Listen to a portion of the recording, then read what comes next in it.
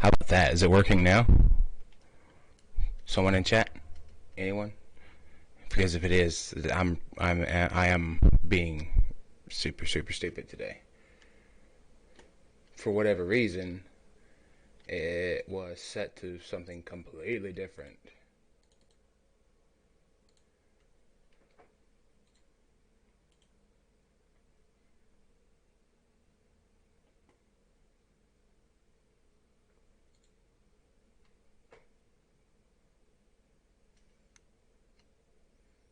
So I think it might be working now. So I just need to get desktop audio, which is an output source, add existing, hit OK. Alright, let's see here. Can I get something from someone so I can see if the meters are moving? No, nothing. Nothing from you guys still. What is going on? Let's see. Damn it.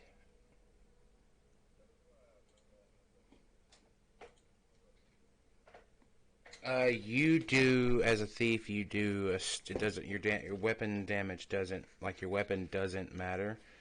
You. Yeah. Okay. So we got sound.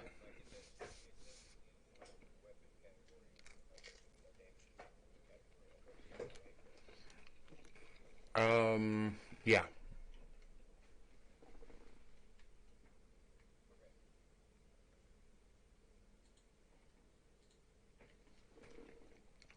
Can someone say something again? Something again. I think I fixed it. Yeah. Holy shit. I just don't understand. It's not. We gotta have audio problems, man. That's just it. We have to have an audio issue. Alright, so where the hell were we at? Oh, Bardic Lore. You took what? The Grand Histories of the Unknown World? Or the Known World? Yes. Why is that your area of expertise? Grandfather was a history teacher. He's all about that such. Okay. And your alignment? Chaotic. Alright, so you spur others to significant and unplanned decisive action. Correct. Good. And now we've got the fighter. Alright. So when you chose your class and everything, it should have gave you Ben Bar's lift gate. That is correct. Armored, and have you already went through and chose your signature weapon? I have not. Alright, so your signature weapon, so you can choose a base description, all R2, so everything on your signature weapon makes it 2 weight. And shit, I forgot to do gear with the bard. Alright, really quickly, I'm going to go back. So your load is 9 plus your strength. You have dungeon rations, 5 use, 1 weight. Alright, choose 1 instrument. All are 0 weight to you. So you've got your father's mandolin that's been repaired. That's what I'm going with. Alright, and your clothing. Leather armor gives you 1 armor, 1 weight. Leather armor. Alright, and your weapon, dueling rapier is 2 weight. A worn bow is 2 weight with a bundle of arrows and a short sword. So you can have a worn bow, bundle of arrows, and a short sword for 4 weight. I want the bow, but I'm not sure I'm going to actually make weight doing that because I got a -1 strength. So if I can't, I'll go back to rapier. I'll deal with that though. All right. So choose one: adventuring gear, bandages, or halfling pipe leaf.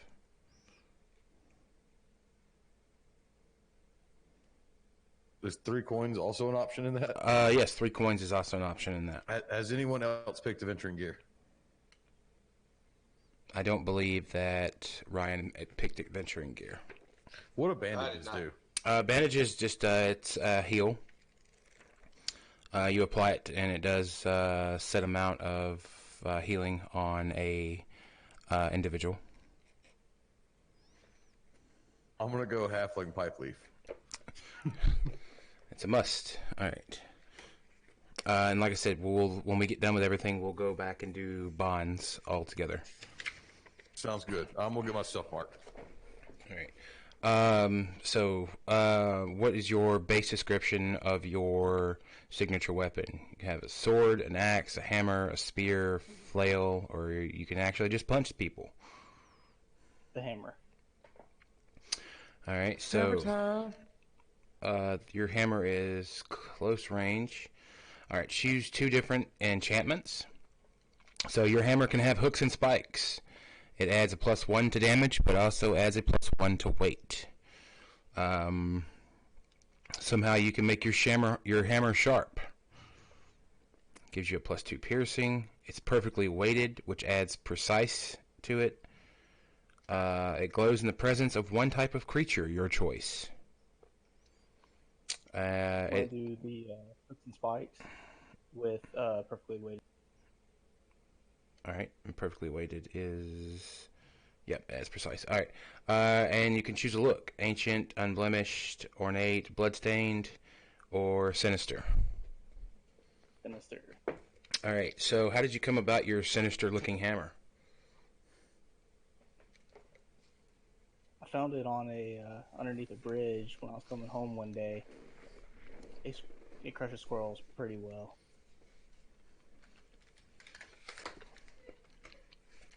You crush a lot of squirrels? The squirrel. It's hammer time, man. It's a great. Not a great time for squirrels.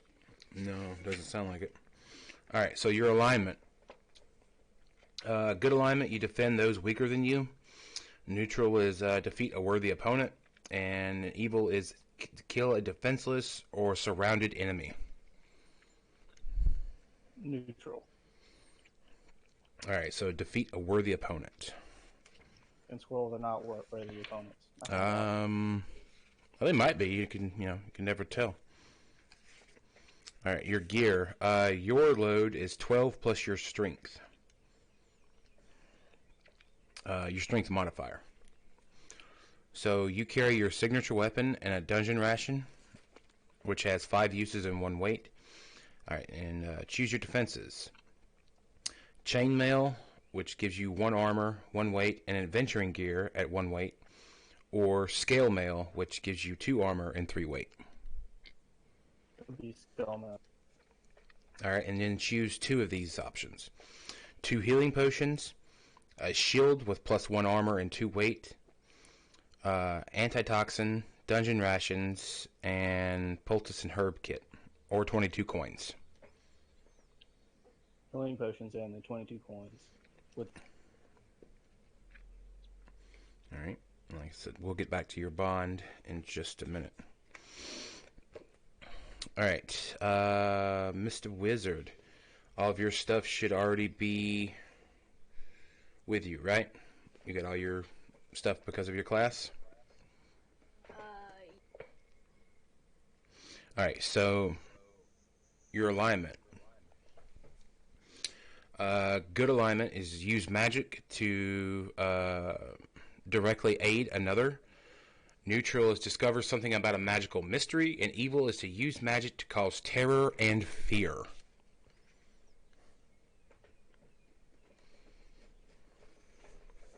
What was the second one again? Discover something about a magical mystery.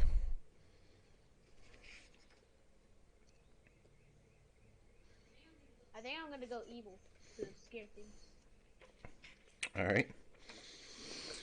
All right, so your gear, your load is 7 plus your strength. Okay. You start with your spell book, which is 1 weight. Alright. 5 uses of dungeon rations at 1 weight, and you can choose your defense.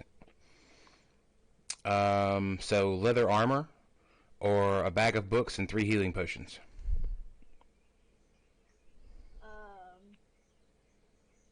We'll do leather armor.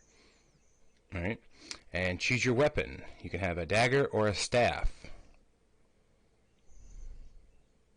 Staff. All right. And then choose one of these. A healing potion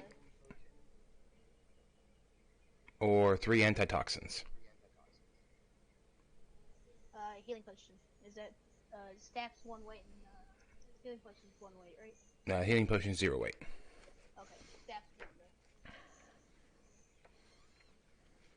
All right, Mr. Thief or Lady Thief or Thief. All right. Do I need to tell you I'm a Mr. spell Thief. I'm picking for my human race, or are we gonna get that? Or we're gonna get to that later? We'll get to that in just a second. Go ahead and look at the cleric spells. Okay.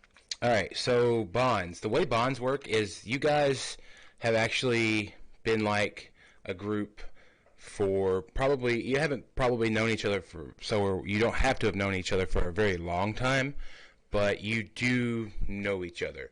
Bonds are a way of keeping everyone kind of working on the same side. You don't necessarily have to be friends, but it gives you like a reason to still be, together. So you only have to have one bond with one person. So How many bonds can I have? you can have a bond with each person in the party. Can I only have one bond with one person? You can have 2 bonds with one person, but you can only resolve one of those at a time. Okay. And I haven't looked. Does it give you your bonds as well in your sheet? It does not give me the bonds in my sheets. It just gives me a place where I can put them in. All right. So yeah, which bond and with what? I stole something from Blank. Blank has my back when things go wrong. Blank knows. Sorry, I'm gonna need names from the other party members. Okay. Everyone got a name for themselves? Yes. I do. Yeah, I got one. I'll put mine in chat if you guys will put yours in chat. Everybody lay them out on the table, boys.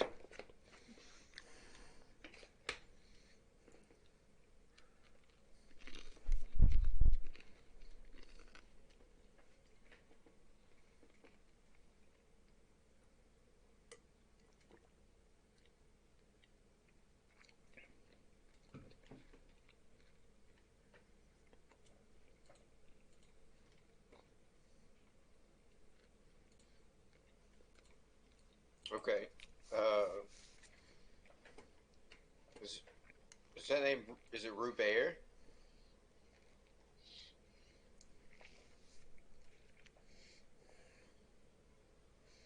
How do you pronounce that name? R-U-B-E-R-E. It's Robert, yes. Okay, Robert Pisson. Robert Pisson has incriminating evidence, or no something. Crap. How was it worded? Knows incriminating details about me. Yeah, that's the one. Robert Pisson knows incriminating details about me. What details does he know about you that could get you in trouble somewhere? He knows that I'm a thief. I have confided in him because he and I know each other very well.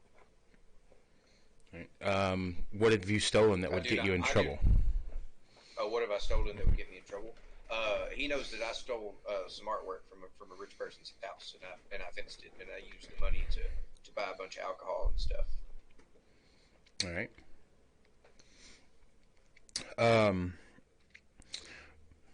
Robert, how does it make you feel knowing that? What is his name? Marlowe. That Marlowe is just he'll take things that don't belong to him, and I actually don't mind a whole lot unless he takes things from me. Not that upset about it in my chaotic ways. all right. So you want to bond with anyone else, or I actually have a secondary bond with Robert Bisson. mm-hmm. Secondary bond is that Robert Bisson and I both are running a con together. That con is that we like to go from town to town, like to different towns, and put on or pretend that we're putting on a play. And we get word out about the play. And we sell tickets to the play, and the night the play is supposed to go on, we skedaddle out of town. This is true. How many times have you guys done this? We've done it once successfully. Does that mean there's been some times where it didn't go off as well? I'll let Robert Pisson tell you about that. We'll say that there was one time that we succeeded, and that was the first time. So we've had good luck on our first try. We're definitely down to do it again. Yeah, we're definitely down to do this again. Yeah. All right. And that's your bonds, sir? I also have stole something from what's little Pyro's character's name? Why? What's your character's name? Finn Farrell? Finn Farrell. Yeah. I've stole something from Finn Farrell. Like he had a little sack of coins on him at some point, and I snatched those off of him, and I used them to buy alcohol. But he and I shared it, so I don't feel like he would have been that upset about it. All right. Yeah, but I'm not that upset about it as long as it was shared with me. But he did steal from me. I did. Now, how do you feel about me just swiping stuff off of you? I'm not really mad because you did share it with me, but I don't know how much you actually spent on what we drank. So you still could have had a couple more coins that you kept to yourself. Oh man, I smell drama and intrigue. All right. Robert, your bonds. Excellent. So Marlowe trusted me with a secret, which is the stolen painting.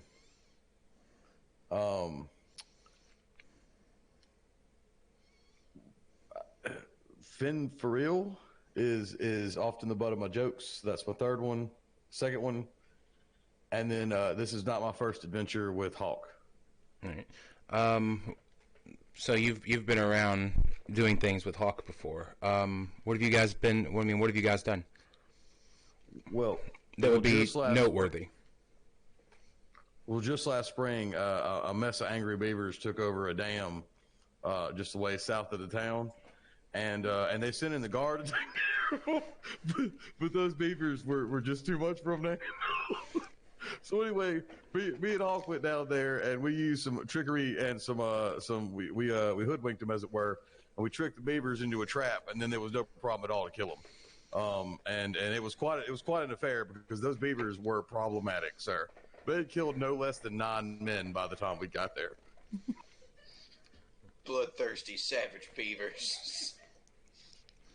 All right. Is that all for your bonds? Did I get one with everybody? Yeah. You do have one if with I got one everyone. with everybody, I'm good. All right. Hawk. So your bonds. Blank owes me their life, whether they admit it or not. I have sworn to protect Blank. I worry about the ability of Blank to survive in the dungeon, and Blank is soft, but I will make them hard like me. With through Bear and I's adventures that we've already had, I am very worried about his ability to survive in the dungeon. He was very afraid of those beavers. Beavers are scary. Have you ever seen their teeth? Just get a bigger hammer.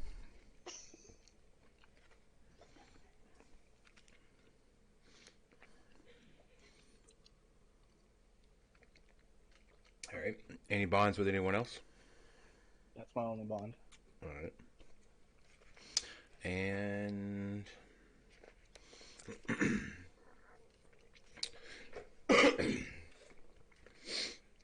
Finn. All right. So blank will play an important role in the events to come. I have foreseen it. Blank is keeping an important secret from me, and blank is woefully misinformed about the world. I will teach them all that I can. That first one, again, that was, I'm gonna put that one, Hawk. All right. Hawk will play an important role in the events to come. You have foreseen it. What important role? What important role did Hawk have? I foresee his important role being, saving, us several times in times of need. All right. Do you often have visions of the future? Not often, but they will rarely come. All right. And bonds with anyone else? If you read me the last one again. Blank is woefully misinformed about the world. I will teach them all that I can. Yes, no, that's the only one. All right.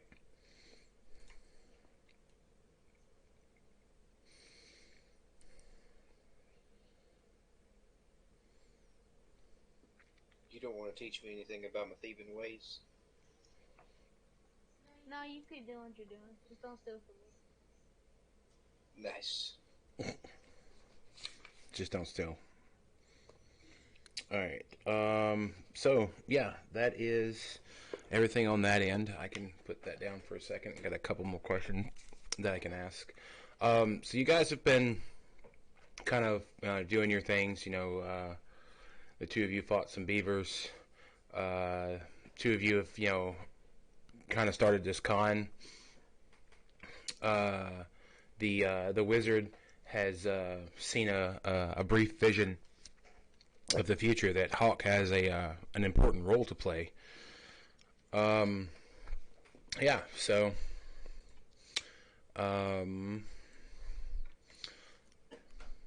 you guys give me I'm gonna take like a 5-minute break, jot some stuff down really quick, and we will get to it. Sounds good.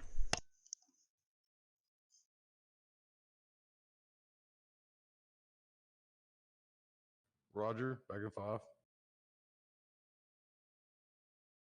Sit break.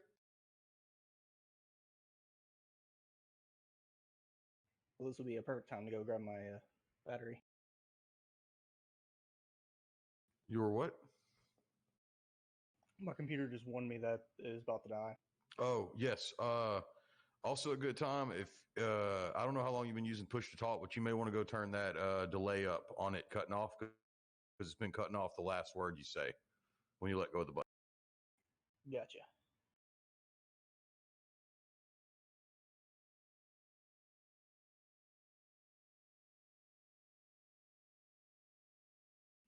Mine's at 3:35, for example.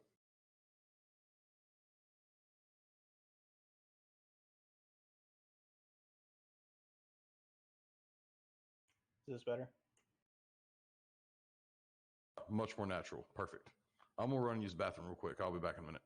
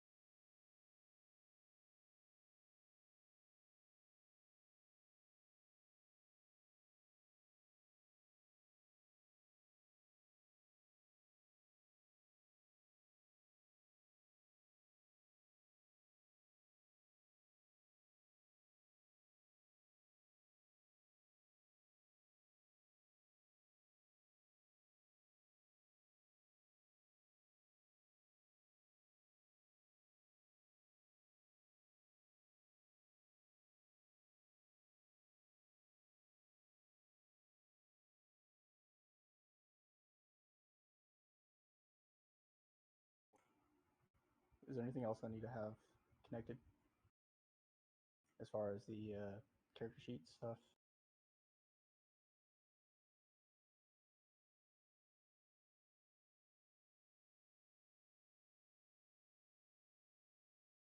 I just put my like signature weapon and all the stuff under my gear. Is that correct?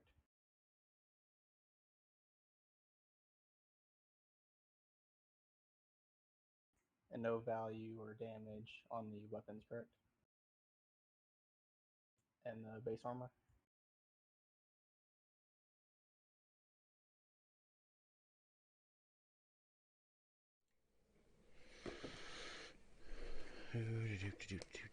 Fighter.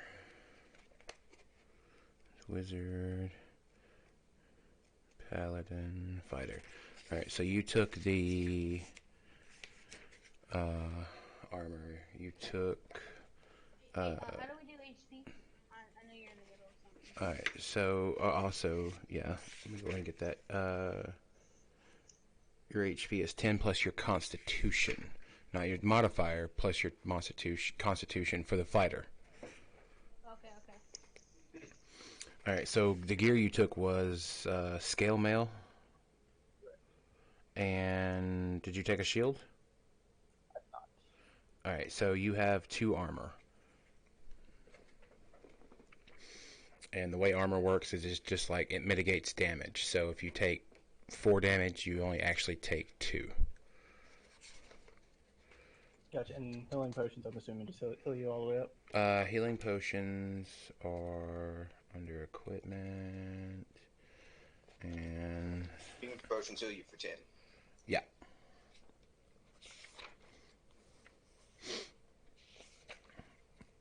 Yeah, 10. And remove 1 debility of your choice. The wizard is 4 plus your Constitution. The other 2, you got y'all's HP, or do you need me? Yeah, I got it. Mine's 7, I got it. All right, and you know it's plus your not your modifier, plus the number on your Constitution. Oh no, I did not know that. Yes. Whoa. Let me go change mine. Almost has the same HP as my level 3 sorcerer.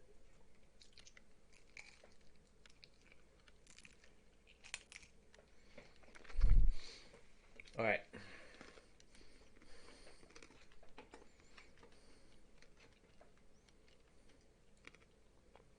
And you said that was you had the Constitution, not the modifier, correct? Yes.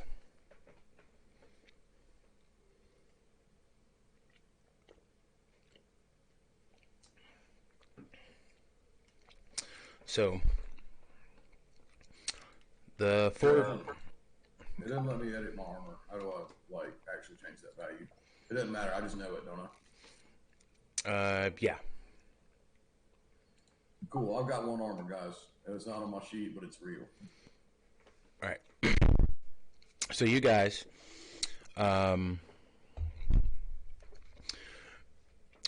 Rubert and Marlowe.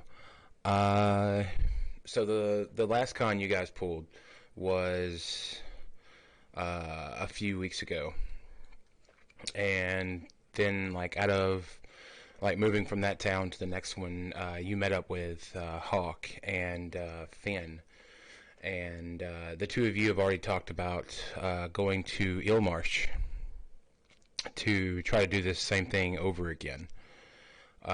You arrive in Ilmarsh by boat, and when you get to town, there seems to be a small festival going on, but it's just like concentrated at the docks.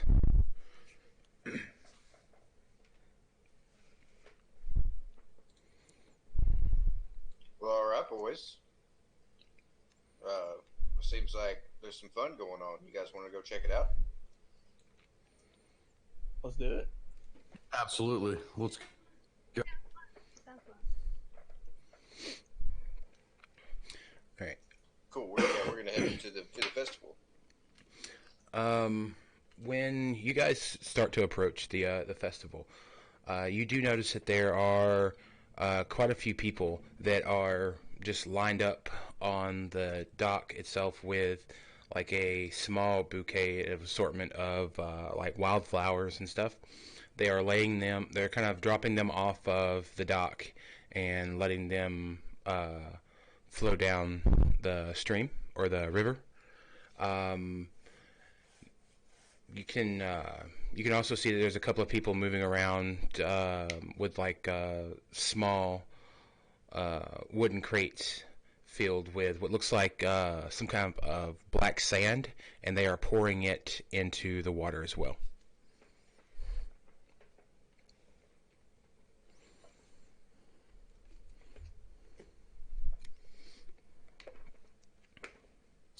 Doesn't seem like the happy kind of festival to me, guys. No, it sure does not.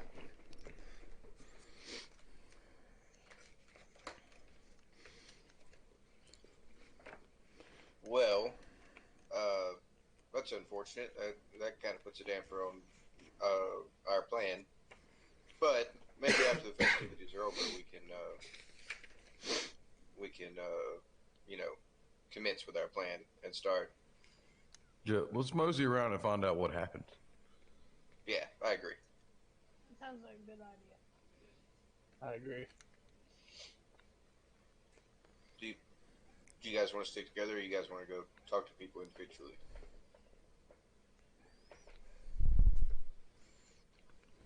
Let's stick together for now, so we know what's Cool. going on. Sounds good. Is there was there a group of people off talking that we can go and talk to? No one really seems to be by themselves talking. Now that you're actually kind of walked down the length of this dock a little bit, there actually doesn't seem to be anyone talking at all. It is kind of eerily quiet. You guys are on the southern dock, or pier that's the longest. You arrived on the northern pier. You can kind of still hear like there's still things going on in town. There's still like business being done on the other two piers themselves. But this pier, the people that are lined up since you've actually started walking down the pier, no one's really has said more than maybe a handful of words, and it's kind of just muttering to themselves. I have a question before we go farther. Why is there a picture of my face on the board?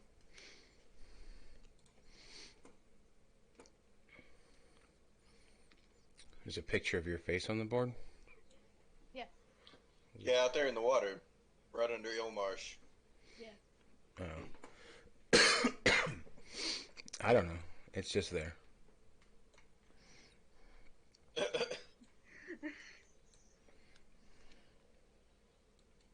That's weird. Is your avatar a basket?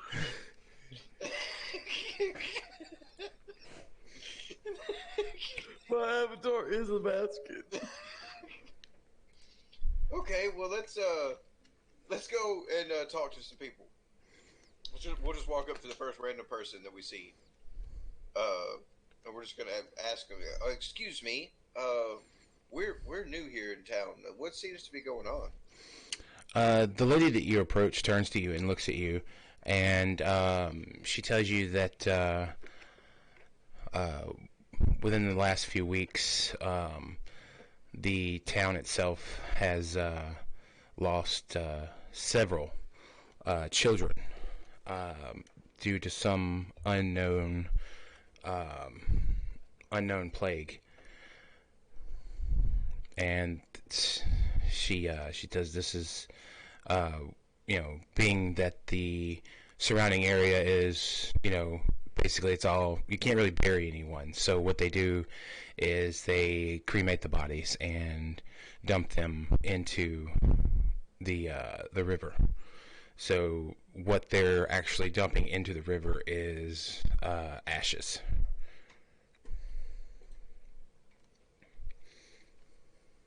An unknown plague, you say? We might want to get out of town, boys. Is it just affecting children, or have adults that are affecting children? She tells you that the only people who have become ill within the last few weeks are children. There has been no adult that has come down with this sickness. Okay. That seems kind of weird. Certainly is interesting. Have they Not really our area of expertise. Have they eaten something? Like, have they all eaten like the same thing and that what happened, or did it just happen? We have had several doctors and such look at the patients, and no one has come up with a definitive answer as to what is going on. Okay.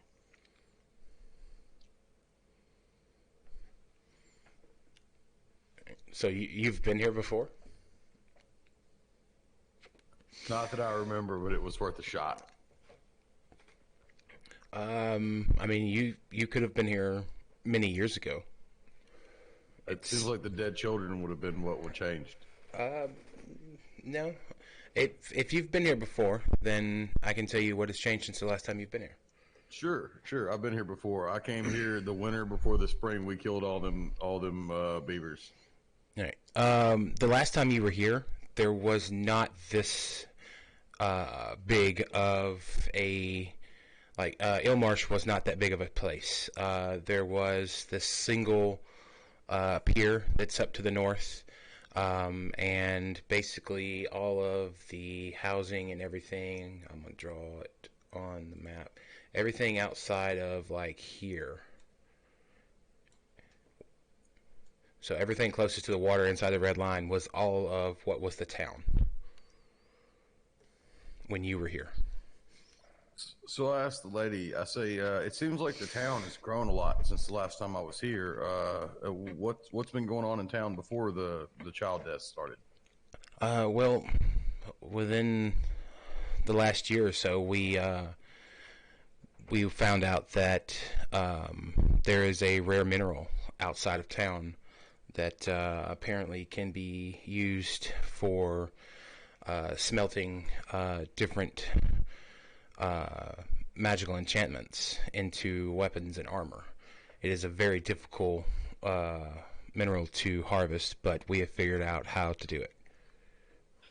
That's very neat. Did the child sicknesses begin about a year ago as well? No, the child sicknesses began about 2 weeks ago. And she, as you're talking to her, you notice that she has one of these little wooden boxes in her hand. Ooh, credibility. Ooh. By chance, do you think that or by chance has this town experienced an influx of travelers due to the availability of this very rare mineral? She tells you that not. I wouldn't say travelers. That for the most part, people have come to work the mine. And she explains to you that all of everything that's built since the last time you were here is basically housing and like places to smelt equipment for the mine. So it's now a mining town on the water. Yes.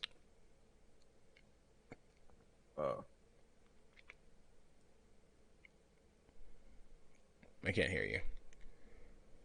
Do we have any more questions for this nice lady who's helping us on this afternoon, evening, whatever? What time of day is it? Yeah, what time of day is it? What's the weather like? It's mid-morning, and it is probably mid-spring, so it's fairly decent outside. Oh, but there are beavers to worry about, though. This is the beaver time of year. Peak beaver season. But I doubt this is a beaver-related issue, to be honest with you. You don't know. It could be a beaver plague. Ma'am, have any of these children been in contact with beavers? Are there many beaver sightings in the area? recently? She looks at you, kind of confused, and says, "Do not believe the children have been playing with beavers." That's good. Those beavers are dangerous creatures. I turned No him. children should not be playing with them.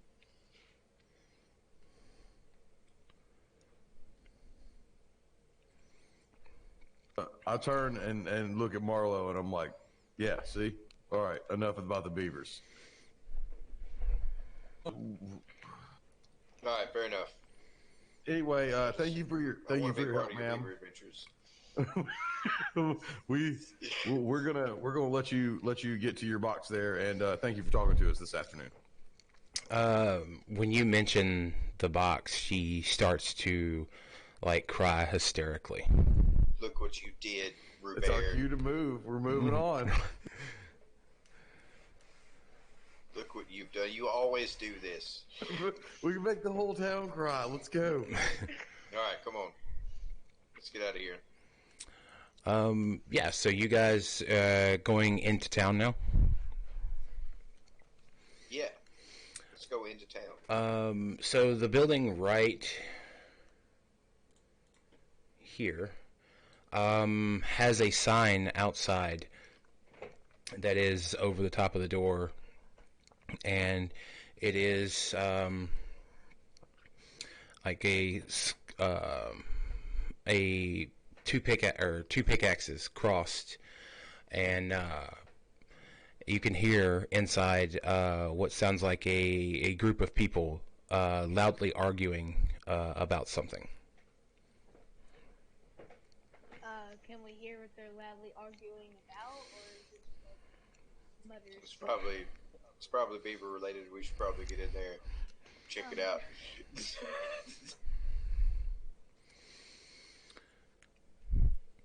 But you cannot hear what they're saying because it's like a double door, and the doors are closed.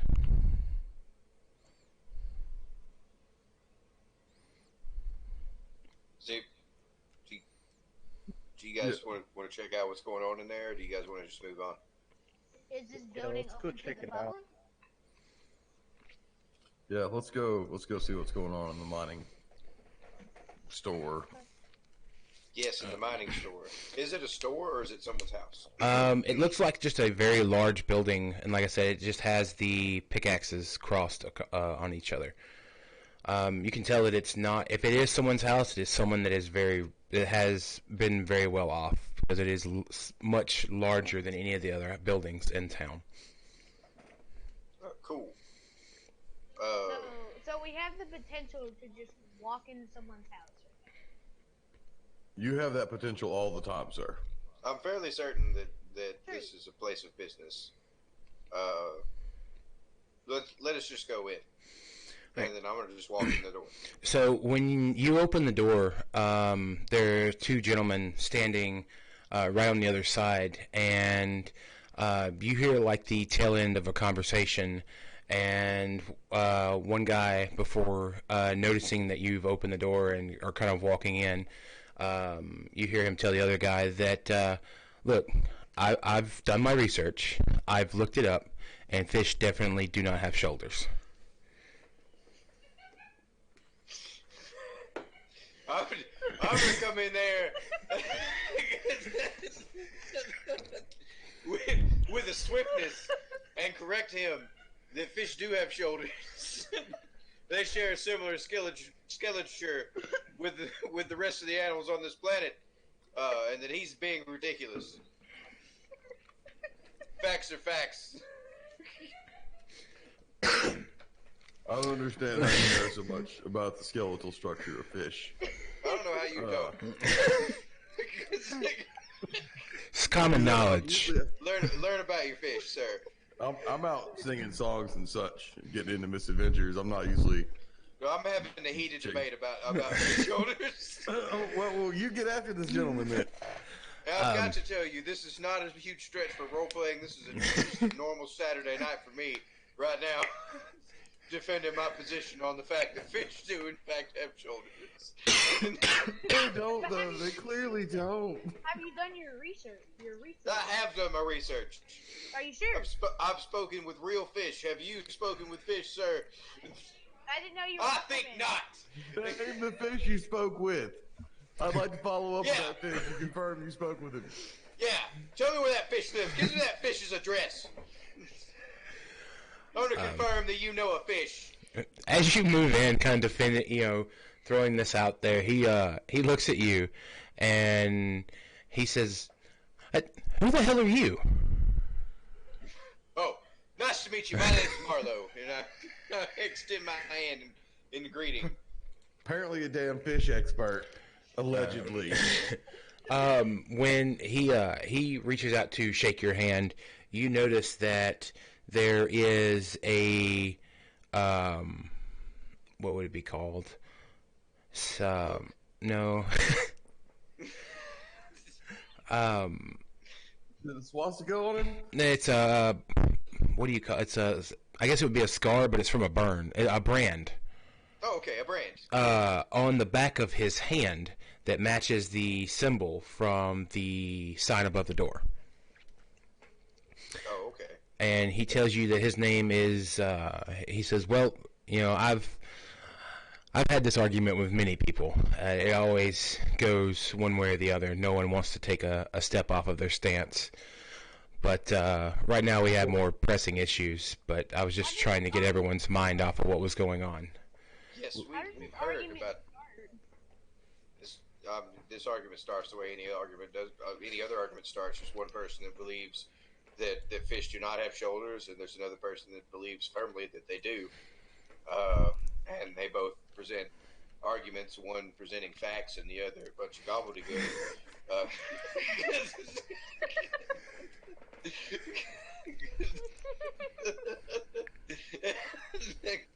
And then we just continue that cycle until we die.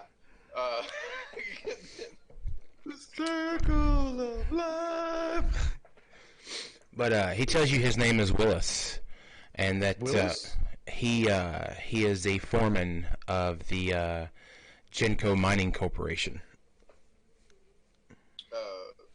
Willis, it is a pleasure to meet you. My name is Marlo. These are my compatriots. This over here is Robert, and we have Hawk and Finn Farrell. And I introduce all you guys.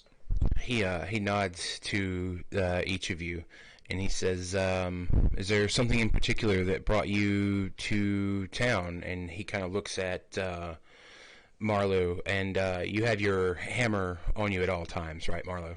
Like, it's not brandished, but it's, it could be seen. My hammer?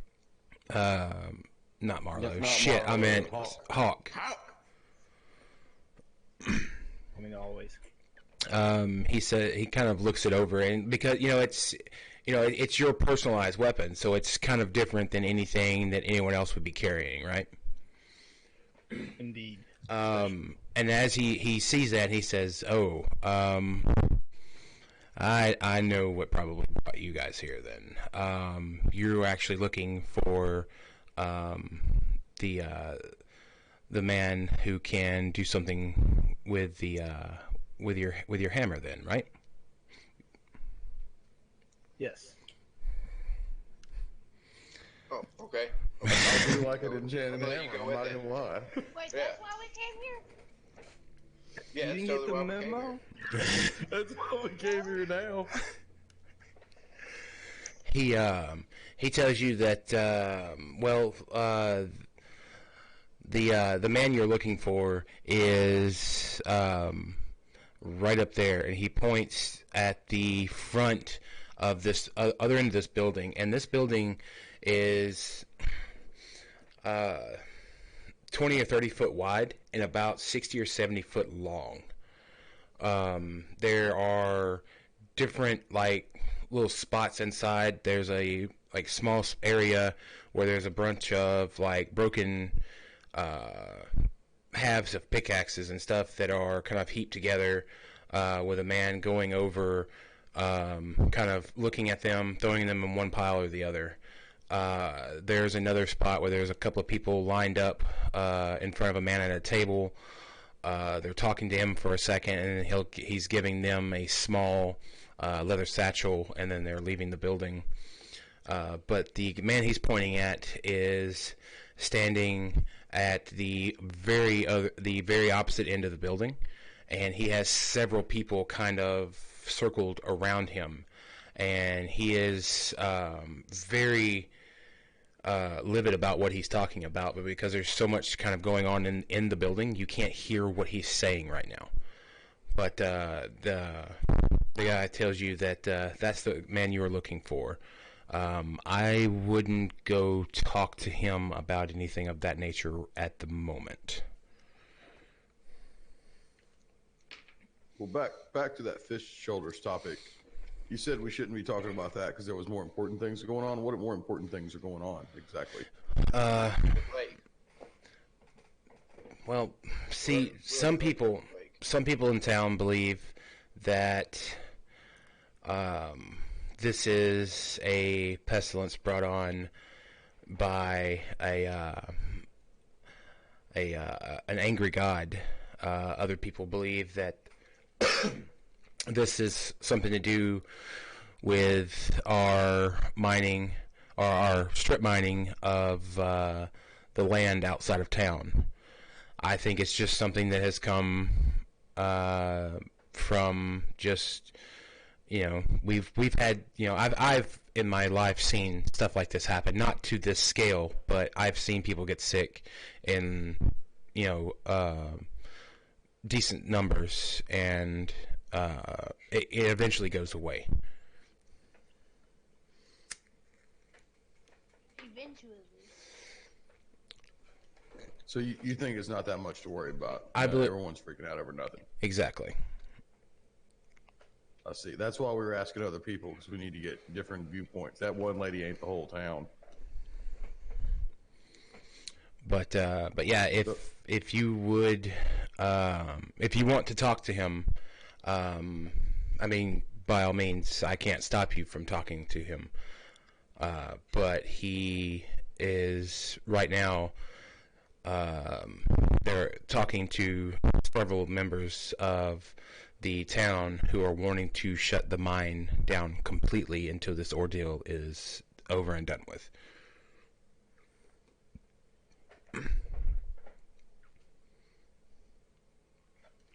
I see. Why are people trying to shut the mine down? Well, they believe that what's going on is coming from the substance that we dig up. Well, then wouldn't it affect the people who dug it up? Or their children. Does it seem to affect the children of the miners more than anyone else? It doesn't seem to have any,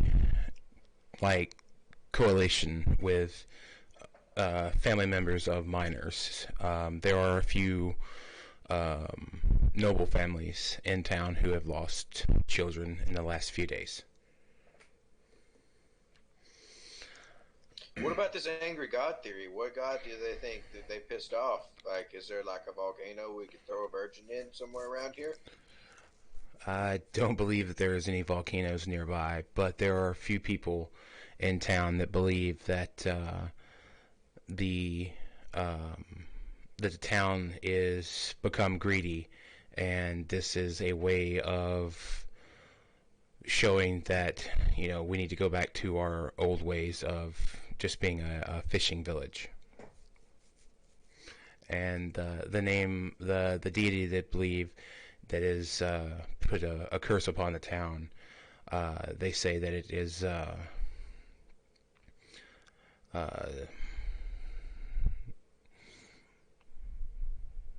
let's say it's Xantos. Xantos. Mm-hmm. The great sea deity Xantos. Yes, angry god Xantos. The vengeful sea god Xantos with his trident and his crab claw as his holy symbol, and his followers who believe that the salt is life. Yes, everyone knows about Xantos. I know of the salt life as well. good. Now that we've established everything that we know about Xantos, uh, uh, so good. But you believe this is all a bunch of hooey? This is just a disease that's come along and it'll pass just like any other disease. Yes. Why is there a laser pointer being pointed into the screen over there? What's going on with that? Trying to blind people over there? Was that me? No, that was Lil Pyro. Watch yourself. He's trying to blind everyone on the internet. All right. So yeah, but this gentleman says, well, if there's anything that I can help you with that is not pressing, I must get back to my duties. Yeah, you go right ahead. Actually, what is it that you do around here, Sir Willis? I am. Burns himself. I'm an accountant.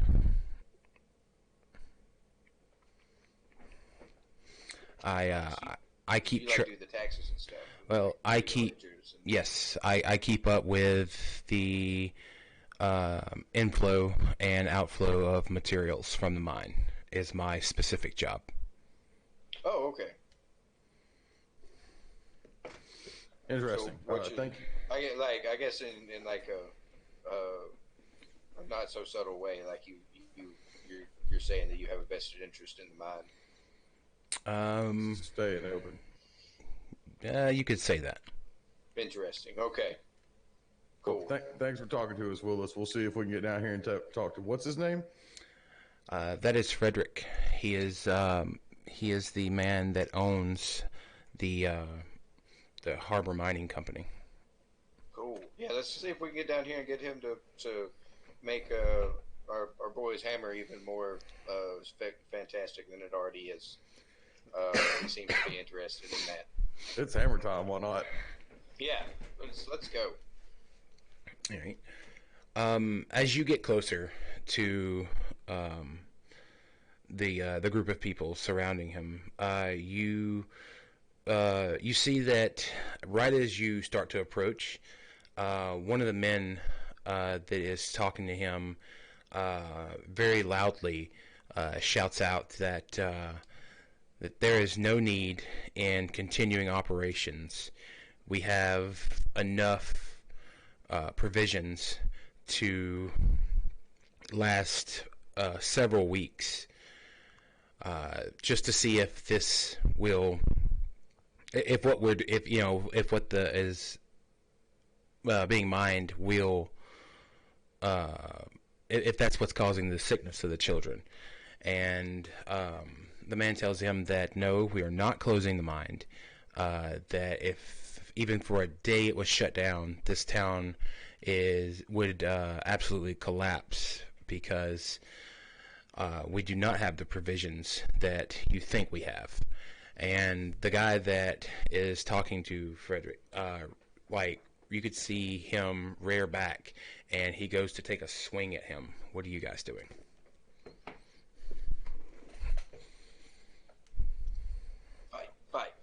Fight. Patiently observe to see which one's the more worthy opponent. I'm not sure this is actually my business because I literally just wandered into town. So I'm gonna let this play for a minute. Yeah, I'm gonna see what's gonna happen here.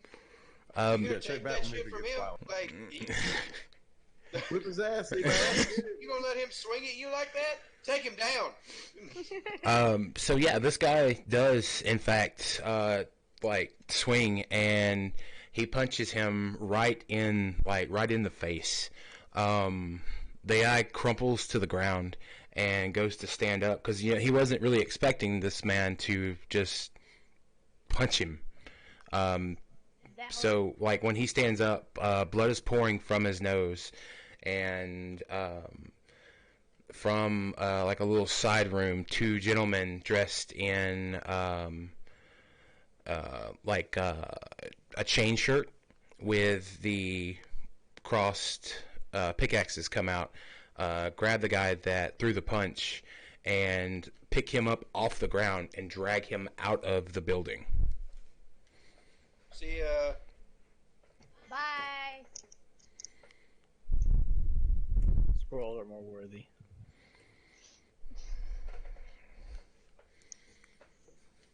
There's probably This some is squirrel outside. You can go outside. I'm interested to see what this guy can do for my hammer. Hey, get up there and talk to him about your hammer, Hawk. So I'm gonna approach Frederick, ask him if he's all right. He is wiping the blood off of his face with like the side of his hand, and he pulls out a small cloth and is like dotting his face with it, and he says, "Yeah, this is not escalated that far in the past, but these people are indeed starting to let the fear of what is going on take over them. Is there something?" And he kind of looks. And he says, "Is there something I can help you with?" Is there anything that's been happening recently that's kind of spiked up this fear, as opposed to A few days ago, one of the noble families in town lost all three of their children in the same day. It seems that whatever is going on, and he kind of looks around, and like the crowd of people that was around him, kind of arguing with him, has dispersed after that guy was escorted out. He kind of looks around to make sure that it's just y'all, and he says, "No, I know that you're not from town, so what is happening here is it's really starting to look like it's escalating."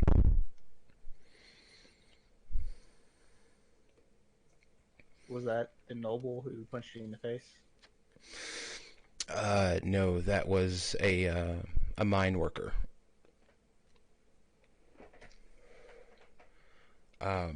But he says, "Well, where are my manners?" And he extends his hand to offer to shake yours.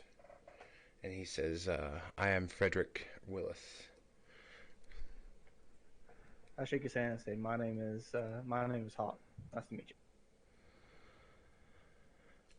you." And on the back of his hand as well is branded with the crossed pickaxes. And he says, "Yeah, we'll, Hawk, is the reason you came to town is the same reason any other people come to town. What you're looking for can't be done right now, sir." Is there any way to open up the town to get that done? It is not a matter of opening the town or opening anything done. It is a matter of we haven't mined any material in about a week. It seems that where we've been digging for the last year or so has completely run dry.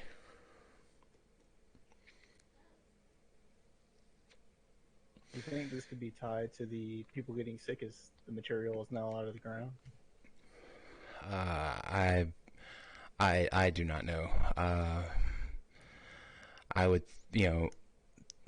I think that it might have something to do with what we've been excavating, but I mean, we've been around this stuff, everyone in town has, for a year or more, and everyone is just now getting sick.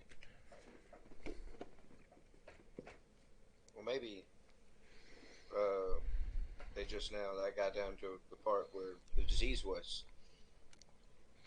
And they ran out of ore and found only the disease now. Yeah, maybe they could found some diseased ore,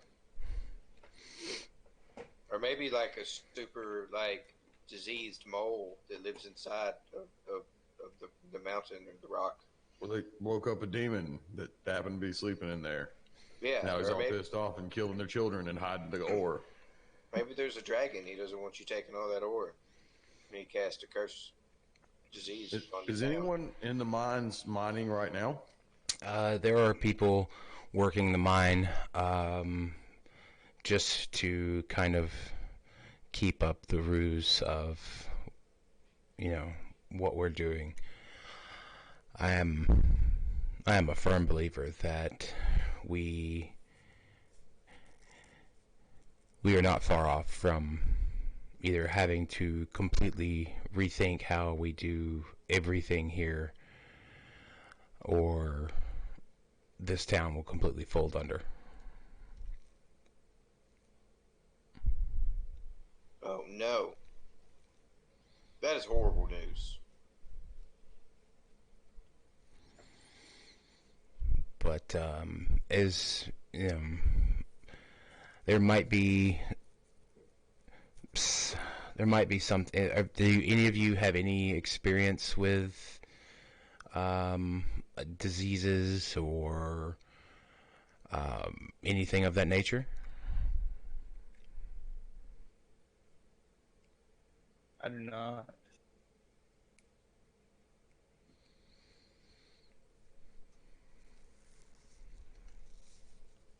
What do you mean by diseases? Like any type of illness is like an illness of this level.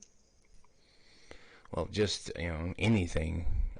If we could start getting some of the children better, it would raise morale of everyone, and then we could focus on. Don't mean it this way, but the bigger problem at hand. Well, I mean, I don't mean to be blowing the man's horn for him, but my man Robert Passant here, he's a regular Louis Pasteur when it comes to diseases and whatnot. So I mean, The word is epidemiologist. So yeah, I mean, I just went for another French name. I don't know why you're gonna come to me with your stuff, with your words and whatnot. But yeah, I'm gonna let him take it from here since he's so eager to jump in.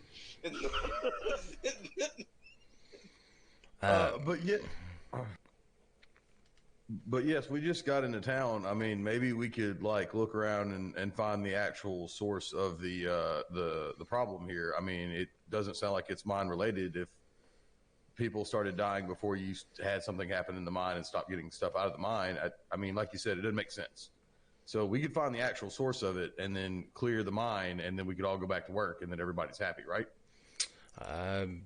Yes, I mean, that would get everything back going, and we could focus all of our resources on figuring out whether we need to completely abandon the dig site or move, just dig, deeper. Excellent. Well, I tell you what, if you want to, you can put me on the case. I don't need a lot of, I guess, support technically to get it done because I have this great team of folks here with me. We would, however, need, I don't know. We would, however, need supplies and lodging and that sort of thing while we're here in town to cover us. And then I don't know, maybe some money for our efforts because we normally would be making money doing bard things and our traveling show. We were going to put on a show here, but this doesn't feel like a good time for a show. So Yeah. let's cure your problem and then we'll put on a show. We can certainly help you in other ways, though. What type of show? It would be something that could take the citizens' mind off of their current situation. Oh, it absolutely could. We put on a little. We build a set and put on a play with dancing and a script and a story. We usually center it around the events of the town that we are in, so we can bring in characters from town to play parts, and everyone feels very involved. It's usually a big community event. In this scenario, I think we should shy away from probably the mine or the goings on in town. So we could probably do some sort of fantastical adventure instead. Yes, I have the perfect thing in mind. I'm the writer and usually the director, and also I help with set design. And I tell you what, we're gonna have just the best show, with the best adventure you've ever seen. It's gonna be huge. Everyone's gonna love it. It's gonna be fantastic. It's gonna take everyone's mind off of this terrible plague that's killing all of their children, and it's so sad. I have a question. While they're talking about this, and I'm thinking, would they have told us about the time that they scammed all those people out of money? No, They had, all right, okay. Right, I was just making. I didn't know if y'all told us this, and I'm thinking, you know.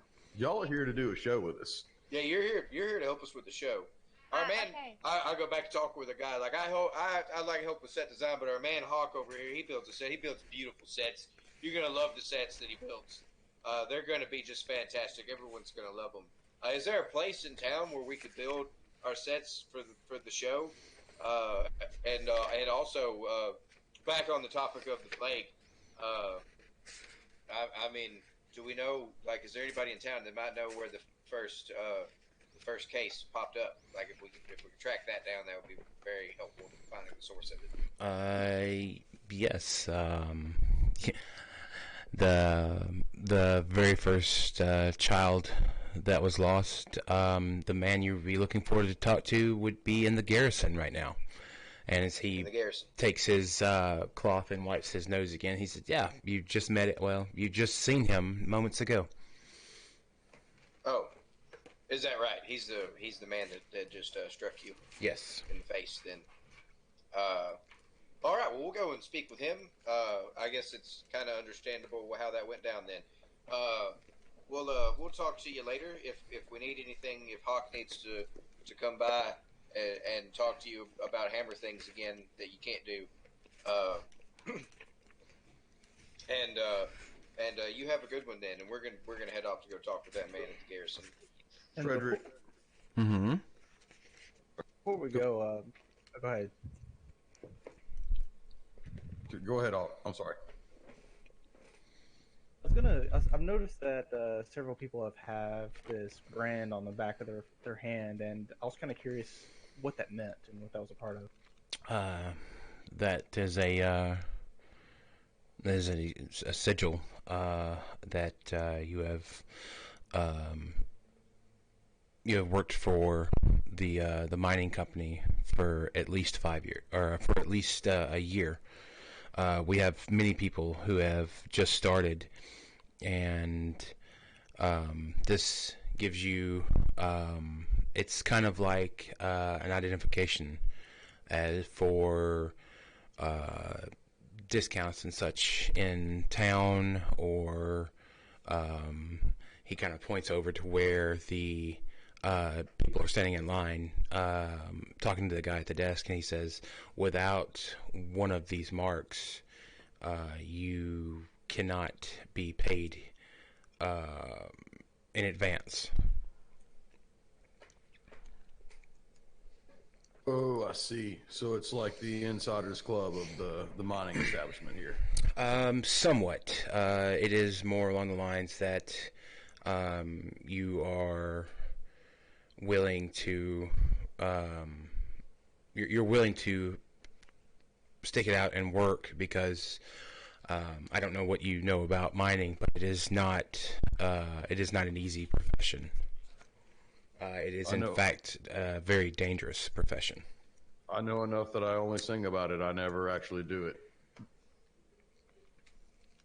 But I assume, Frederick, that we can count on Frederick and the Tinko Mining. We can count on yours and the Tinko Mining's corporation's financial support in like getting this case resolved and getting our show on, right? Yeah, if you can show like concrete evidence that you have an idea of what's going on, what's causing it, how to fix it.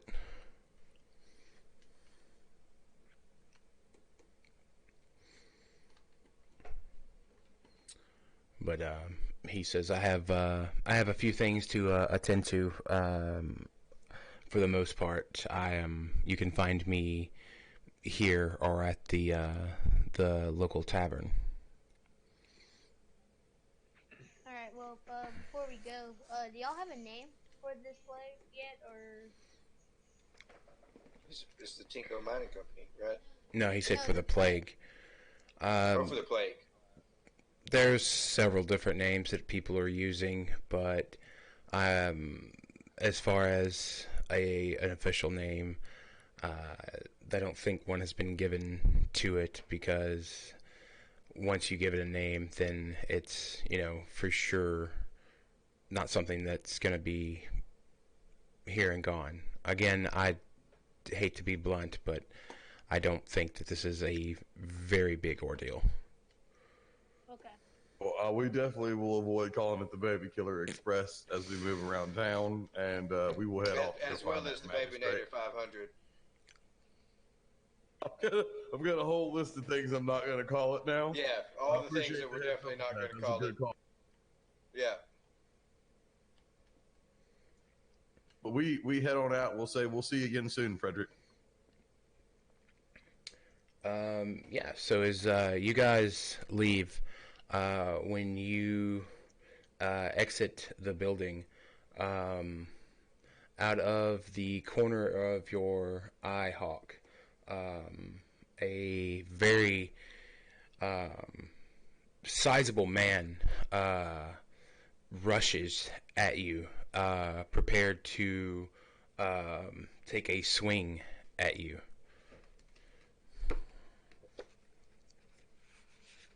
Look out, Hawk! To stop. All right, so at this this would be a defy danger. So how are you going to? Are you just going to let him hit you, or are you just going to move out of his way? Take it like a man. I'm just gonna take it to the face. Yeah, just let it hit you. Con it, baby. Yeah. All right, so give me defy danger You're not phased. plus con. So /R. No. It should be on your character sheet. Defy danger, Yeah, and that's then, right. I don't know where that's at. So it is under volley.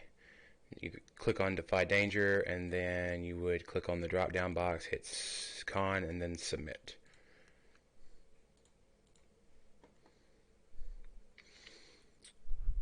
Alright, so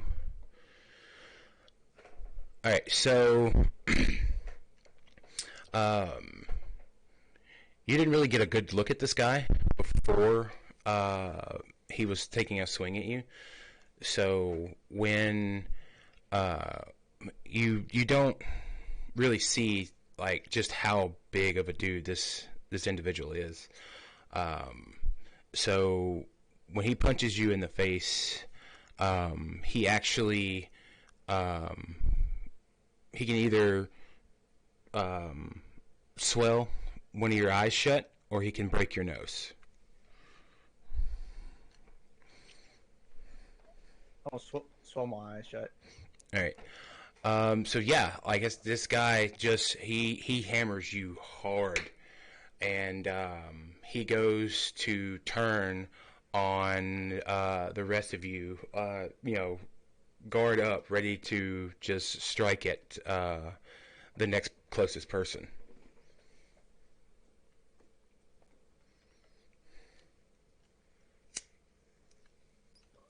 I attempt to. This is the guy that was punching on folks earlier, right? No, this is you don't know who this man is. Does he have a mining symbol on the back of his hand? From what you can tell, he does have. It looks like there is some indication of a mark on the back of his right hand. I attempt to parlay with him. I say, "Whoa, man! Whoa! Hold on a second." All right, well, give me a roll.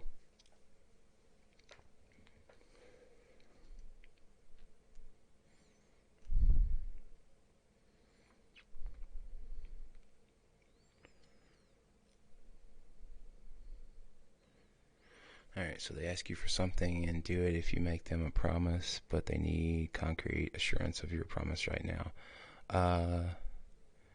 Yeah, so what do you have that would make this guy kind of simmer down for a second? I mean, what is your leverage against this individual? Sir, with all due respect, like the four of us are going to beat the hell out of you if you don't calm down. We just want to talk to you. He kind of lowers his guard a little bit, and he says, "I saw you talking to him. You're here to keep the mine open, aren't you?" We literally just rolled into town and are trying to figure out what the hell is going on. My understanding is there's some strong feelings on both sides. We're not involved in any of it yet. We're literally just trying to find out what's going on. And I show him my hand where I do not have a mark for the mining company.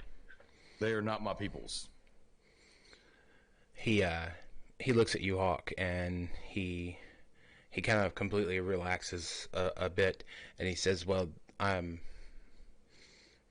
I'm sorry, but you are not the first group of strangers to enter the town in the last few weeks that are hired by," and like the doors are kind of still open to the building a little bit. He kind of points inside and says, "Hired by that man to kind of rough up anyone who is against his ideals." Sir, that man has not paid us a dime, and I just assume flip his fortune over as help him anyway. We simply are here to put on a performance, and we need to get some this town calmed down a little bit so we can get that done. We can move on to another town if you're just going to keep trying to beat us up over and over and over again. We're also going to cure this disease. We're going to find the source. We're going to take it out. Yeah, or at least take a shot at it. I mean, hell. We're gonna do it. There's no try in team. They no do either. Hush now. Yeah. Anyway, what's your name, good sir? My name is Harsk, and as he extends his hand to you, you notice that he, like looking, you can tell that at one time he had the crossed pickaxes on his hand, but they look to have been it look like someone has taken a knife and kind of tried to peel that scar off of his hand. So when did you leave the mining company, Harsh? 6 months ago. And you had already been there a year. You must have been an early adopter. Well, I was one of the original workers. I was there when the first set of scaffolding was erected. How has the disease affected you? It hasn't affected me. I never married and had no children. I was completely committed to my job until this happens. So you're just a concerned citizen. You just don't believe that the mine should be open because you think it's at fault for the disease in some way. I know the mine is at fault for just what's going on here. How do you know that? You have some sort of proof of that? He looks around and he says, "Things of this nature are best not discussed out in the open." Is there someplace more private that we can discuss these things? You can follow me to my home. Are you coming on to me? Again, Harsh, I'm gonna let you know that if this is some sort of nonsensical trap, we will beat the hell out of you, and we will tell everybody about that pink underwear you wear. But anyway, I think you're a good guy, so let's go talk about this. I think you're the best lead I've had so far since I've got to town. So let's go talk to this man. Harsk, we should also let you know that we don't. It's not that we don't appreciate that pink underwear. It looks nice. It looks sexy.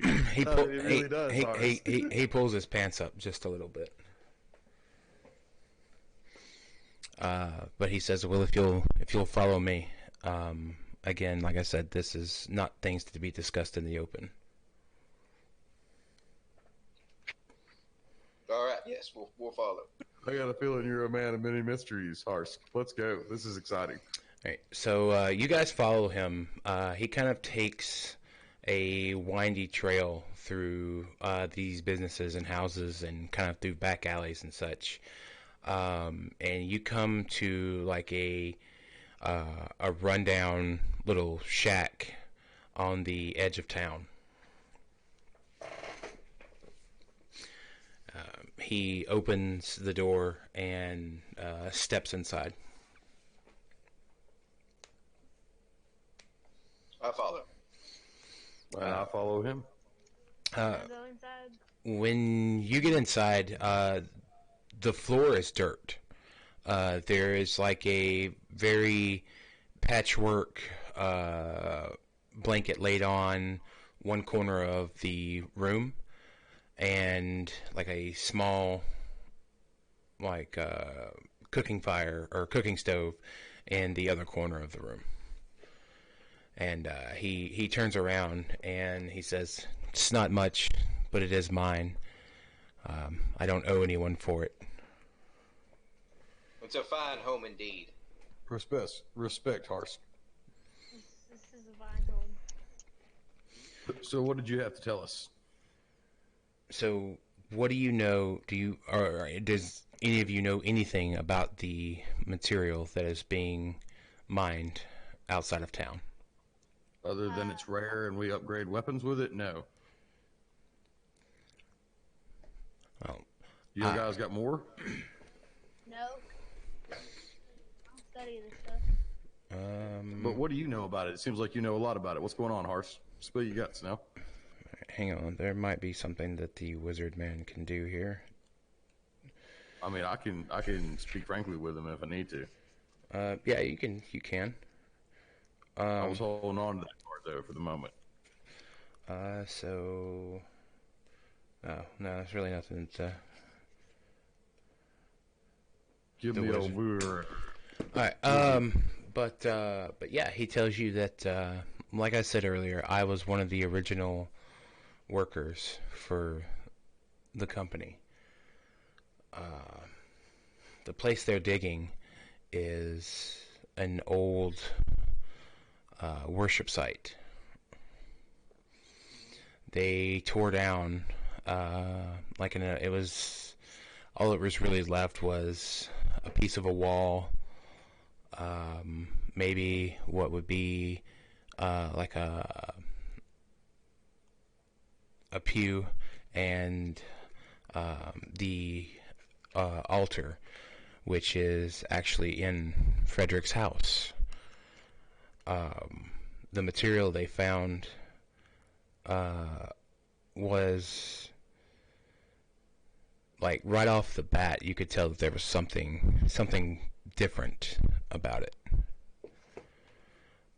It kind of, when you picked it up, it had like you felt like a vibration off of it. It was vibrating. Well, What do you guys call this metal? vibranium. Duh. I had a feeling this might have been going in that direction. It seems so obvious now, doesn't it? It does. It's not unobtainium. That's way better than that. Yeah, definitely. So this vibranium,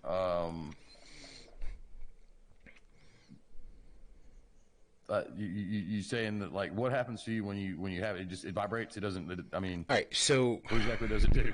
he kind of looks between the four of you, and then moves to a window and kind of moves this ratty, dirty curtain to the side, and kind of looks around, drops the curtain, and moves over to the cooking stove and reaches right behind of it, and he pulls out like this just matted, what looks like, do you know what iron looks like before it's like smelted?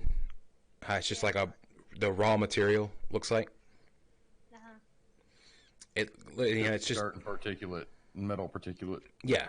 So he pulls this thing out, and it's about like this, and he hands it, like he's handing it over like to you. To me, well, Yeah. I take it. Does it vibrate in my hands? All right. So as soon as this substance touches you, you feel that there's like a ringing in your entire body. But you can tell that it's not moving, but it feels like that, you can feel it in your whole body. That is weird. That is unsettling. And I go to hand it to Marlo. So wait, the metal. Well, I'm gonna the grab it metal- up. I'm gonna be like, it's a big old hunk of rare metal that you got here. Oh my, it tingles. It tingles my insides. I feel it in my pee-pee. Yeah, Marlo. Again, it's just it's kind of it's weird because it feels like it's moving, but it's not moving. And That's very strange indeed. Why is it exactly that you think that it's causing the disease? well, the further down that we mined and dug, the more intense the metal had a reaction to touch. It got to the point where you would get sick from just being around it. You wouldn't even have to touch. You wouldn't even have to touch it. You would just you could feel it inside just being near it. It made like you guys sick. I thought this only affected babies. No one died from it. You didn't get like ill. You just felt. Do you know the feeling? queasy? Yes, like you know how some people get sick on the water. Yeah, It would give you that same sensation. not nauseated. Yes. Oh, okay. Probably from your insides being all shook up. And about 7 months ago, they found a cavern that they dug into, and it was about that time that children in the town started getting sick. Was there anything particularly different about that cavern? Yeah, was there like a gas that was emitted from it or something that left the mine? Or... I Did you have any canaries in there? I wasn't actually working the mine at that point. I had been promoted to working in the main office. Yeah. Yeah, got your big cushy job. Did Up they there at the keep desk. did they keep mining that cave, or did they end up backing off of that cave? Or you don't know, do you? Well, from what I was, to my understanding, they continued to mine around the cave. Anyone that entered the cave itself would have that overwhelming feeling of sickness, and to the point where they would even just pass out completely. So there's something in there that's. Boys, I think I found out where we go next. Do you happen to know where this where that cavern is, Hars? Could you point us to it or take us to it? I could give you like a general idea. I haven't been in the mine in months. And he shows you the back of his hand where it has been peeled off. He says, I found some discrepancies in what was being told to everyone was being pulled from the mine and what was actually being pulled from the mine. Brought it up to Frederick, and I was nicely asked to step down from my position. Oh, I see. so we think Frederick's supporting some mineral. He's embezzling minerals. He's a dirty embezzler. I'm betting Willis is just his boy, but Willis is his mule. That's how he smuggles his minerals out up inside Willis. in the prison wallet. Yep, in the old prison wallet. So yeah. You guys got any other questions for Hansk? Harsk. Harsk. Had his name right this whole time, messing up Harsk. the end. I'm very glad that we met. You've given us great information. We're definitely going to go check out that cavern. Yeah, we will be in the definitely cave. back to talk to you after we do that to see, tell you about what we found and whatnot at some point. Not looking forward to having my inside scrambled up by the vibranium in the cave. But, I mean, I guess it is what it is. We're going to get in there so that we can put on a good show for you guys. It's going to be a great show, Harsh. You should come out, see the show after we get it. The Hawk is going to build some great sets. You guys wait until you see the sets. I'm going to design the sets. Hawk's going to build the sets. Out of what? Rubert's going to help me design the sets. That's correct. Yes, because we are co-set designers. And we're going to write a play, or he's going to write a play about how we cured this disease and got this whole town back right. What's my And and it sounds like our next clue to solve that would be to go down to that cave and Your find job out what's is actually special going effects. on. It absolutely is special effects, and you're Yeah. terrific at it, sir. You are Yeah. the best, and that's why we have you in this team of the best. There's a there's a loud knock at the door. Oh, and no. a stern voice from the other side yells out that we're Harsk. We know you're inside. You know you've not supposed to be in town. You know how this is going to play out. So you could do it the easy way or the way you always want to do it. Like, what are they talking about? Why aren't you supposed to be in town? Harsk looks at you and he says, well, part of me stepping down and quitting. Kicked you out of town? Yes. That's a bunch of bullshit. Well, Horse, you go ahead and slip on out the back. I will deal with these guys and stall them. You get on out of here, buddy. We'll catch up with you later. I mean, unless you want to fight him. You looking around, there's one door to this shack. Oh shit.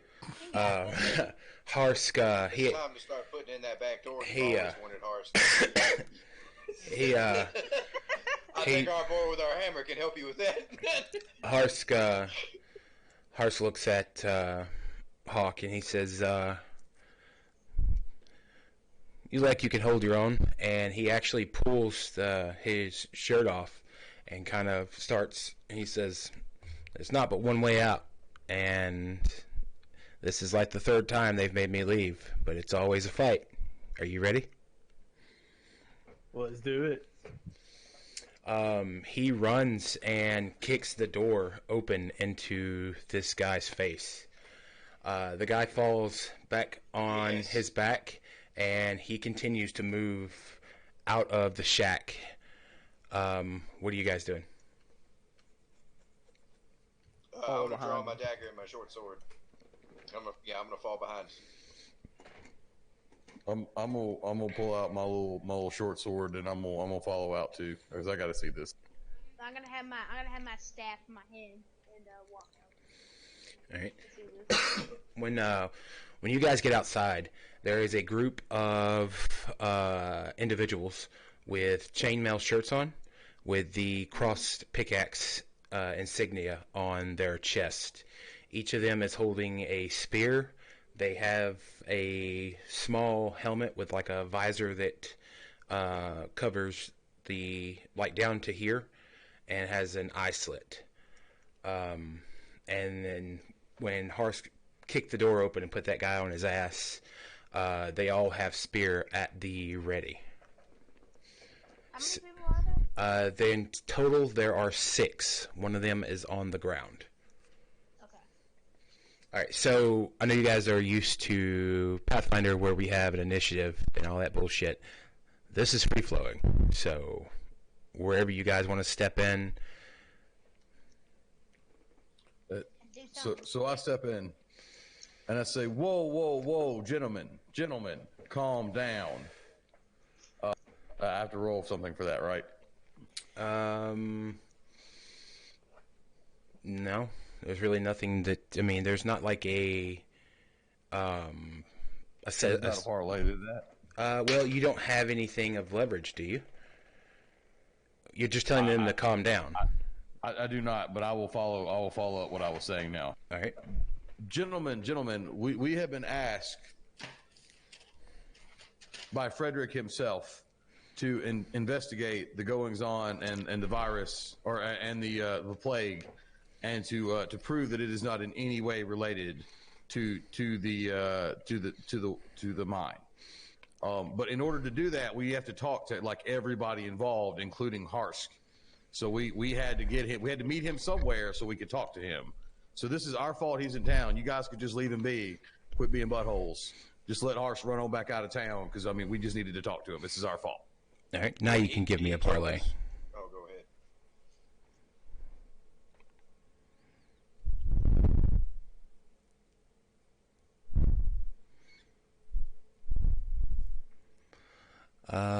Yeah,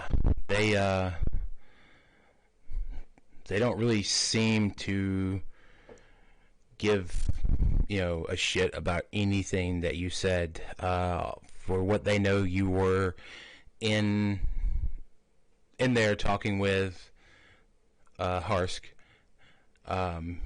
and for they in their eyes, you're with him on whatever the hell it is he's doing.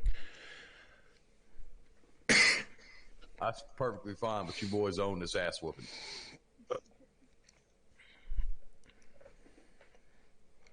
All right.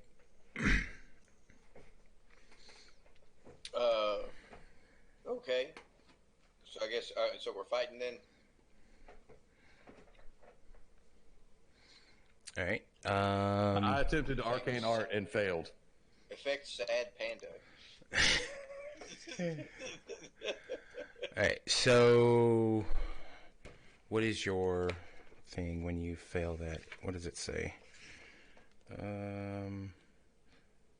I think it doesn't happen, but I don't actually know.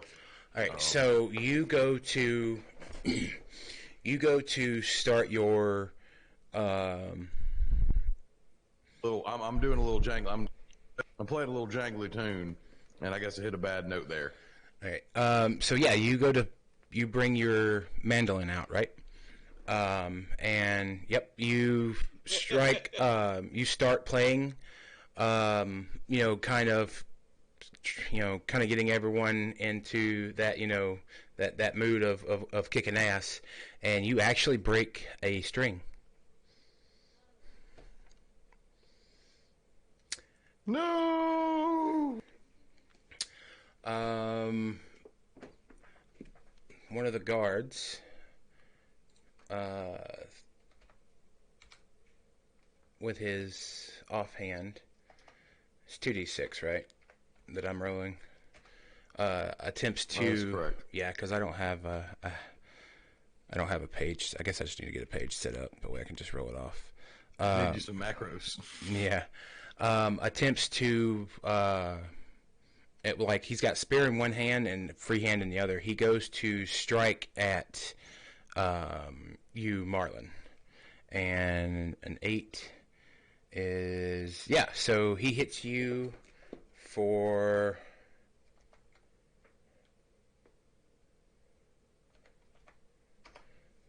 1 damage. Do you have any armor? Like my leather armor says it gives 1 armor, but like on the sheet, it still says I have 0 armor. Yeah. So he does punch you, but it's kind of a grazing blow. You can attack him back if you wish. Well, I fully intend to do so.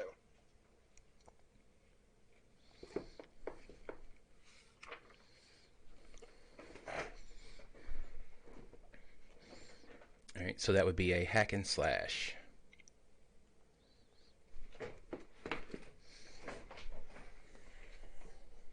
No. Why?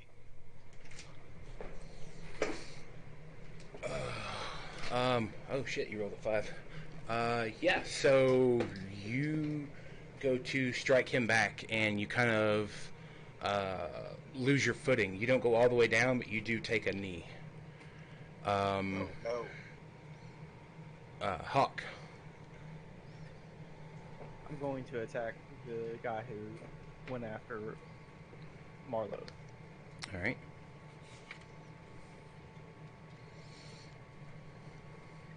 Dadgummit. So, are you attacking with fist, or are you using your hammer? Using my hammer. All right. So you go to swing. You go to swing your hammer, and when Marlowe went down, you kind of didn't expect him to fall, so you kind of trip over him just a little bit, and it staggers you back up against Harsk's shack. Harsk takes the guy that's on the ground, and he is just beating the shit out of him.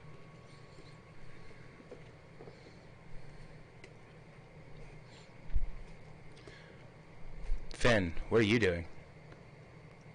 You hear me there? I did not. Is Harsk beating someone or getting beat? Harsk is beating the guy that he kicked when he kicked the door open and put him on his ass.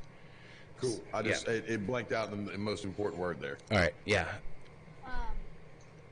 Can I do a ritual? No, Okay. Can't this is not a place of power. Yeah, you have spells, don't you?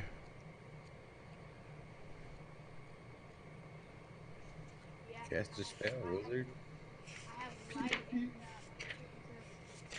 and You also have prestidigitation, and you have, I believe, my cleric stuff. you have your cleric spell. And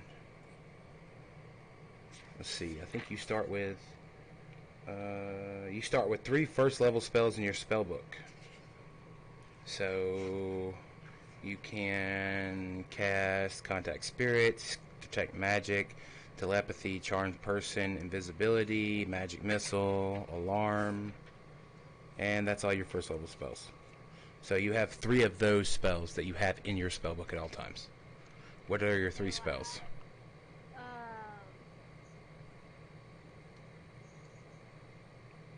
can't.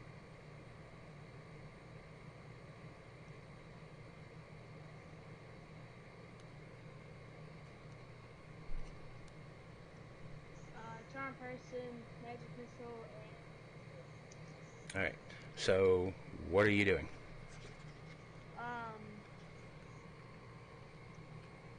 we're going to cast magic missile on the guards that Marlowe and Falk tried to use. Alright, so cast a spell.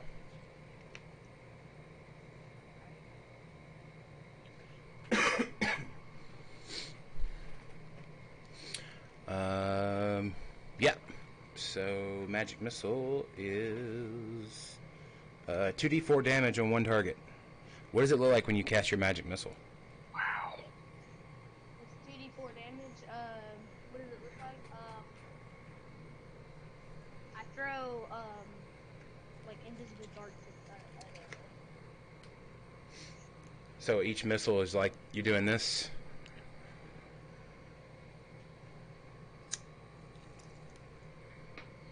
Two D4.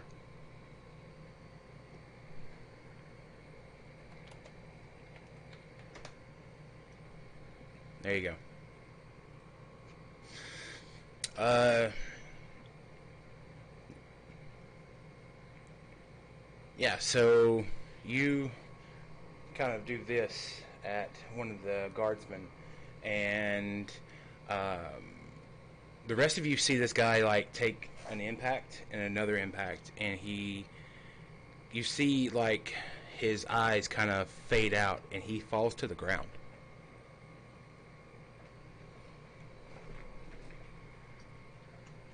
Did we kill somebody?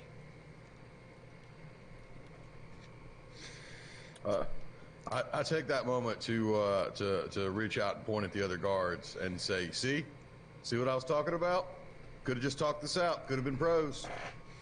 The remaining guards look at the man that has fallen on the ground and the guy that is currently unconscious. Harsk is starting to stand up off the ground, covered in this man's blood, and they kind of look at each other, and they start to turn and run, and you can hear them yelling out for reinforcements. You get out of here. Horace, you probably should go, man. Go on now, Get! Yeah, you should probably get out of here, buddy. I mean, we're headed off to the mine with whatever you told us as far as information to go on to find the cavern. Yeah, Um, we're gonna find it real good. Harsk looks at the man that was hit with the magic missile, and then looks at the four of you, and he says, I've never killed any of them. It was always just a scrap that I ended up getting my ass beat, and then I licked my wounds, and returned to town. I don't know what the repercussions of this will be. Well, Yeah, I mean, I mean, they were duly warned, and that's what I'm going to say when I'm kicking the rest of their asses. But let's you, be honest with you. We're warned. We doubt. we should probably do anything but stand right here. Marlo, you got anything you need to do with these guys before we head out, or are we just good to book it? I'm gonna go through that guy's stuff. That's good. Let's do that. So, as you're kind of picking through the pockets of this dead man, there are several people who heard all of the commotion that are starting to come out of their house and starting to kind of try to figure out what is going on. Harsk races over to you, Marlo, puts a hand on your shoulder, and says, "Those were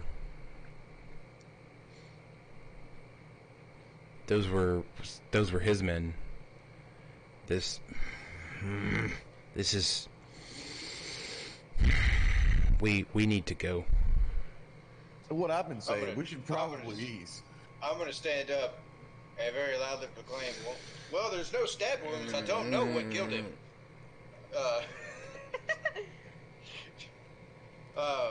I'm not sure what happened here. We'll have to go and alert the constabulary. The virus is spreading. Yeah, everyone, the virus is spreading. It's not just. We're all at risk. Everyone hide.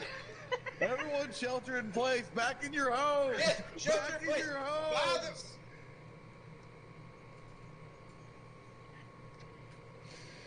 You.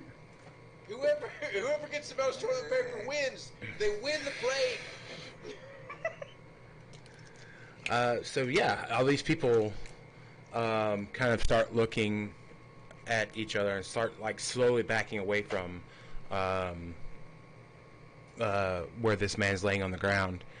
In the distance, you see a large group of what you would know is the mine's security guards, essentially moving towards you.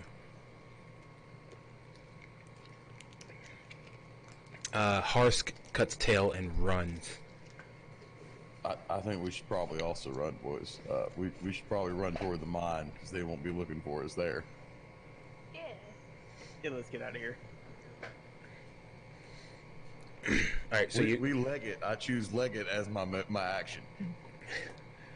all right, so you guys are just gonna leave the scene and run. I mean, I guess we could hang out and explain ourselves. If you guys want to do that, that doesn't sound like nearly as much fun to me. But It doesn't. But I mean, if we do that, we could just say that we found him like that. I kind of prefer the virus has mutated myself. Which Actually, you're yeah, froze I like there. That, I like that one too. Oh, Hey, hold on a second. We've got some sort of internet issue at the house. Can we like set break for 5 here and see if I can get like he's got no internet on his end. All right. We're gonna need to reboot our router. All right, I'll be back in just a moment.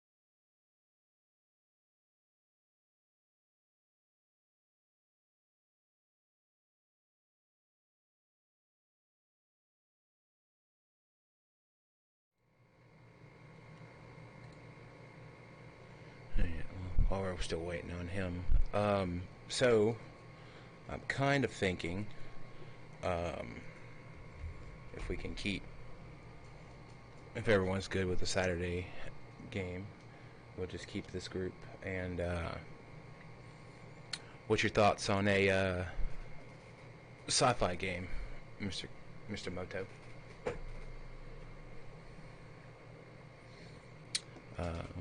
It wouldn't be a one shot. It'd probably just be like a homebrew thing.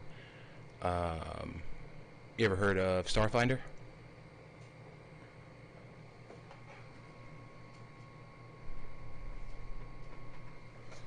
Alright, so Starfinder is from the same company that does Pathfinder. It's a Paizo product. And, yeah, basically it's Pathfinder in space. So you've got, let me get to the races.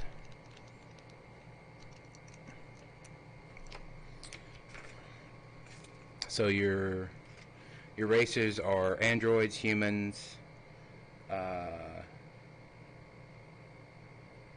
Shirin, Vesk, and the Yosaki. We played it for a little bit. It was a lot of fun. I'm thinking if Saturday, if everyone is free next Saturday, maybe we can do a one shot or something with Starfinder.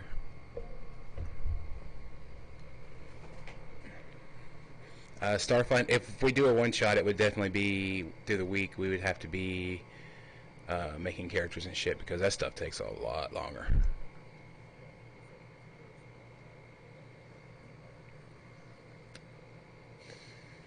Yeah, and I'd probably start the game the same way I started our last Starfinder game because that was an epic start. Yeah.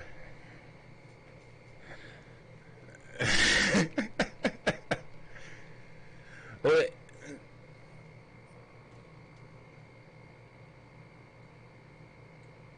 We're back, and I think we were just about to make a crucial decision about where we were going to run or talk to people. What was the decision, folks?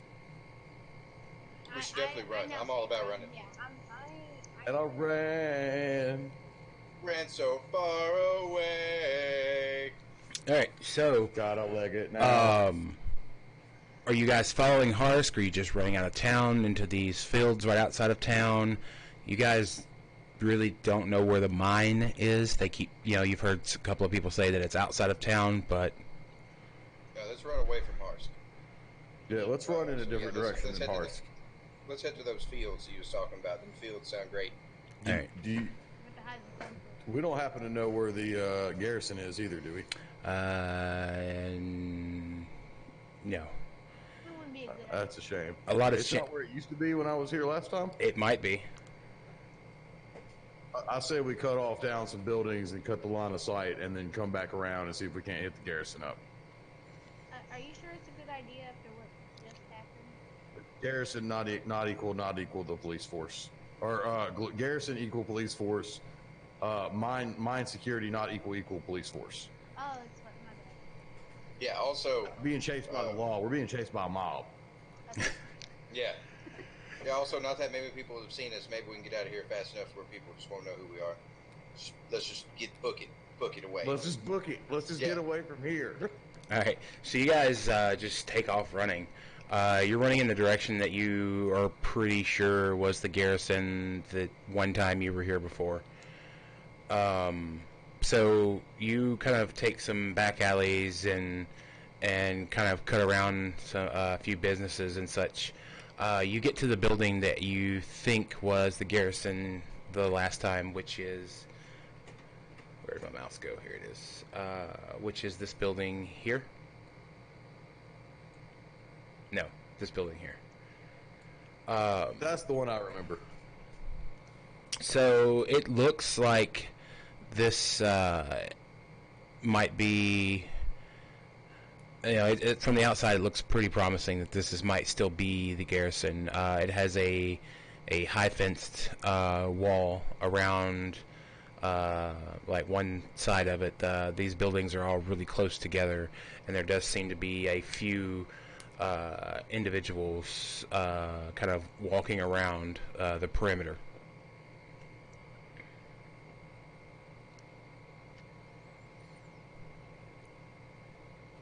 Cool. Well, is there an let's head on entrance? over Can we there, get too. in there? Yeah, there's a set of doors to the front side with what looks like a set of manacles hanging off of a wooden dowel over the top of the doors. Are the manacles rusted? Do they look old? They look fairly old.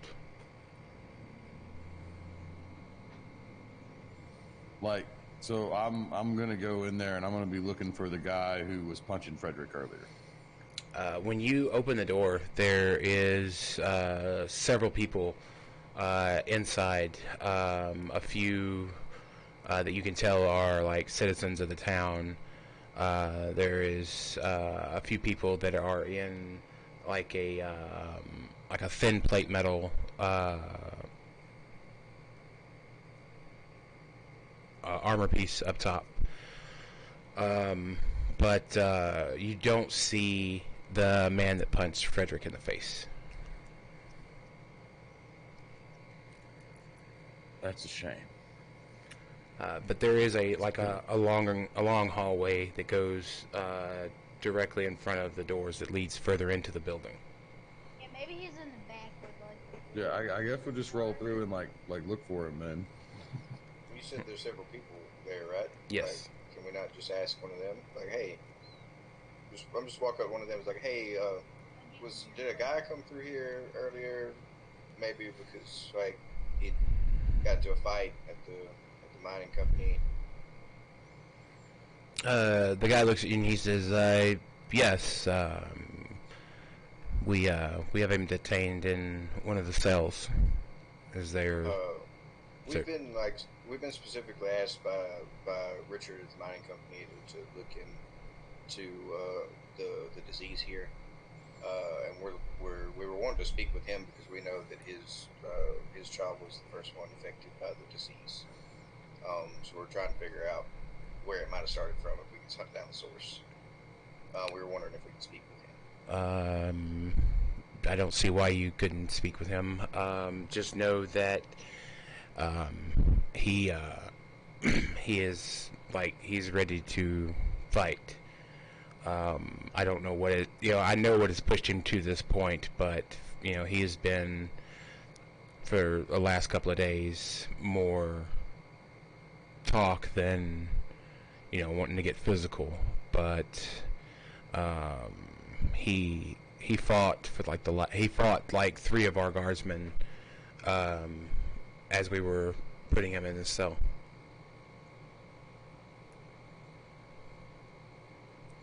But yeah, I don't see why it would be a problem for you to talk with him if Frederick has you guys hired to do something with this plague. Yeah, that would be most helpful. We'll be sure to take care. Like if he's in a hostile state, we'll try not to antagonize him, and we'll take care of ourselves. He tells you that all the way down the hallway, take a left. Second door on your right is the cell that he is currently in. Thank you very much. Thank you. You guys were right. He was down that hallway. So I head down the hallway and take a left. I go to the second door on the right. Is it a cell? It is a wooden door with like a small barred window that has a wooden slide so you can open and close it. But the door itself is solid.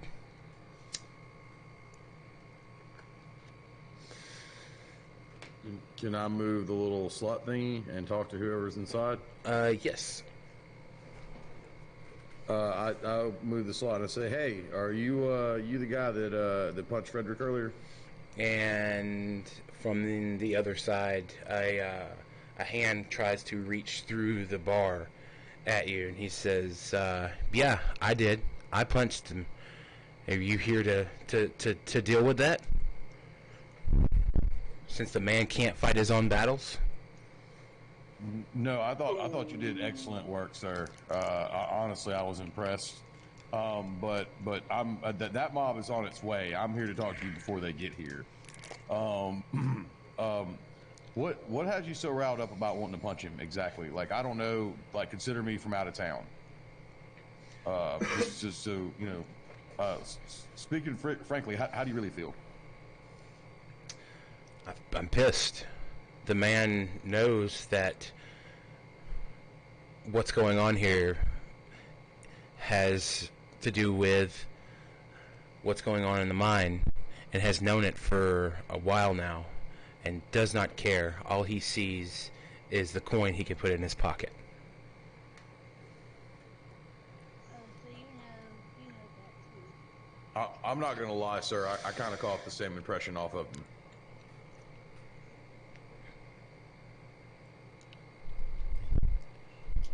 He seems like a greasy corporate slimeball, just here trying to, you know, He pry seems like one profits of out those of this rich place. people. He doesn't give a damn about the working man. He keeps his essential employees at work.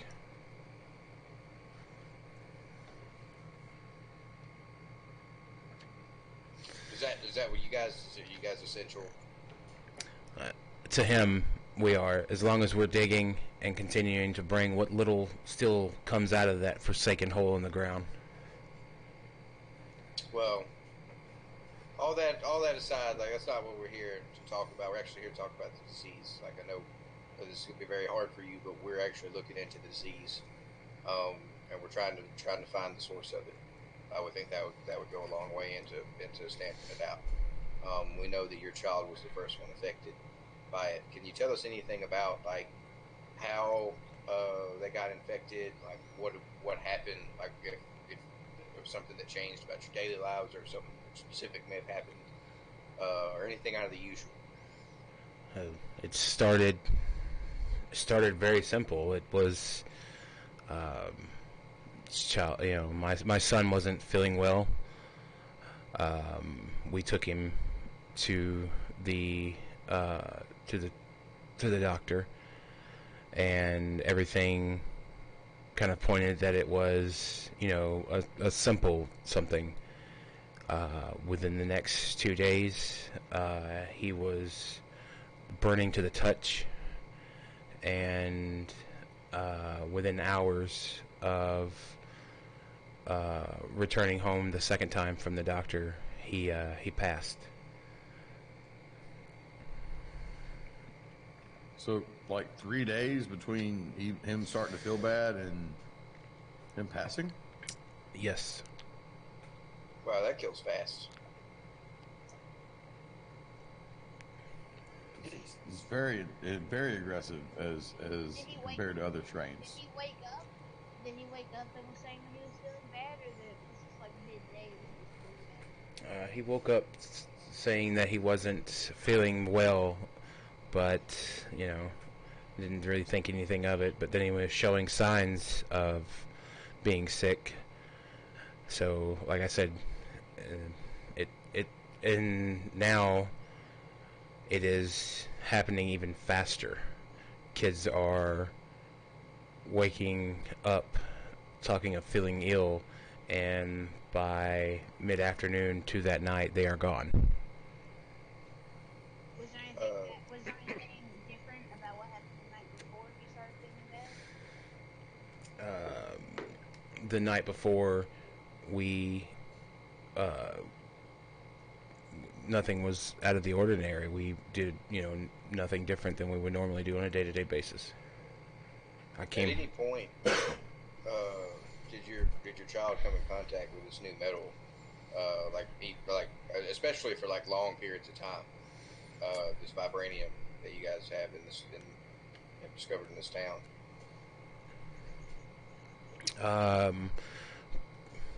Probably no more so than what would be normal. I mean, mining the stuff, you are covered in, you know, bits and pieces of it. Were you working at the mine when they found the cavern that made everybody feel sick? When you say this, he gets like all the way. He puts his face almost into the bars itself, and he says, "Who are you?" We're the people who are going to find out what the hell is really going on here. We're the movers and the shakers. Yeah, Let's not stand in our way. We're the people who's trying to figure out what this plague is. So, I show him the back of my hands and I say, we certainly don't work for the mining company. They literally have a mob out looking for us right now, Yeah. which is why we were in such a hurry to talk to you. But for real, answer my question. Were you in the cave that day? I mean, were you in the mine that day? Were you in the cavern? I wasn't in the cavern, but I was fairly close when they broke through the wall. Did anything unusual happen when they break through the wall? I mean, did everyone get sick instantly, or did it smell bad? Or, I mean, do you remember anything about it at all? I remember a few men, as soon as they broke through the wall, kind of venturing inside and immediately getting ill, but no odd smell or anything like that. Kind of had the sensation that, you know, you were in physical contact with the vibranium itself for a short time. Does anyone know what's back, like farther back in the cave? No one's made it very far into the cavern itself without, passing out. So I Sounds like a job for old Hawk. So I've held this vibranium, and I know this feeling you're talking about that it gives you. You're telling me you felt that feeling when you weren't in direct contact with vibranium. Yes. How much is in there? Boys, I don't know how this resolves without us ended up in that cave somehow. 'Cause we've got to figure out what the hell's going on there. We're gonna have to go in there and get her inside scrambled up. Hey, buddy, you what's your name, good sir? My name is Jason. And I can tell you that if you're going to the mine, you cannot go during the day. You would have a better chance of getting in at night. The guards are more lax because, I mean, you can't just really... I mean, you could take this stuff out with you, but, I mean, without the proper knowledge of smelting it or refining it, you pretty much have a rock that makes you feel sickly inside. I actually don't really want to like steal any of the material. I really just want to go investigate this cavern because, as best I can tell, all this nonsense with all this plague started at the same time as that cavern was broken open, and I'm not so sure that you guys didn't unlock some kind of what's the word I'm looking for? Mass site of this stuff. It sounds like it exhibits a field outside of its physical presence. And I'm wondering if you guys unlocking it meant that it started making the kids sick just for the field. I've got theories about it as my point. Can you tell us where that cave would be? That cavern would in the mine? I can give you some... I can draw you out a crude map that would get you directly to the cave itself. Well, we probably need one to the mine as well while we're at it. But I tell you what, if you, I'll make you a deal. If you can get me that map together, and I like look around for some paper. Anybody got paper? Someone? We'll get some paper. We'll get that map, and then I'm gonna see if I can get you out of this hole that you're in at the moment, without anybody being the wiser.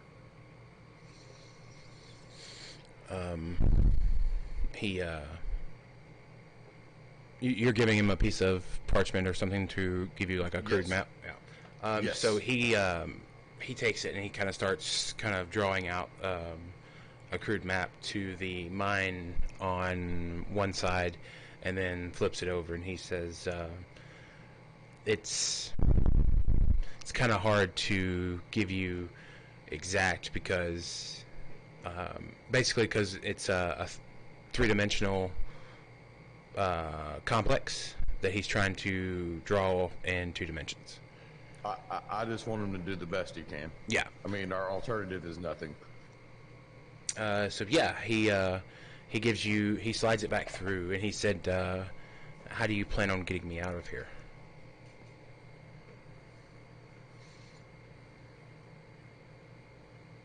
I'm gonna have to go up front and talk to whoever's in charge first, but we'll see if I can swing that. I'm gonna go take care of that now, and I grab the map from him and head off to go see if I can talk him out of this particular scenario. As you go to take the map from his hand, he pulls it back inside the bars. Good call. Well, I'll go see if I can figure that out first. If I can't, we might not ever get that map, but it'll be okay. It was worth a shot. Give me a parlay. You can give me a parlay.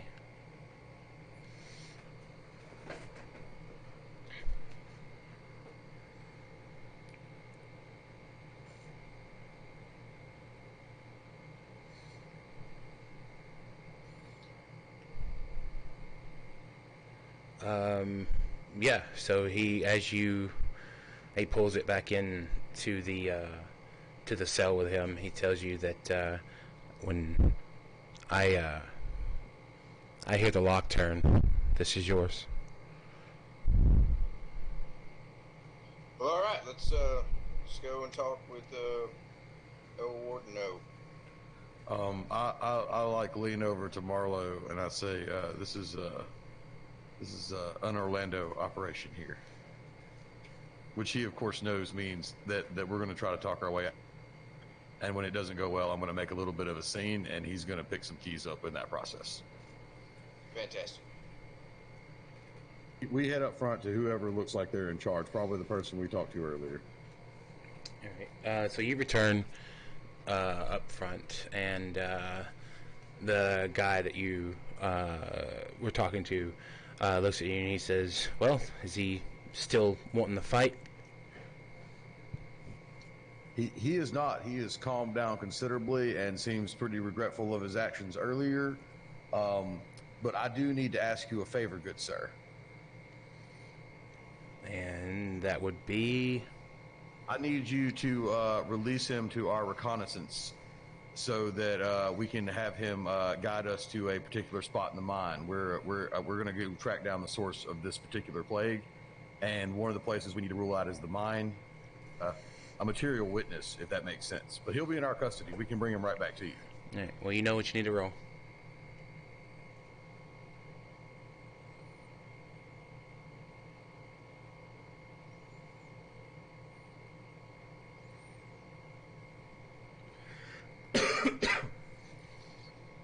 Damn my mediocrity. He kind of looks over the four of you and he says, I'm not letting him out of that cell until Frederick says that he can go home. Yeah, but what if he never says? Was he gonna just So rot you- in there? So Yeah, do you work for Frederick? Yeah, you work for Frederick, then? everyone in this town works for Frederick. Interesting. Well, I will go ahead and I guess go let him know that you're impeding our investigation that he had hired us to do, and he can come back down here with us and explain to you why we need to get this witness out of here, and then I guess you can deal with him in his pissy state because he was in a bad mood earlier when we talked to him. I mean, you don't have to go tell him.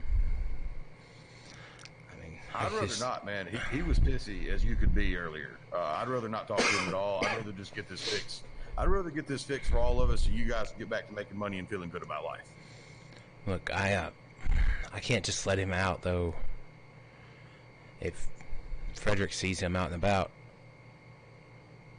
You're not going to be just letting him out. Like, you're going to be releasing him under our recognizance, and we're going to bring him back to you. And you're not going to see him just out and about. We're going straight from here to the mines to go and investigate this issue, and then coming right back here. No Yes. one's going to see him at all. Besides that, I'm pretty sure I got a cloaked robe that I can put him in until we get out of town. We will not take the most direct route out of town. To be fair, it's not going to matter. If we get confronted, we're going to have to go talk to Frederick, and he's going to get pissed at whoever's stopping this from getting done at the moment anyway. Question is it you or is it some other guy? I'll say let it be the other guy. oh, if you can keep him concealed. We will keep him concealed, and I bag and pull out the ratty little hood thing that I use. It's basically a coat. I have a ratty Yeah. little coat that I use when it's raining. I pull out my ratty little coat and I say, "Do you mind if we get the key, or would you like to come unlock him, sir?" I feel that if you've got him calmed down, if I were to go back there with you, it would just rile the situation. Don't forget the marker use on your adventuring gear. Yes, sir. Thank you. And he reaches to his belt and pulls off a ring of keys and runs around through them and finds the one and kind of holds it up, the ring up by that key. And he says, again, he cannot be seen. If can you think you can have him back by morning?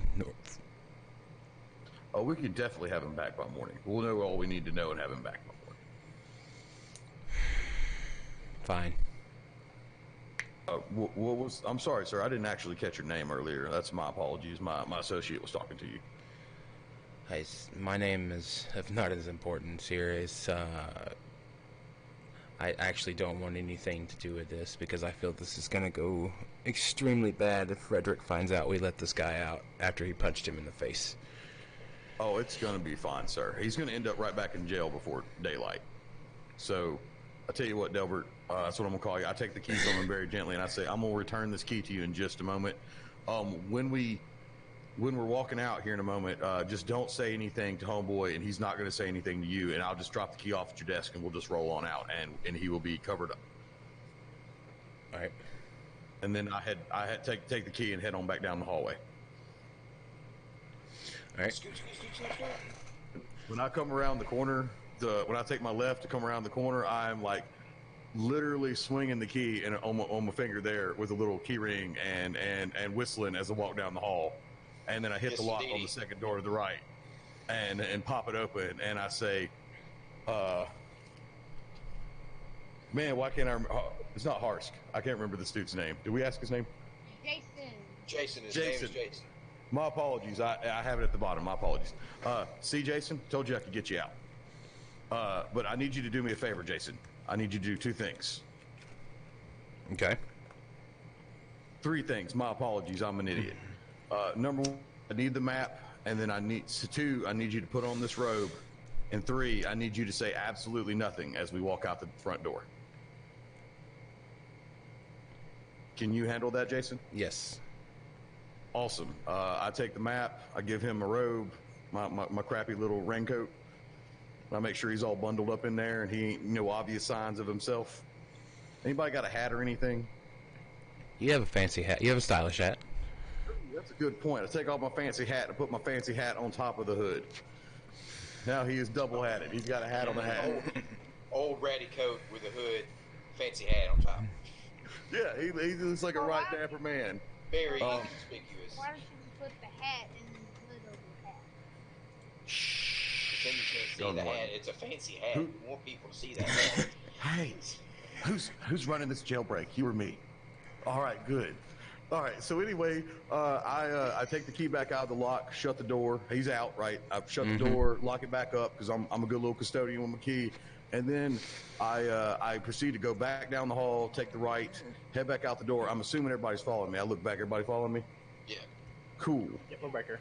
I mosey on and I'm doing my little key ring swing and I'm whistling as I walk through the office and I just very gently drop a key onto what I'm gonna call Delbert's desk, and then we just ease on out the front door. Boom. We got it. Got away with it. Jailbreak is achieved. Come All right. outside at Mom. As quickly as possible, I find some sort of alley to where I can talk to Jason again. All right. Hey, Jason, you got a place somewhere we could like hide out? Maybe not your house per se, but like a place we could hide out in the dark to actually go to the mine. Yeah, I know a place we could go. All right, cool. Nice. Well, if it's cool, we'd like to go there with you and hang out for a few hours until it gets dark, and we can go to the mine safely. So yeah, as he starts walking, he starts moving towards the edge of town. and kind of starts walking in the direction of Harsk's shack.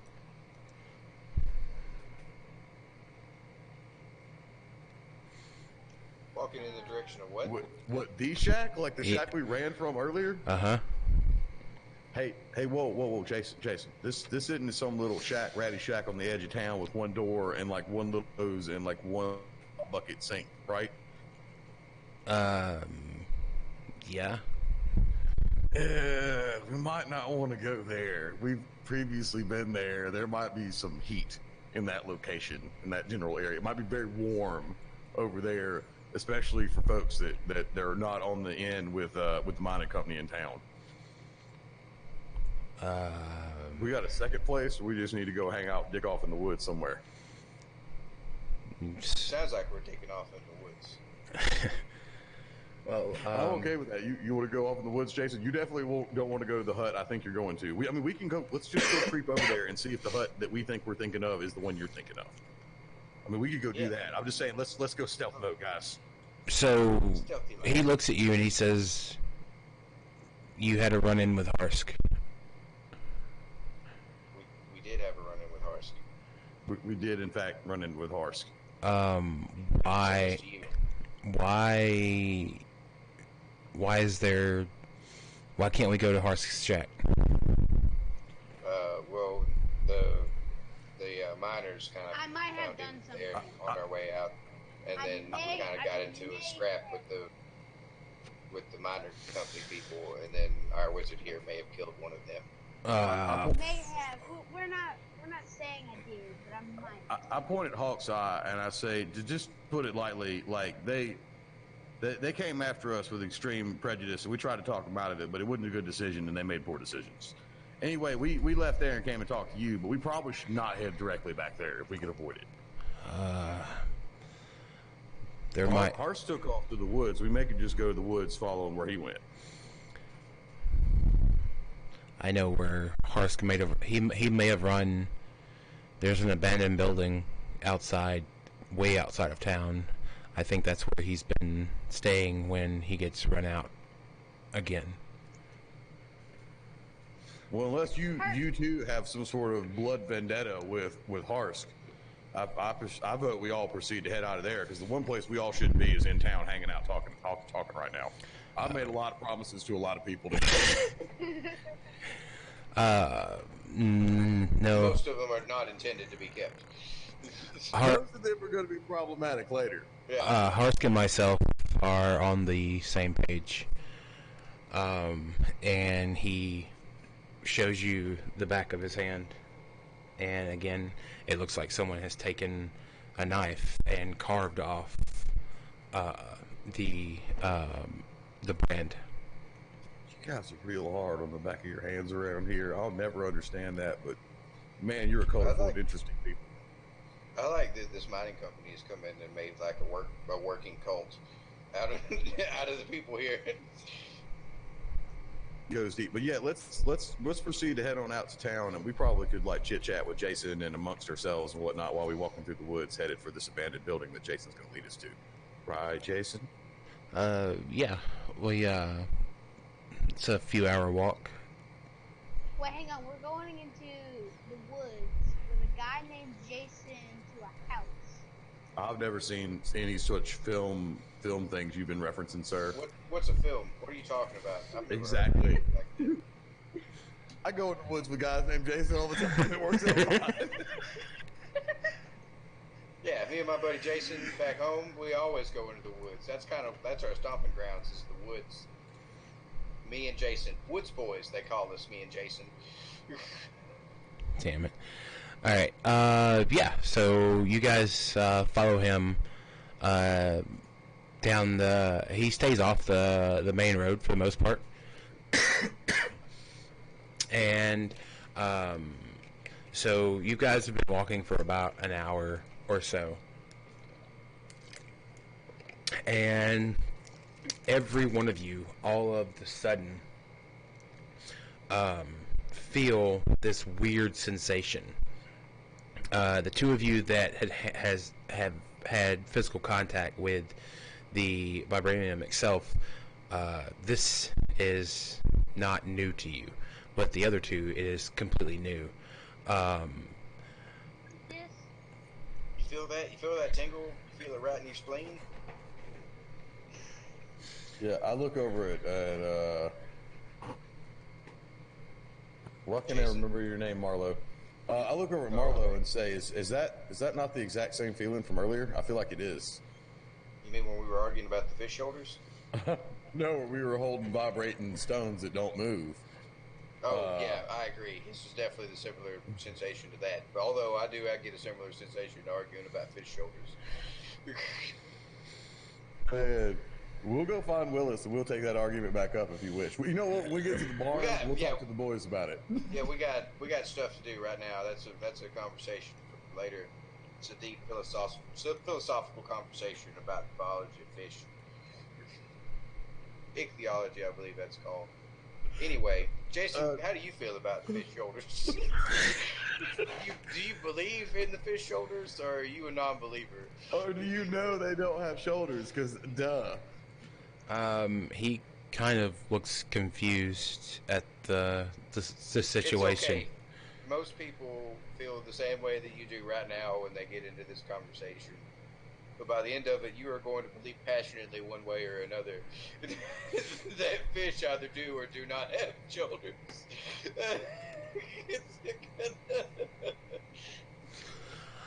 But he kind of, he suddenly has kind of like a worried look on his face, and the four of you have this overwhelming sensation that someone has picked you up and is just shaking your entire body.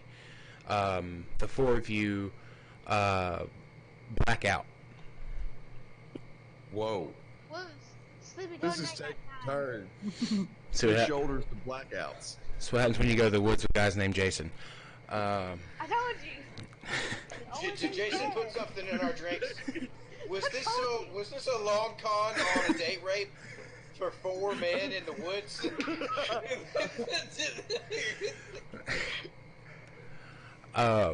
So We thought we came here to con. I'm glad I wore my pink underwear on that day. who has the highest constitution in the group? My constitution's a 13.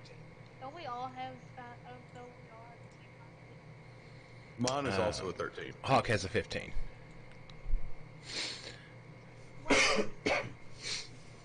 Alright, Hawk, you wake before the rest of them.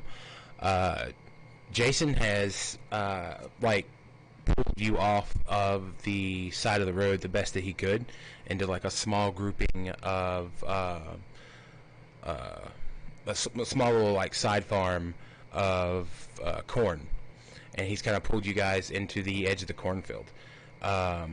He's currently pulling Marlo off of the road, and when he gets to you, he sees that you've woken up, and he says that feeling you're not used to.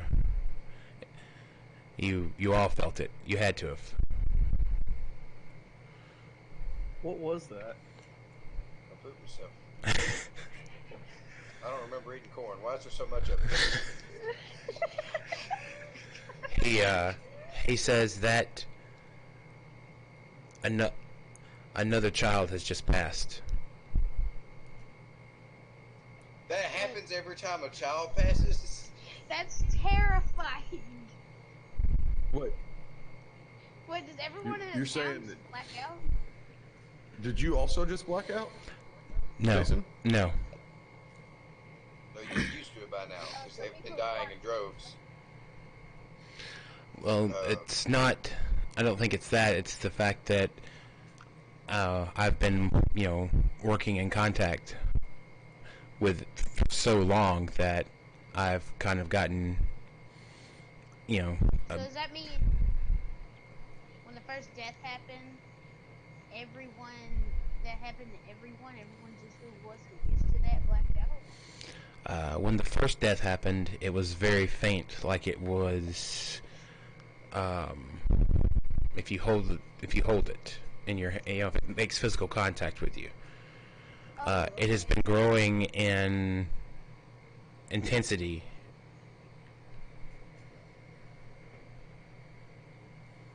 Dang. Has It felt like somebody tried to use my intestines for a set of maracas. What did you say, Hawk?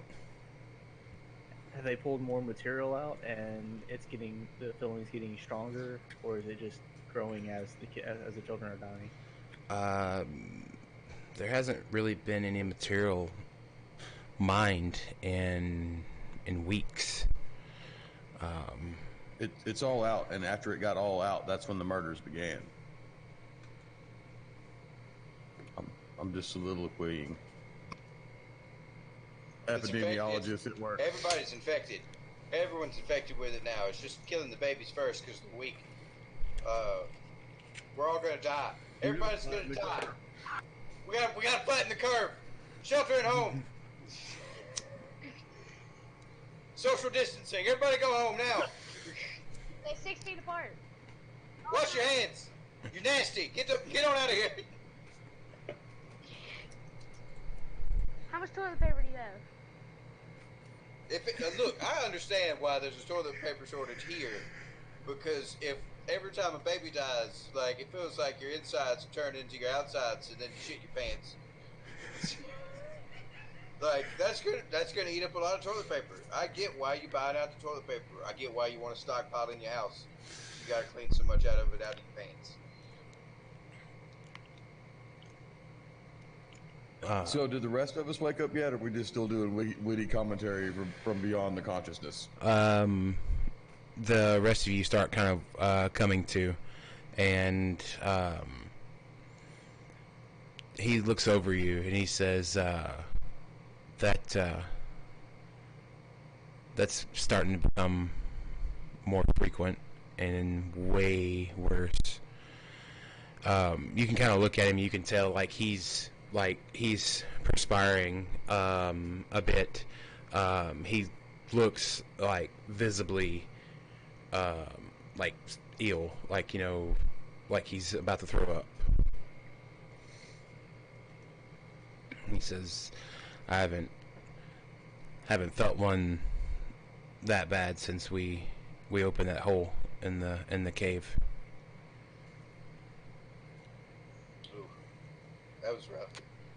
So anyway, I fully intend to get some of this vibranium and start making long cylindrical personal massagers out of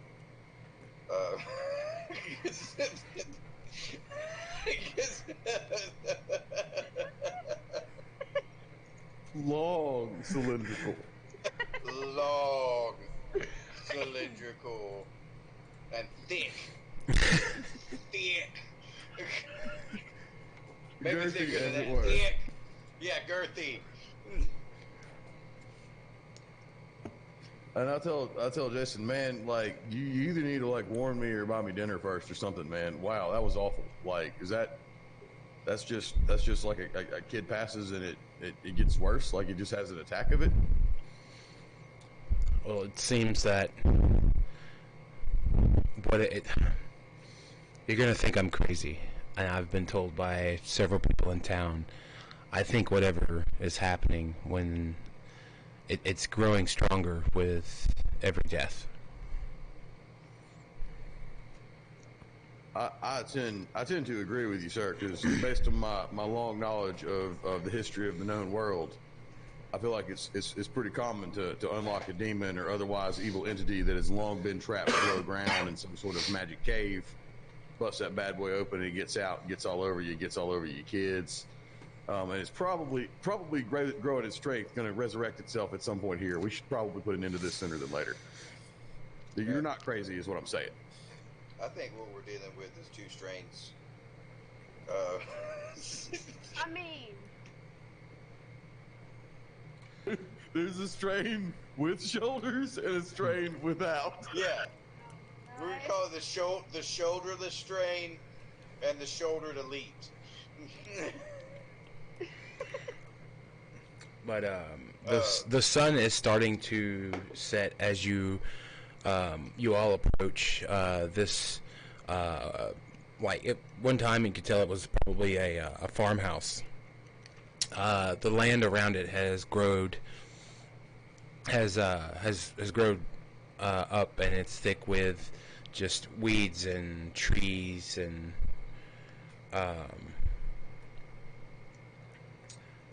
so. You're good. I made up my own one earlier. I forgot to tag it when I was doing it. All right. You can ask me one question about it. This area?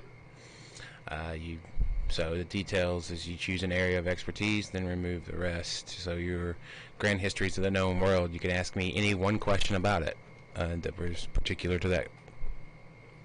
Was that thing I just said about it being known that evil spirits can get trapped underground and then released by accident? Is that a true thing? Is that a known histories thing? Yeah, there's actually several cases and written down about either a demon of some kind being imprisoned underground, or some type of portal to another plane being buried. I mean, that makes about as much sense as you guys mining some magical rock that suddenly starts killing your children as soon as you're done mining it. Doesn't make any sense at all, which is what I'm saying. I think we're dealing with some sort of evil entity here. Where did you hear that information from? I heard it from my grandpa. He's a real big fan of the supernatural and evil gunk like that. Like I actually know a bunch of songs about all sorts of sinister bullcrap, thanks to him. And so yeah, he had regaled those tales to me, but I wasn't 100% sure they're true, because you know how older folks get to telling you stories and embellishing and such. Yeah. So I wasn't sure. Does each one of those grand tales start with a song of "Carry On, My Wayward Son"? Some of them do, but most of them end with "Dust in the Wind" as well. All right. Which is something serious. Um, They're usually real sad tales. I'm gonna be honest with you. The chances of this ending well for any of us is not good. Good based on history. All right. When you get to the house, Jason lifts one of the floorboards up and gets a key out and unlocks the door. And when as he's opening the door, he kind of yells out, "Harsk, are you here?" And you hear a familiar voice from inside the house answer him back, "Yeah, what? How the hell did you get out of jail?" And Jason kind of just points to the four of you and says, "These guys helped me get out and are trying to figure out what's going on here." And when he's able to see you, he kind of has a shocked look on his face, and he says, "You guys are just trouble follows you everywhere, doesn't it?" Well, we didn't just make it wherever we go. We got 4 sets of brass balls here, and that's a lot of thunder and lightning to get plopped off. It's okay. It's Yeah, fine. I actually named mine Thunder and Lightning. So yeah, Harsh says, "Well, I guess you guys are in this now." Oh yeah, we're deep. We're real deep now. We basically have to solve this or go to jail at this point. Or put on a play. That's your option. Solve it, go to jail, or put on a play. We got a note in the comment section down there, Pyro. You see that Where? in our chats? Good God, there's so much to scroll through. The very bottom. We could take another break if you want.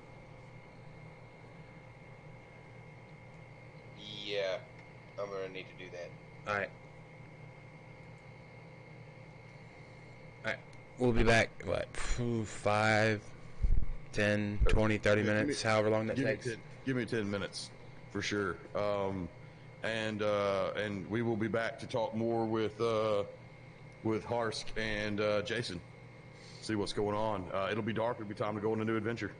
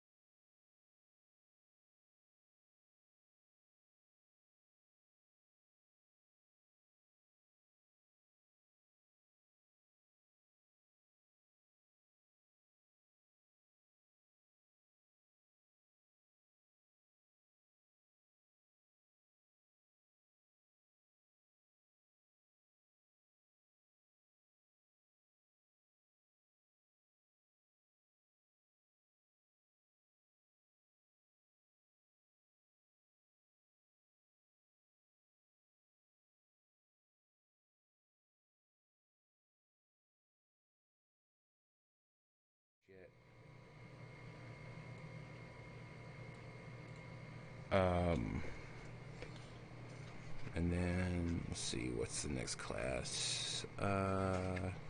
You can customize your drone. The next one is a mystic, which is basically like a cleric. You cast spells and stuff. I think that's what I believe. And then your operative is your rogue fighter type class.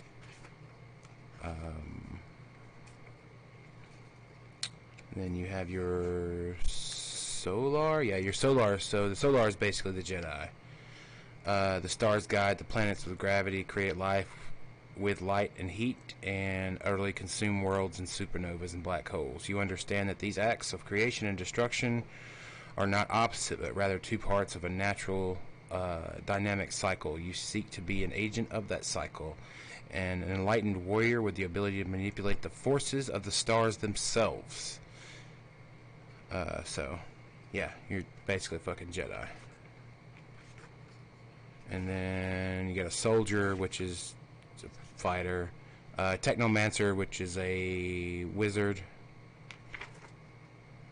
I believe that is it on the classes. But yeah, it's it's like it's Pathfinder, but it's Pathfinder in space. It's super tech heavy.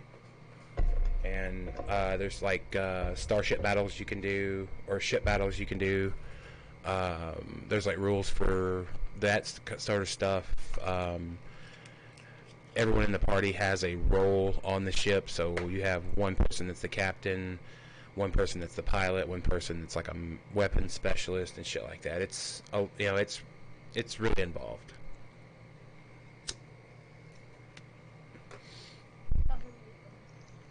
Yeah, I really liked it. If we do Starfinder, it won't be like right. Well, yeah, it might start out as a one shot, but it might be like, a one shot that builds on the last one or whatever. Nothing that's guaranteed to be.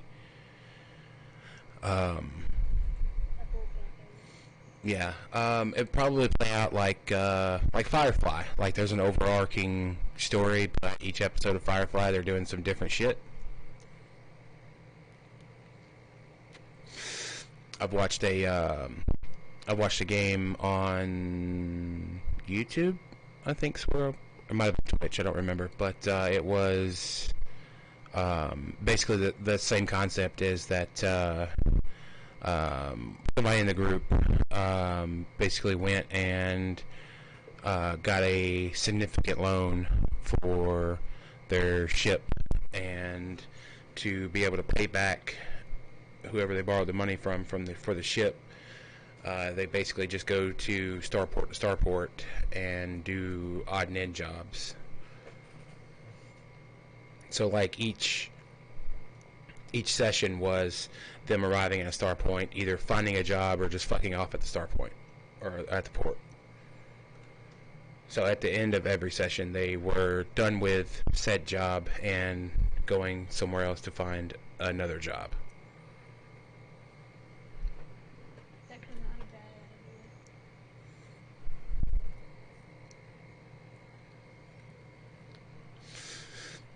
But yeah, it's I like Starfinder, but it's one of the games that I really don't know the rules, so it kind of be a lot of playing with the rules really loosely.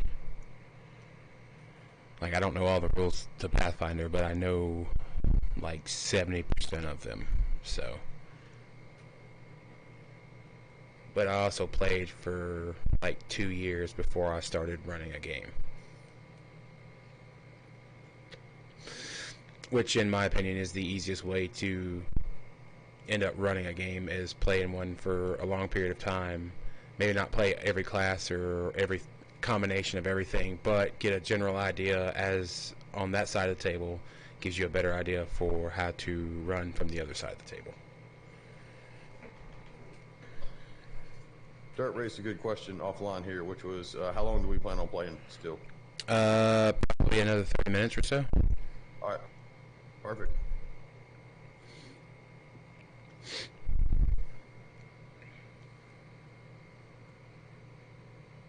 since he wasn't here to actually hear that.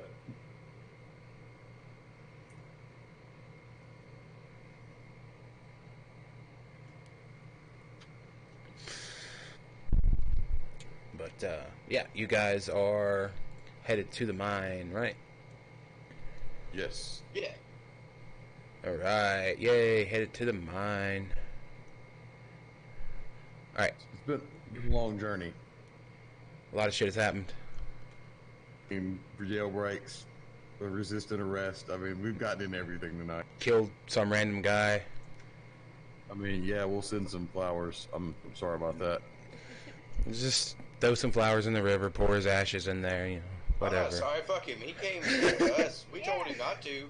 I mean, I clearly warned him. I clearly, like a scorpion flexing that stinger, man. I totally warned him before we got into that. You did, and then our wizard, who had to hold the stinger, just destroyed that motherfucker with a vengeance. Like, hey, don't try to hit my friends.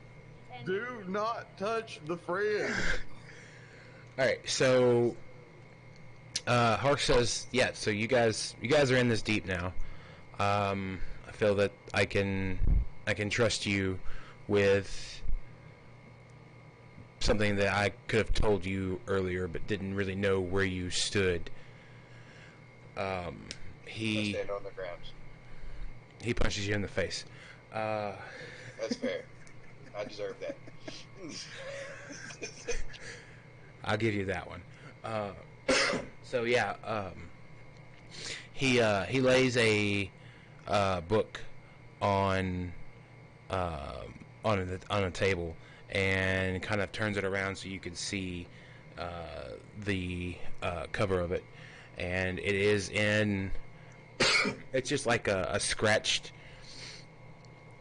in title, like someone took a sharp object and cut into the leather of this book, and it's just like runes of some sort. He says he tells you that this if Frederick knew that I had this, it would no longer be me getting run out of town. They would be dumping my ashes, hopefully dumping my ashes into the river. This was found at the site when we first started mining. This book was laid on the altar. The altar. it's in Frederick's house. Yeah, there was like, basically it was like a church or a worship site that they just started kind of digging at. Oh, okay. The altar that was there was like a stone altar, was moved to Frederick's house, and this book was on that altar. You don't know what god the altar was to, do you? I do not have any idea. I cannot read this book. And he opens it up.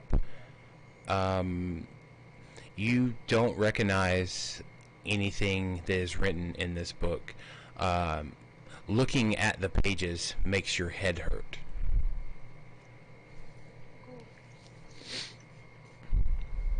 Does the book also give me a ringing feeling? No, the book does not. But like the words seem to be crawling on the page. Like they seem to be moving.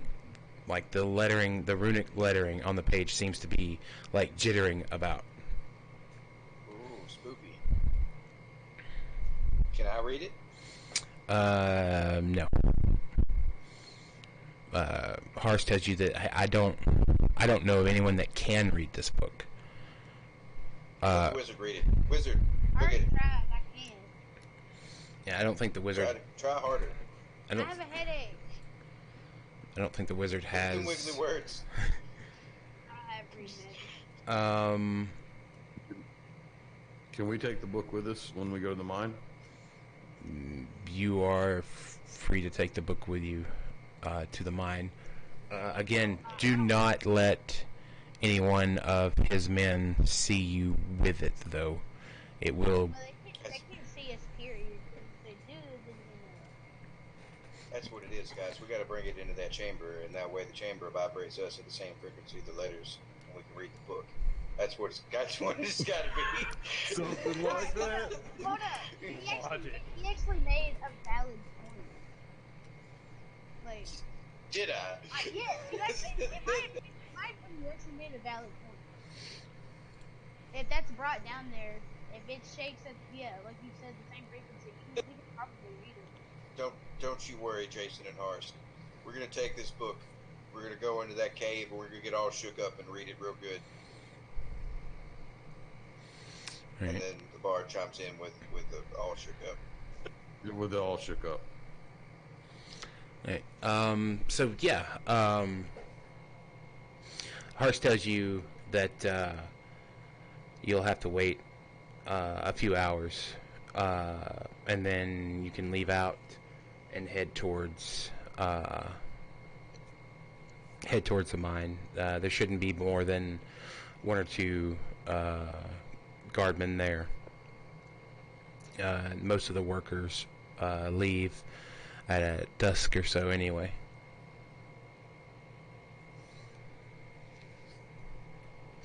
But he pulls Jason off to the side and starts kind of asking him. You can hear him asking how did it feel, just punching him in the face like that. And Jason tells him that it was it didn't fix any of the problems, but it did feel good to lay him on the floor. You guys just kind of hang out until dark? I mean, yeah. I go ahead and ask Do I recognize Harsk. of the book? I'd say Harsk. Go ahead and read it, sir. Go ahead and do your thing. I'm sorry. I was asking if I maybe recognize them. Like I know I can't read it because it's running around, but I don't know if I can recognize the stuff. No. Alright. Is there ample time and opportunity for me to wander around outside the shed and gather materials to make poisons? Yeah. You can probably wander. There is a forest not too far away from the shed itself. Do I need to roll for that? Nah, you know what you're looking for, and you Nice. should if it's there, you would be able to find it. Yeah, I'm gonna go peruse the forest for goodies, guys. I'll be back. All right, what are you asking, Harsk? I asked Harsk after man, I can't even remember your name. Moloch? Marlowe. Marlowe. Whenever Marlowe, after Marlowe leaves, I say, "Well, Harsk, man. I mean, I feel like you're a perfectly reasonable man. I feel like you'd be also aware that fish clearly don't have shoulders. But how do you feel about that?" Now come storming back in. Fish most absolutely have shoulders. Horse, We you get tell it. him you're on my We side get- about this, right? We get it. Y'all have made this point 100 times in the Have we? hours. You, Yes. You tell me whether or not fish have shoulders, sir, I and don't I'll tell study you whether or not fish. the point is made. I have better things to do in my free time than study Fish fish. There's nothing better than the pursuit of ichthyology with one's free time. I have to study spells and stuff. I got way better things to be doing. You are ridiculous. I'm going to the woods to find toadstool and oleander and such to put on my blades and kill people with. So I'm gonna go now. I want to congratulate you on your excellent hearing, though, sir. Thank you. Harsk kind of stares at the conversation that's going on, and a few moments pass, and he says, "No, fish don't have shoulders. That guy's crazy." You see how he just ran up in here and blew a spot up, didn't you? I look at Harsh and I'm like, give it 5 seconds, we'll be back in here yelling at you. But yeah, so you gather up your stuff for your poisons. You guys wait till dusk and start heading towards the mine. Jason and Harsk both tell you that there's there's no way we can get you, we can accompany you close, but there's no way we can go in. If any one of those workers that are leaving see us, or the guards there see us, there's would be no way that we could be able to get in. Yeah, well, we also need to work looking up the guards. Yeah, it's best if we play it safe and go incognito here. Right. While we're walking, do we happen to find like a decent sized throwing rock somewhere? Yeah, you can find a rock. I mean, I can get it for free. I just gotta Go ahead and pick that up. I'm gonna need that here in a little bit. All right. So you guys walk. You start kind of walking up this little bit of an incline, and it levels out. And the sun is just starting to set over the horizon, and it's kind of making it hard to see. But you can see that the land has been completely flattened out at the top of this little bit of a hill, and Just like the curve. there's a hole that has been dug into the ground that is probably 300 or 400 yards wide by 300 or 400 yards wide, and it kind of steps down as it goes. You can see that there's like an access road that leads down to the side of it, as you know, it slowly winds down into the pit. There are a few people that are walking away from the mine itself, and there are 3 guardsmen that are standing at the entranceway of walking to that down that path. 3? I thought there would only be 2. This is going to be harder than we first expected. It doesn't. I mean, here's the thing. Y'all have to figure out how to do it. I don't, because I have something called ability.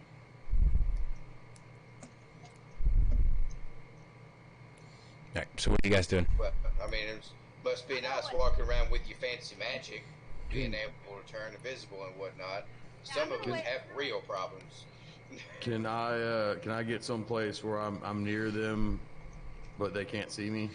Yeah, there's probably like big piles of dirt that have been hauled up and then dumped out to be sorted through.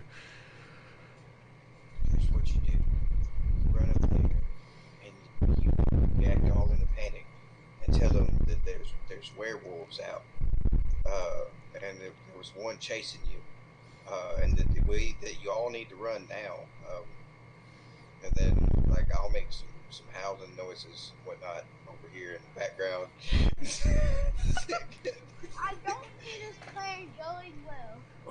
Okay, so I'm holding the rock, and I say, I actually love the plan, but we're going to need to amend it a little bit. So you're going to do some howling, and I need you to take this rock and, like, dump the underbrush down here so it sounds like a bunch of stuff's coming through here when we go do this werewolf plan. Okay, I like it. Yeah, let's do it. All right. I don't see It's a- this it's a- going well. it's a whole pack of werewolves. All right. I don't see. If you're throwing the rock, I need a volley. He's Okay. not throwing it yet. I need to talk to them first.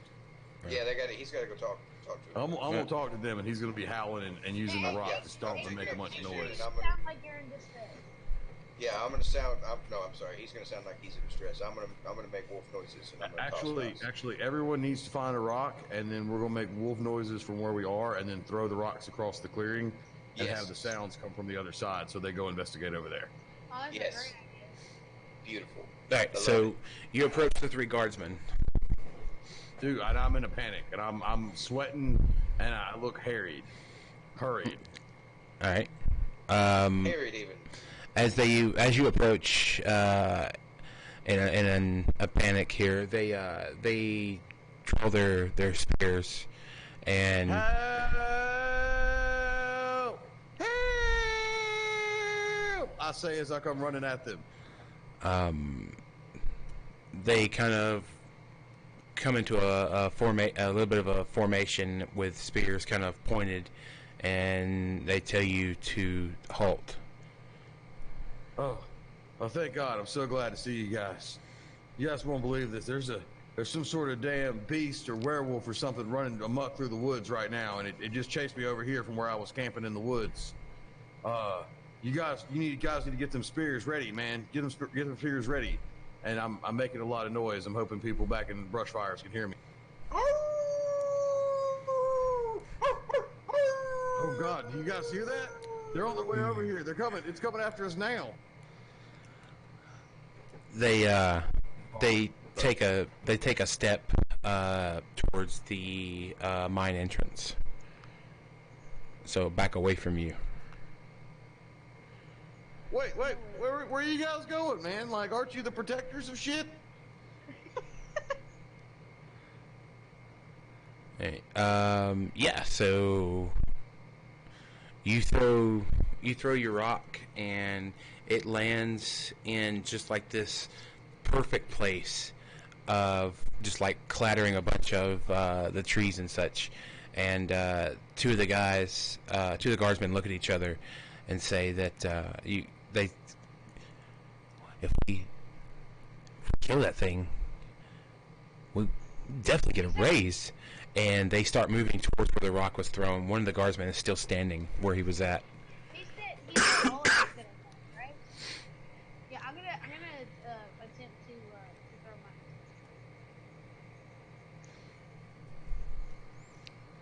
mine. Alright, so you try to throw yours in, and in about the same area. What, you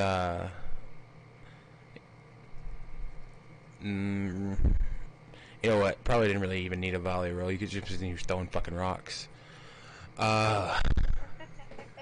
wanted to roll things, okay? Yeah, well, you know.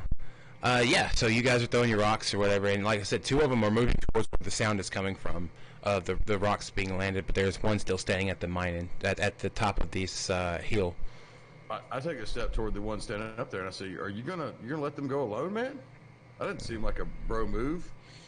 The two, I can't leave. One of us has to stay at this spot. Well, Jesus, I'm standing here. If someone comes by, I'll scream like a little bitch. Look at me. Get out there and support your buddies, man. What if they get killed and you got to stand out here by yourself all night? That thing running around. Marlo, You better chances with 3-on-1. Marlo, what are you attacking? I didn't mean to. Yeah, this guy Can I just. parlay him? You really don't have. What do you have for leverage?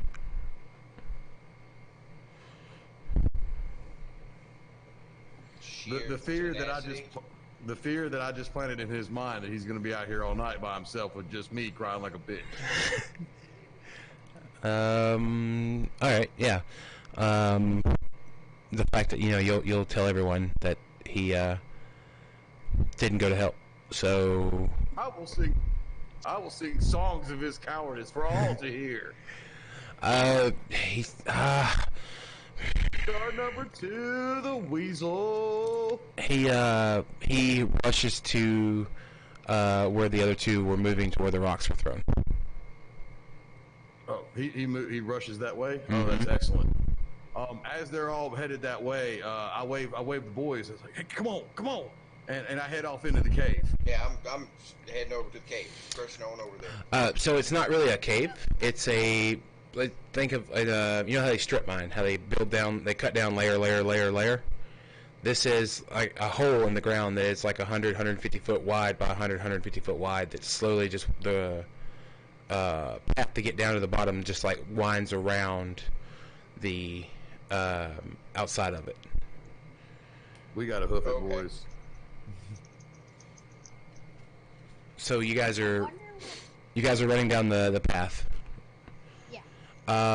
Yeah, so you gotta start going down. You check the map, and it kind of gives you an indication that where you're going is all the way at the bottom. And then when you get close enough to the bottom, they have a few torches lit, so you could see down at the bottom. There is a tunnel. There's a tunnel that leads into the side of the wall. You can tell that they no longer are digging down, but now they're digging like straight over into. We get to the point where like we can't I- do good. I can just cast light. I snatch up one of them torches while we passing by them. All right, so you guys are continuing to run in. You're going to run into the hole. in the ground? Well, we're looking. Running blindly into the hole. Yeah, we're headed to the cavern. Remember, we got that book on us from earlier.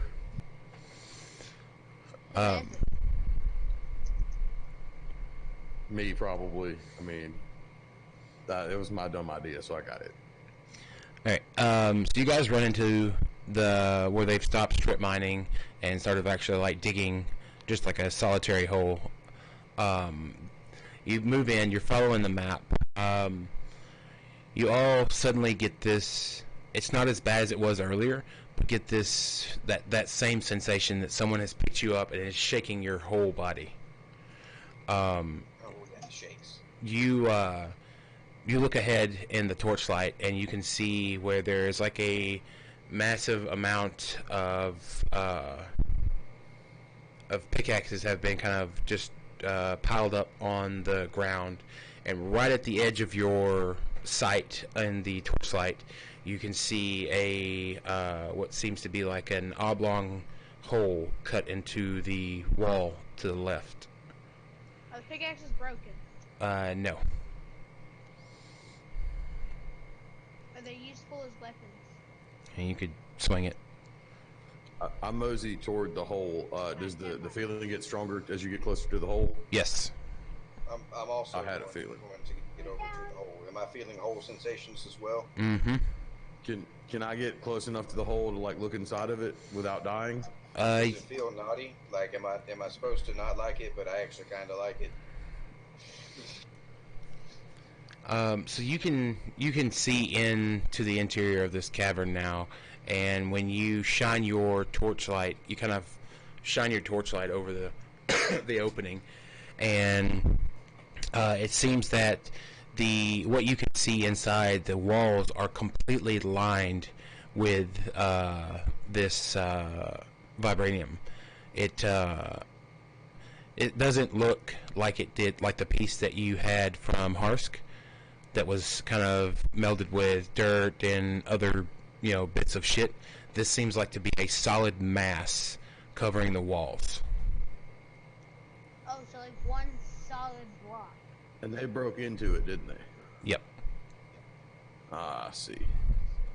So this is where the demons sleep. We don't know it's a demon now. Now it could just be a mass exposure of whatever this stuff is. Like that radio signal thing I was talking about earlier about it having a field that extends beyond its physical body. Exposing a ton of it would cause that field to get super strong above wherever it happened. Okay. So if we plug this hole, there's theoretically the deaths might stop. Yeah, there's a decent chance that if we plug this hole, unfortunately, we're going to probably have to plug this hole. Yeah, let's just try plugging the hole. I don't think we're going to find a bunch of the material or vibranium to actually seal it up the way it was before. But we should be able to stop some of the signal by just like filling the hole up. Can you read the book now?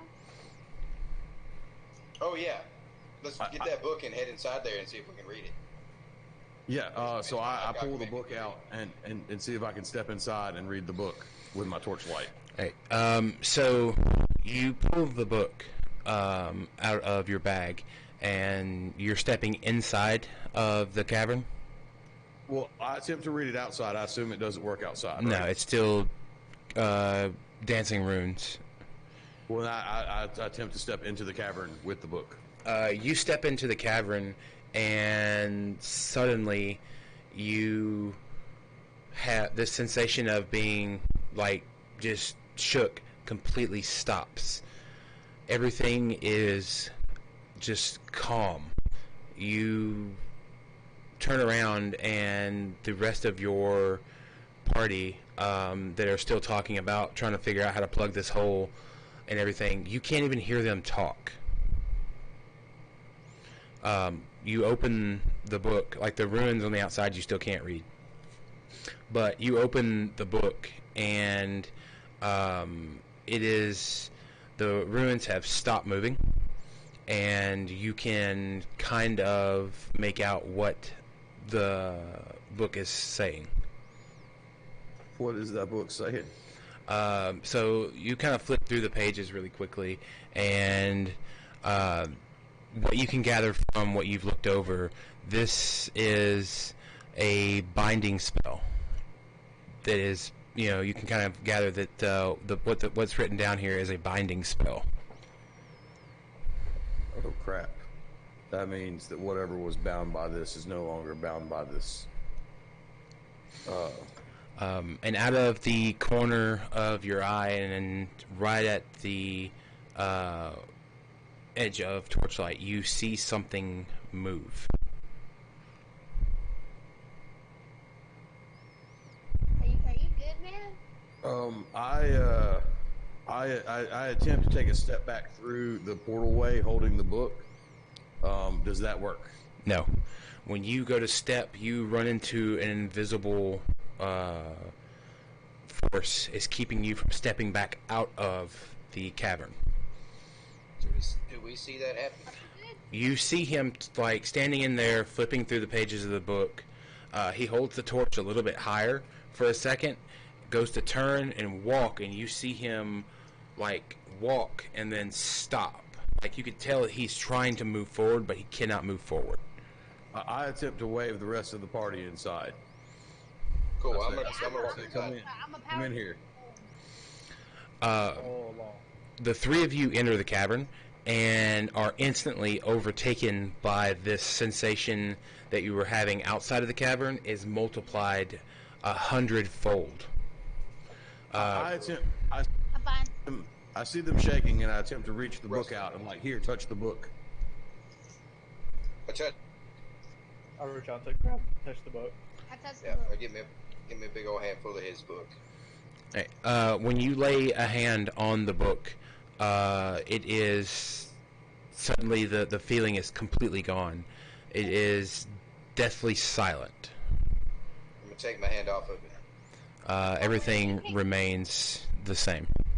Can you hear me? Nice. You guys hear me? Hello? Yes, you can Yes. you can hear each other now. All right. Oh, that's. I Hey can guys, cast I think this is a bonding spell. Like here, wizard, take a look at the book. The letters don't move now, and it's easier to read. Tell me what that is. It looks like a binding spell to me. I think something got unbound because the spell was moved. Yeah, this is the binding book. Or a binding book. Also, what is that over there? Do y'all see that? And I point to where I saw that thing out of the corner of my eye. So when everyone looks over to where you were pointing at, whatever was standing there is no longer standing there. But Finn, now that you have the book in hand and can read it, you have a better understanding of the arcane. So looking over this, you can tell that the first several pages go into like a great detail about a summoning of an elemental from another plane, and how once that elemental has been summoned, how to bind it to your wheel, and if something goes wrong in the summoning of this, and you can't bind the elemental, how to keep it from basically just wigging out and killing everyone. So that's what what is your name? It's Rubert. That's what Rubert was kind of looking at, was the ending of the book where it's kind of going over how to bind this elemental. Alright, I explained to them what this is, what they ended up summoning, and that I could possibly bind it. I mean, it's worth a shot. It's better than anything I got. If it's an elemental, my chances of stabbing it to death or shooting arrows at it or just singing it to death are probably pretty minimal. Does it say what type of element it is? It does not. It just gives you a general, like, you put your own flair on the summoning spell. If I But had to guess, it was some sort of elemental that rustles your jimmies up real good. One of those elemental Jimmy rustlers. Yep. all right, so as you're kind of looking through this book, Finn, you feel a sensation wash. Actually, you and damn it, I forgot your name again. Rubert, because you have like an attunement to the arcane, right? The both of you feel this overwhelming sensation wash over you of just like pure arcane power. Magic. I'll look over at Marlo and I'm like, hey, are you getting any strange wave sensations at the moment? Do I have the power? No. That doesn't make me feel good at all. Like if it Oh, comes you think to it's it and I cancer? can't find it, I might have also caught whatever's been getting the children all down. I'm not sure. Oh no, you got the Rona. I mean, whatever they're calling this. All right, The Fen, baby killer illness. Fen, you know, The Baby Nader 5000. you know that where you're currently standing is a place of power. ooh, I can ritual. I raised one eyebrow. Does that mean something to someone besides me? I play a John Doolittle sea tune. Yeah, I can ritual. About how fish don't have shoulders.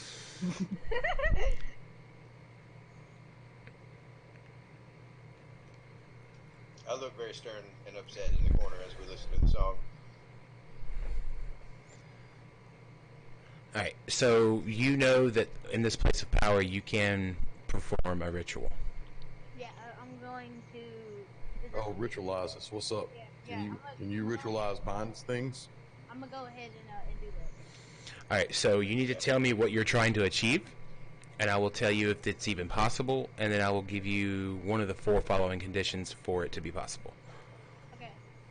I want to summon this elemental in my line of vision, not close enough to us to where it can physically kill us, but I want to attempt to summon this elemental and then bind it and send it back to what's it came.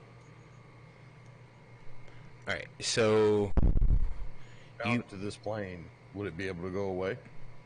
exactly, if you bind it to this plane of existence, you wouldn't be able to banish it. Alright, never mind. Then forget the binding thing. What I want to do is I want to summon this demon in my line, this elemental in my line of vision, and then send it back to where it came from. All right, Banish it. Banish it back to hell where it belongs. Banish it to its plane of existence. all right. Going back to Baitor. So- Mr. Elemental. What you were trying to do, you would be able to do here with this book. But you and your allies will risk danger from not being able to bind the elemental or accidentally summoning or having, because you're in this place of great power, having drawn attention from something far more sinister. Because what you're attempting is you're pulling a lot of arcane power to one place, and that tends to draw attention from a lot of different things, but mostly like daemons and such. So what you're telling me is if I attempt to do this, I have the opportunity to summon something worse than what we're dealing with now. You run that risk, yes. What's the chance of Demons, that happening? even. Like Matt. Is it a very low chance, or is it like most likely going to happen? I say we take the risk because violent problems require violent solutions. Yeah, I mean, worst thing that's going to happen is the demon's going to come out there and we're just going to kill it. Yeah, I mean, we're gonna kick its ass, man. I'm gonna play it soft. Yeah. Yeah. All right. Yeah. So, I play a little demon trapping jaunty that I jangle that I just made up on the spot here okay. about us trapping demons and our powerful bullshit. Well, here's the thing. If I Alright. summon a demon, couldn't I just ritual again and banish it again? Which ritual takes a little bit of time to do. Okay. So we'd have to, like, cover your ass. Well, I have a question before we do this. The ritual. How are we gonna bind this? When we bind, okay, so theoretically we summon it, and then what are we gonna bind it to? Or we're not binding it, we're sending it away, right? Can we do that? Is that real? Yeah, I mean it's a process, but you could do it. Okay, I tell you what, man. I will try to buy time by talking to the elemental, so you can bind him when you summon him. Okay, or not bind him, but free him. Because it takes another ritual to free him, right? Mm-hmm. Okay, cool. Well, you summon him, and I will do my best to delay him until we can get him freed, and therefore not on our plane anymore. And I'll just stand on the side with my swords and my dagger drawn, just waiting to get some elemental ass. Oh my god. Alright. All right. Classic Panama scenario. Alright, give me a countdown on when Yep. y'all want to do this. One Mississippi, go! Alright. Mississippi, There we go. go. There we go. I did it. I summoned him to the point to where I can see. Or actually, I'm gonna summon him to where. Yeah, no, to where I can see. All right. So you start your arcane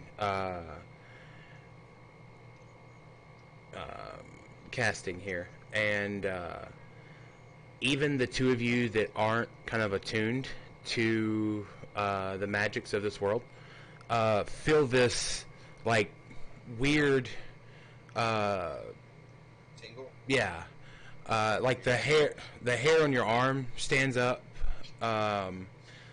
Like you feel like it feels weird. It's like when you know there's a spider in your bed, but you can't find it. And the room itself explodes into light, blinding all of you. The light starts to dissipate, and standing in this cavern, now that you can see like the full breadth of it, is a humanoid figure about 15 foot tall, and like glowing with this like weird green irradiated light. Now that you can see like I said, you can see the whole cavern. The cavern itself is a massive place, and on one far side, you see a small stone altar that is glowing with the same green light this thing is.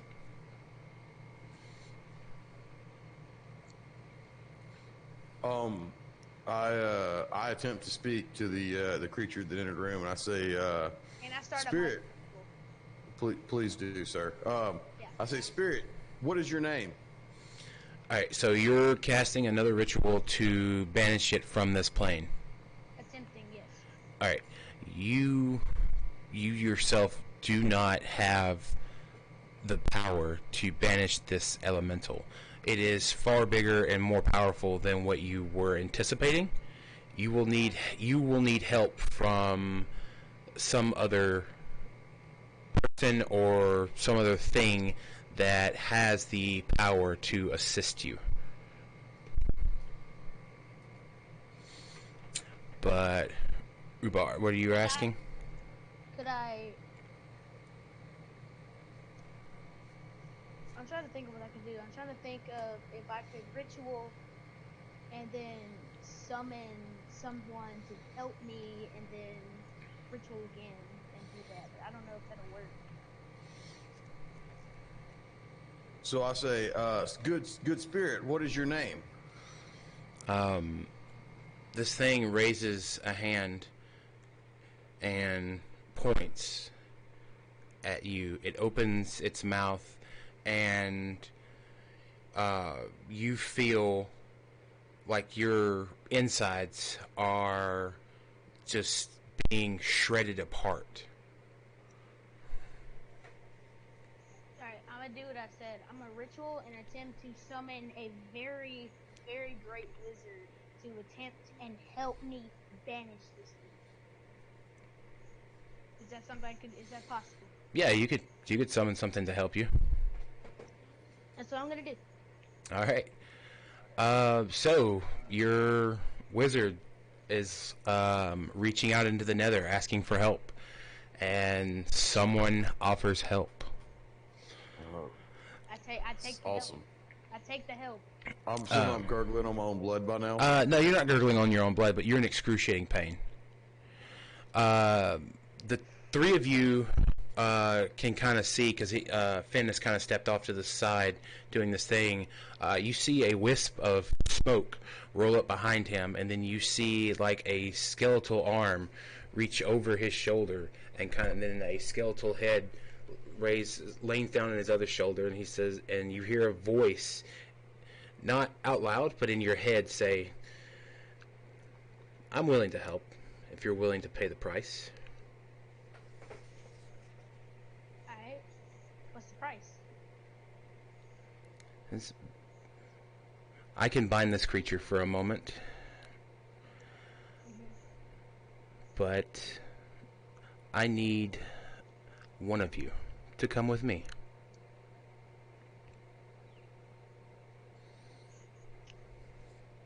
Sacrifice? I think we lost Glenn and Ryan. Oh no.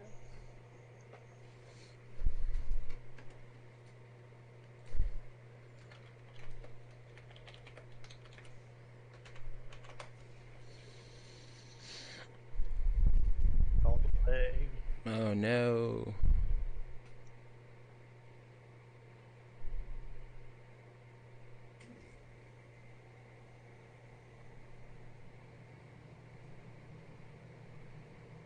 Internet pooped. Oh. I'm back now. Can you hear me now? Yes, sir. Sorry about that. Alright, cool. Alright. You were saying something about him summoning something, and it just went robot voice, and I lost you. Alright.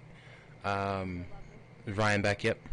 I still have dancing dots for Ryan and Yeah, I and do. and little Pyro, so I'm not sure what's going on with that exactly.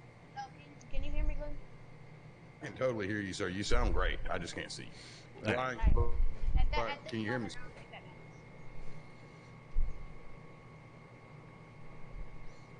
matters. Ryan still dancing dots? Yeah. No, dancing dots.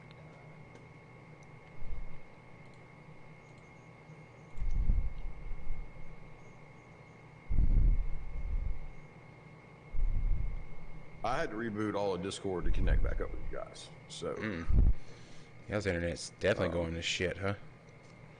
I think it has something to do with the fact that there's like big old storms traveling between where you're at and where I'm at right now. I don't know what. I haven't been outside all day, so I don't know. Yeah. Don't say that. All windows are open.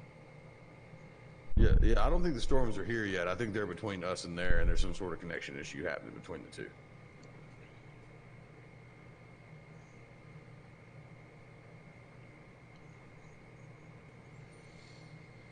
Well, my vote is we sacrifice Marlo.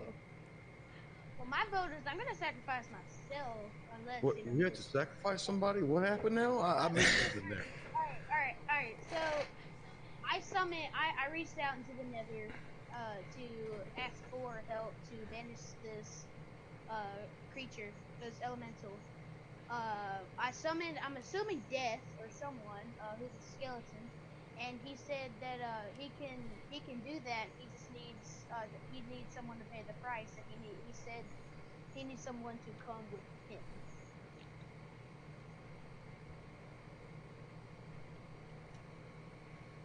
Yeah. That's about the gist of it. I'm gonna turn my camera on so I can be shifty-eyed. On camera. Yeah, so I guess we need to sacrifice someone to do this now that you have summoned some sort of demon or some sort of death figure that we have to appease now. Can you guys hear me? Yeah. Oh, there we go, Ryan. Could you not summon an unseen servant and have the unseen servant go? I don't think that's gonna work. I'm not good So with anyway, that. like I said, this thing is got, it's kind of like creepily hanging on to Finn. Like it's got one arm wrapped around one shoulder, and it's laying its head on his other shoulder. And with his left arm, he goes, "Tick tock, tick tock. My time is precious." Okay, so what do you mean by someone come with you? Sacrifice? Someone has to come with me. What's going on? Well, so you missed it, but he summoned some sort of death specter from the nether realm to help him banish this other thing instead of touching the altar that was clearly full of magical power. And so now we have a demon death thing hanging on Finn, and the demon death thing demands a sacrifice in order to help us. And it seems that we are on the clock now. I'll come with. You're taking this. Okay. I'm coming with. I'm diving into danger without a plan. My body is ready. My body is ready. He reaches out a hand. He reaches out a hand to you, Marlo. I take it. As soon as Marlo touches this thing, he turns to dust. Poof. Gone. He looks at the other three of you, and he says, "Well, your part of the bargain is met. Mine will be too." And he snaps his fingers again, and this thing that was pointing still at you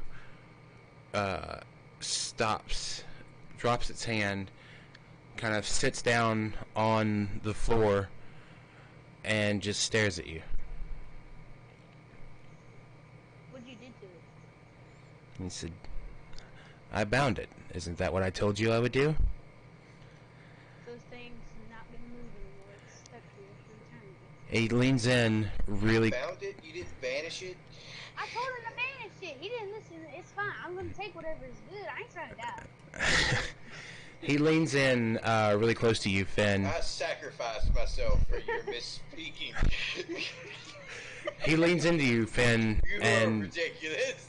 very quietly, and takes and brushes his hand across your cheek, and he says, "I'll see you all soon." Okay. And then, with a wisp of smoke, he's gone. Well, So how's our friend? the hell did you do to Marlo? I don't know. Look, I just do things. Well, are you going to try to banish this thing again? Or, I mean, it looks like it sat down. I think it's halfway to banish. Sitting down is halfway to banish, right? Do I? Alright. Do I have power now to do it because it is technically helpless? No. The two of you actually feel that this surge of arcane power that was happening has kind of waned. Yeah, because there's no big loose elementals hanging out here anymore. Well, not only that, but your wizard has cast two rituals very close together. The way arcane power works in spots like this is it kind of builds to a point, and then you have to wait for it to kind of restock its resources.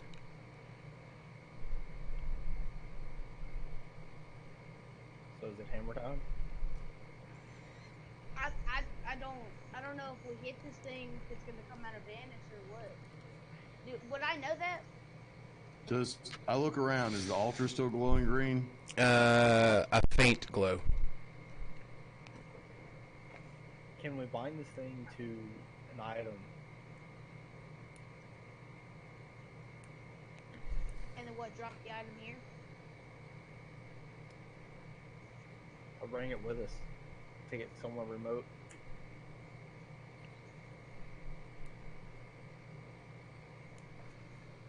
Really?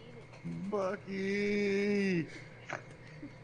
Friend's dead now, and that puts me in a foul mood. Like, do we want to just like try to kill this thing? I don't think it's gonna go well, but I don't know that I care a whole lot at this particular moment. Okay. What I We know, should have just banished it like we started to. I told him, I literally, because he could probably still hear me, and I ain't trying to die, but I'm being for real. I told him, I reached out for help. I don't think I specifically said I needed this vanish, but I thought I gave off the impression that I needed this vanish. Sir, demonic figures and evil spirits do not work in impressions. They are not Picasso. They are demons. And they have a bound set of rules, and they'll do anything they can to mess you over inside of their bound set of rules. Actually, though, I think we have discovered the source of the problem, ladies and gentlemen. I think what we came here to do is done. What I know, Just sweep the dust up and get on out. Yeah, I mean, So what I know, let's get our friends' dust together here. what I know, if you like, since this thing was bounded, if you were to strike it and or like attempt to harm it in any way, would it come unbound or would it just take the hit? Yeah, I'm not trying to figure that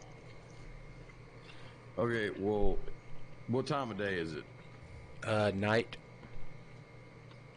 Of course.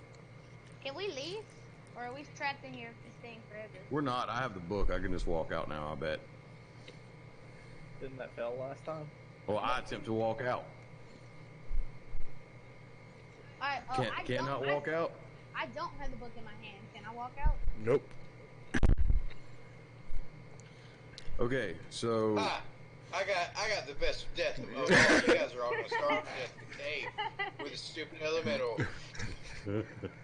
that's what it's starting to feel like.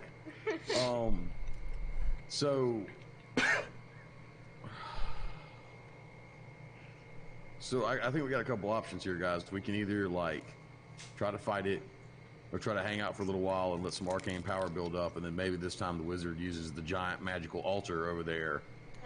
And uses it for power, and instead of calling some demon that kills the rest of us, we can just banish this thing for real now that we got it towed down. Otherwise, what do you say we just like whack on it? What do you think, Hawk? I mean, you've been real quiet this evening in this adventure. What do you think? With it bound now, can we talk to it? You I think? mean, we could try. Hey, Elemental, what is your name? Erase 10 can open the map again. Can it speak? It just kind of, you can tell that it is looking at you as you speak to it, but it does not speak back to you. Alright, does it like follow me? Like, can I see its eyes? Like, if I try to move, does it follow? Or It doesn't have eyes. What would be, it's just like an empty set of what would be eye sockets. Okay.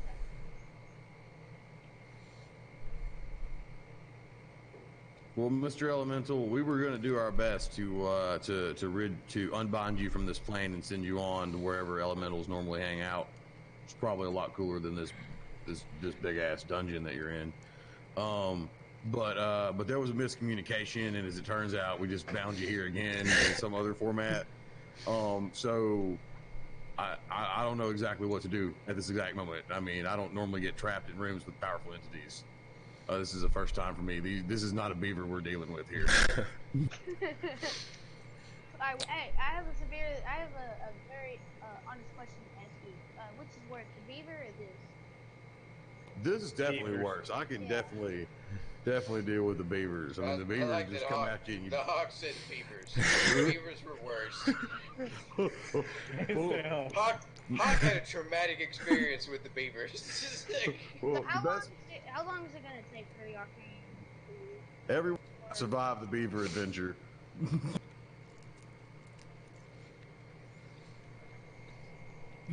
Yeah, I mean, yeah. How long do we think? I mean, you're a wizard. How long does it take for arcane power to pull back up? Would I know? Mm-hmm. So how long? It just depends on the flow here, what's keeping the flow here. I start to sing a song summoning back the arcane power to help my friend. So you strum your mandolin, and as soon as you strum it, you can actually see the sound frequency leave your instrument, and they are like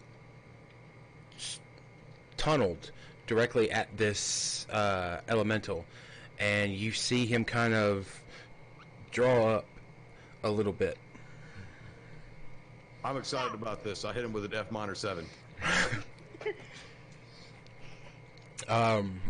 He starts to try to fight against whatever is holding him to the ground. Hit him with an A minor. He didn't see that coming. I mean, alright, do you want to die? I know you want to be with your friend and all, but, you know, I could just banish this thing. I mean, who's gonna write this? You shut up. You've done plenty this evening, sir, and I hit another power chord. Yeah, so like every strum of your mandolin, you see this thing just kind of wince and wither in pain. Oh, it's in pain. Oh, this is amazing. I break out into smoke on the water, which of course we know here in this time of this land in this time. So Music. this thing starts just rocking, and you could tell, like, when it moves to one side, it looks like there's something digging into what would be its flesh deeply as it's trying to pull against whatever is holding it to the ground. It's magic paint. I rock on. I rock harder. I'm getting into it. I'm all over this now. Like I am playing the lute solo of my life with the 5 strings I have left. I jump in. I'm gonna grab- I jump in with backup solo. I'm gonna grab the book, and then while they're doing this, hopefully time will pass and the arcane will reset. And then, so if it does come back up, I can attempt to banish it. Can I ready a ritual, or is that something I can't do? I'm fairly certain that the struggle of an elemental will draw arcane power back to wherever it's struggling. The ghost of my character comes fading into existence and comes in with off-key vocals. So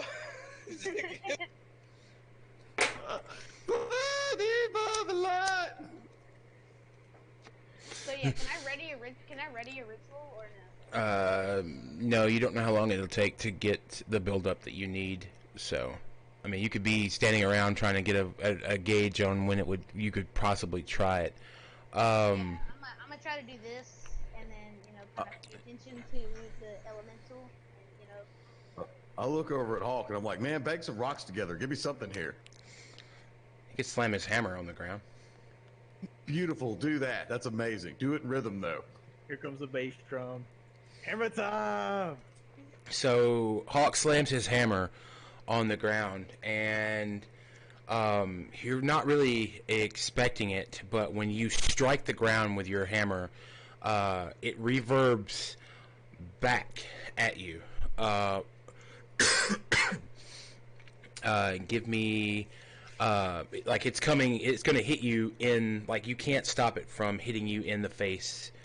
So it's coming back at your face. So what are you doing to not be hit with your own hammer? this is where the You shield. need to roll a defy danger. Pick your favorite stat. On strength. Try to stop it from coming up. All right. Yeah, so you just stop it, and now that you know how this works, you're just slamming the ground with your hammer, and just as the sound waves are traveling from the mandolin, when you strike the ground, it seems to be amplified by the vibranium itself, and this elemental, you hear it give out a loud, ear-piercing roar, and it stands up, and you see whatever was holding it to the ground actually, like, rip hunks of it off as it stands up, and, like, you could tell it bursts forth, and it starts moving at you. Fast or slow? Fast. It's go time.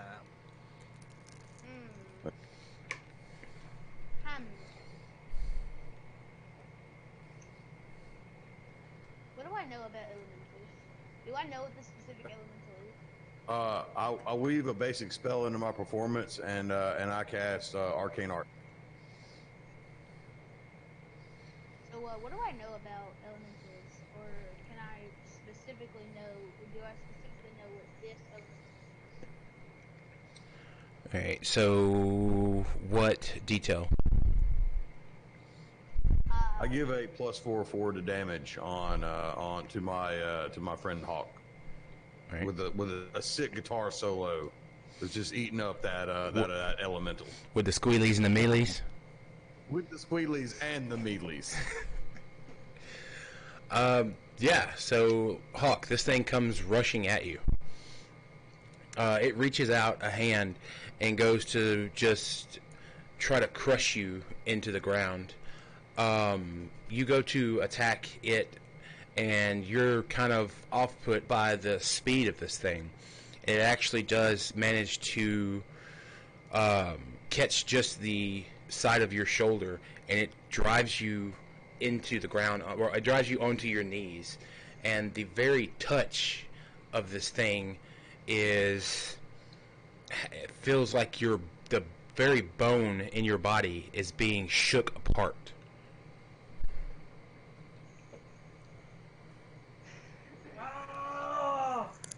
This went from being fun to you know, I killed everyone in accident. That happens sometimes. Sometimes in this game, yeah.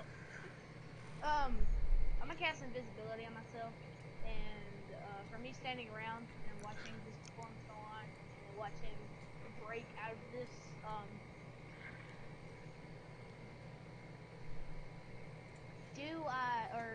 do I know how long it's gonna be for that ritual? Nope. Hawk, as this thing is continuing to touch you, you, you're screaming in pain. You actually kind of get choked a little bit on a few of your teeth that have been rattled loose. Huh.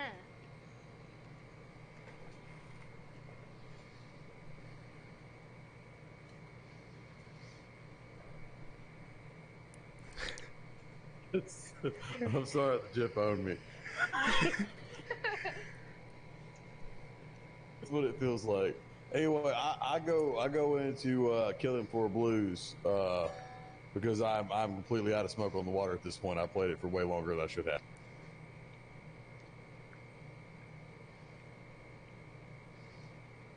Jesus Christ. So, Hawk, this thing just continuously still trying to mash you into the ground. Fenn has disappeared, and your bard friend is playing the ballad of your death, it seems. I'm gonna move. Can I move towards the altar? Yeah. Without this thing. Okay. Yeah, I'm gonna move towards the altar. And then, just kind of sit there and sort of study the altar. And so, or hang on, I'm gonna move to the altar, and then can I try to identify this type of elemental? Hawk, you take 11 damage as this thing is continuing to drive you into the ground and shake your very essence out of you. I cast the arcane arts again. I weave a spell into my performance of Killing for Blues.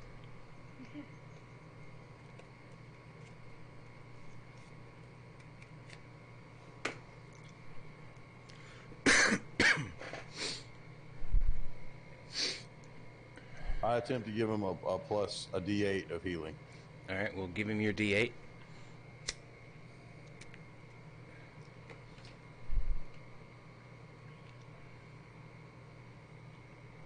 All right, Hawk, you take 6 back. As you change up a little bit of how you're playing, this thing reaches over with its other hand and is attempting to grab you. I'm going to just call you Rube. I'm going to smash my Bear. hammer on the ground to create another sound wave. He's coming after me. Yeah, he's reaching for you with his other hand.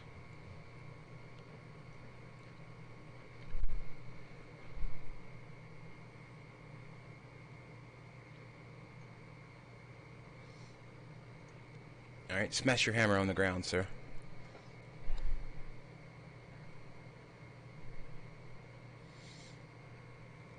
All right, give me your damage roll. I think yours is a D10 as a fighter.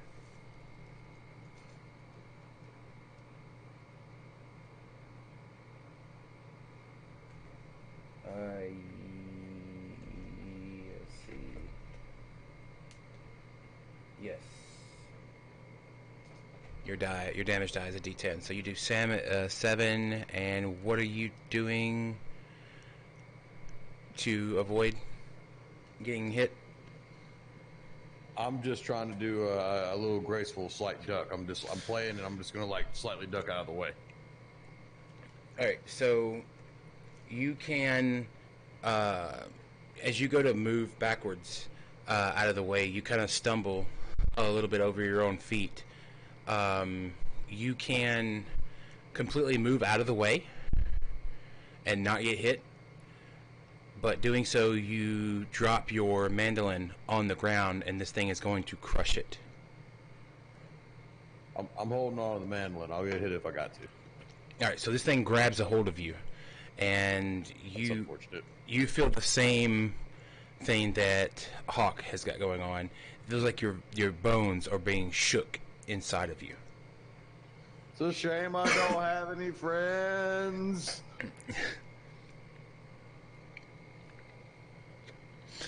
I attempt to continue to play. And the two of you take 7 more damage. Can I ritual? What are you doing? Me? Yeah. I'm by the altar and I'm gonna try to ritual. Being by the altar doesn't do anything. Okay. So the altar doesn't help me in my ritual or anything? Just standing by it, no. Not if you're, standing by it, which is Yeah, not what I said earlier. You said touch it earlier, is what you said? I said something. It wasn't stand by it. Alright, well. I'm so sorry, Derp. I really am. I didn't expect you to get ghosted and this continue. I didn't think you would either. Anyway, I'm going to grab the altar and like lay my hands on. You have the book in your hand? I do. When you lay a hand on the altar, you feel a brush against your cheek, and when you look over, it is a skeletal hand that is brushing your face. And he says, "I told you I'd see you again." Hi.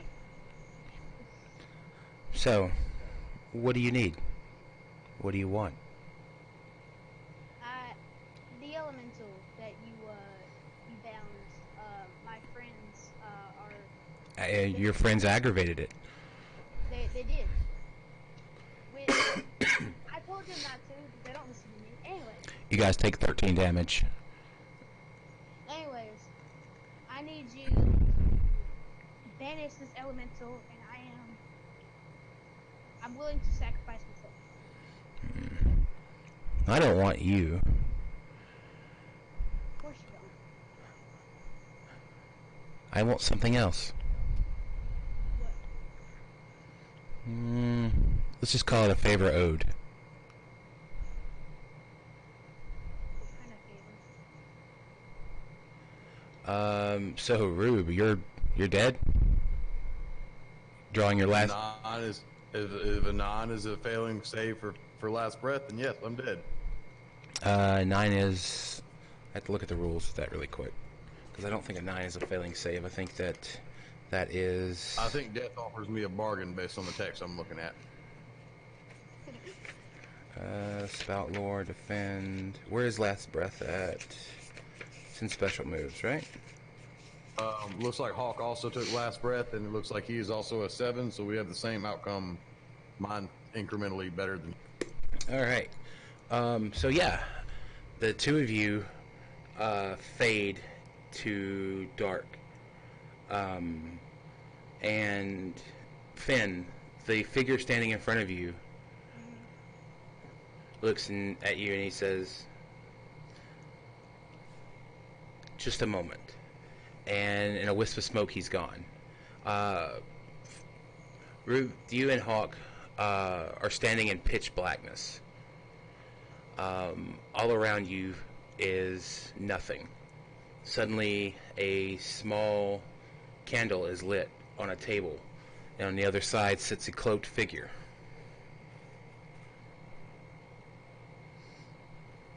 What's up, Death? How you doing? Well, I didn't think that it would be the two of you that I would see so soon. Yeah, I was pretty upset about it myself. Anyway, since I'm talking to you, I guess I'm not completely dead yet. I mean, can I get back out of this, or how's that looking for us, Death? Uh, there may be a way for you to go back. How so? He reaches into his inside of his cloak and lays a deck of cards on the table. Are you gambling for your life? He says, "Willing to play a hand?" Oh, absolutely. I mean, what else I got to lose here? It could I'm be- in. Let's play. It could be far, far worse, sir. Look, you don't tell me. I don't walk around telling you how to be alive. You don't walk around telling me how to be dead. Okay, Death? He slides the deck to you, and he tells you that keep this on you. In a few days, I will come see you again. I have more pressing matters. You see, the thing that you were messing with, that I came and done what I was asked to do, and then the two of you screwed that up somehow. You see, if that thing gets loose, I'll be a busy man, and I'm kind of tired right now. Well, if that's the case, Death, then I actually need your help to get this done too. A friend of mine, whose name is Molaire. God, I can't think of your name now. It'd be a great time to know your name. What's your name, Dirk? Marlo. My friend Marlo passed through here just a few minutes ago. We really could use his help with containing this demon threat, or this elemental threat. And we could definitely, with his help, I could definitely stall for a few days so that you don't have to deal with this immediately, and you could rest up and deal with this on your own terms. So that's two favors you ask of me. And yes, I definitely am trying to parlay with death. You could give him a deck of cards too.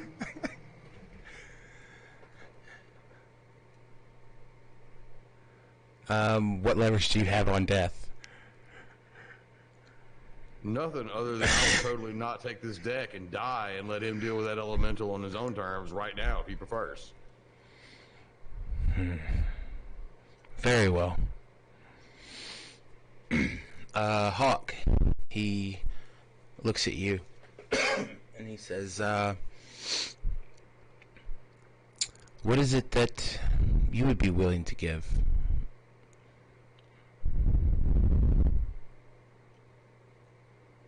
I have my signature hammer.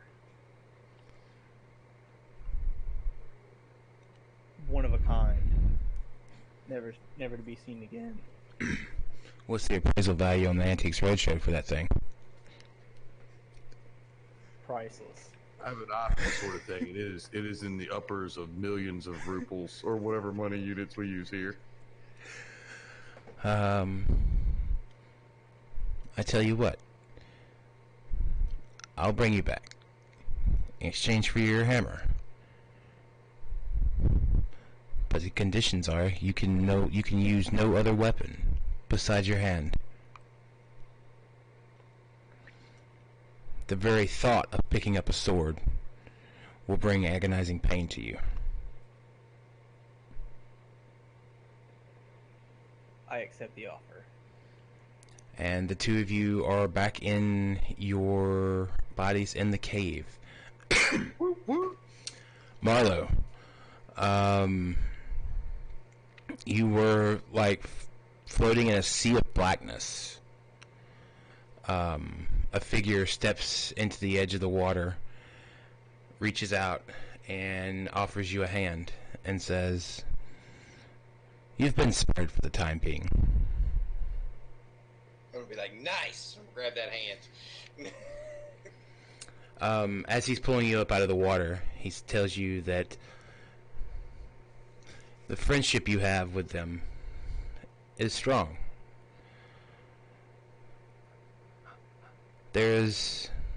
There's something I ask of all of you. In the days to come, I will come talk to you individually. Oh, that sounds exciting. I feel like I need a shower now.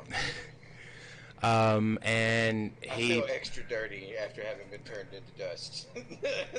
he again he takes, and as he steps back away from you, takes and brushes your cheek with the back of his hand, and you are back in the cave. Nice. Everything again goes bright, almost blinding. Suddenly the entire cave seems to crawl. The altar you're standing by, Finn, melts into the ground, in like a puddle. The puddle is slowly moving towards the elemental. The liquid touches him. It starts to crawl up his body, encasing him in the vibranium that is in the room. And you all hear simultaneously in your heads, "You all owe me one. Don't forget this day." Okay. Certainly won't, Death. I don't think I can. I'm gonna look at the wizard and be like, "What in Jiminy fuck have you got me into?" If I'm gonna be 100% honest, There was a moment there. There was a moment there where I felt like I was here in one place, and then I felt like I was in a lot of different places, and then I felt like I was back here again. If I'm gonna be 100% honest with y'all, I don't know what happened, but So, just him right there saying brought the. I know you've all seen the old man. I have no idea what the fuck is going on. Yeah. That's what I feel as Finn is doing right now. I have no idea what the fuck is going on. Guys, we should see if we can get out of here. That thing's still closing up in Dolomite or whatever, right? Yes, the hole itself is also starting to kind of fill in. We gotta My go. horse made a we need to 30% go. We dolomite. need to go. I run for the hole. I really want to get out of this place. Hell yes, I'm gonna caress that hole so much. I'm running, man. I don't care how much damage I have to take to get out of the hole. There'll be no lube. I'm leaving the hole now. All right. Yeah, we're gonna hit that hole raw. No protection. That hole's not gonna be safe. I'm attempting to dive face first through the hole. Yeah, you all managed to get outside of the chamber before it closes all the way off. Nice. Well done. I'm happy that I'm alive again. Yeah. Welcome back, buddy. I had to talk my way into getting you back, but I figured it out. Being dead there for a minute sure was a drag. I'm trying to figure No out. doubt. No doubt. I also was dead for a minute. Anyway, I believe there was a con that we were pulling. I mean, a show that we were going to put on. Oh, it's right now. We did better than that. We actually just encased an elemental and froze him in time, and he's trapped back in the cave he should be in. And speaking of that, is there like a caution tape or something, like some broken pickaxes in this area? There's pickaxes, yes. I use the pickaxes to fashion a crude skull and crossbones, which I lay on the ground right in front of the entrance, what used to be the entrance to the hole, right where the thing used to be. All right. And then I'm gonna take, cause it's just like dirt, right? Mm-hmm. Alright, I'm gonna take my staff and make right into the dirt. Do not open. Ever. I'm going to take a rock and I'm going to draw dick and balls on the on the wall. All right. I'm actually gonna dig around in my pack and see if I can find a pack of chalk, and I'm gonna draw some pubes on that dick and balls, and then I'm gonna draw above my skull and crossbones that I have laid on the floor there. I'm gonna use the chalk and I'm gonna write "certain death." and then an arrow going up, like into the wall. Yeah, pointing to the dick. All right, so. All right, so. Does anyone feel like they resolved, or completely explored, no longer relevant, or otherwise any of their bonds? Did we complete any bonds? Is that what you're asking? You cut out at the very end. All right, so does anyone feel like they completely explored, no longer relevant, or otherwise any of their bonds? Does it feel like anything was resolved with your bonds? Oh yeah. My bond with I forgot his name. Marlo? No, not Marlo. Hawk. Your bond with Marlo has not been resolved? I didn't have one with you. Anyway, I literally died for your shitty deal with the damn devil.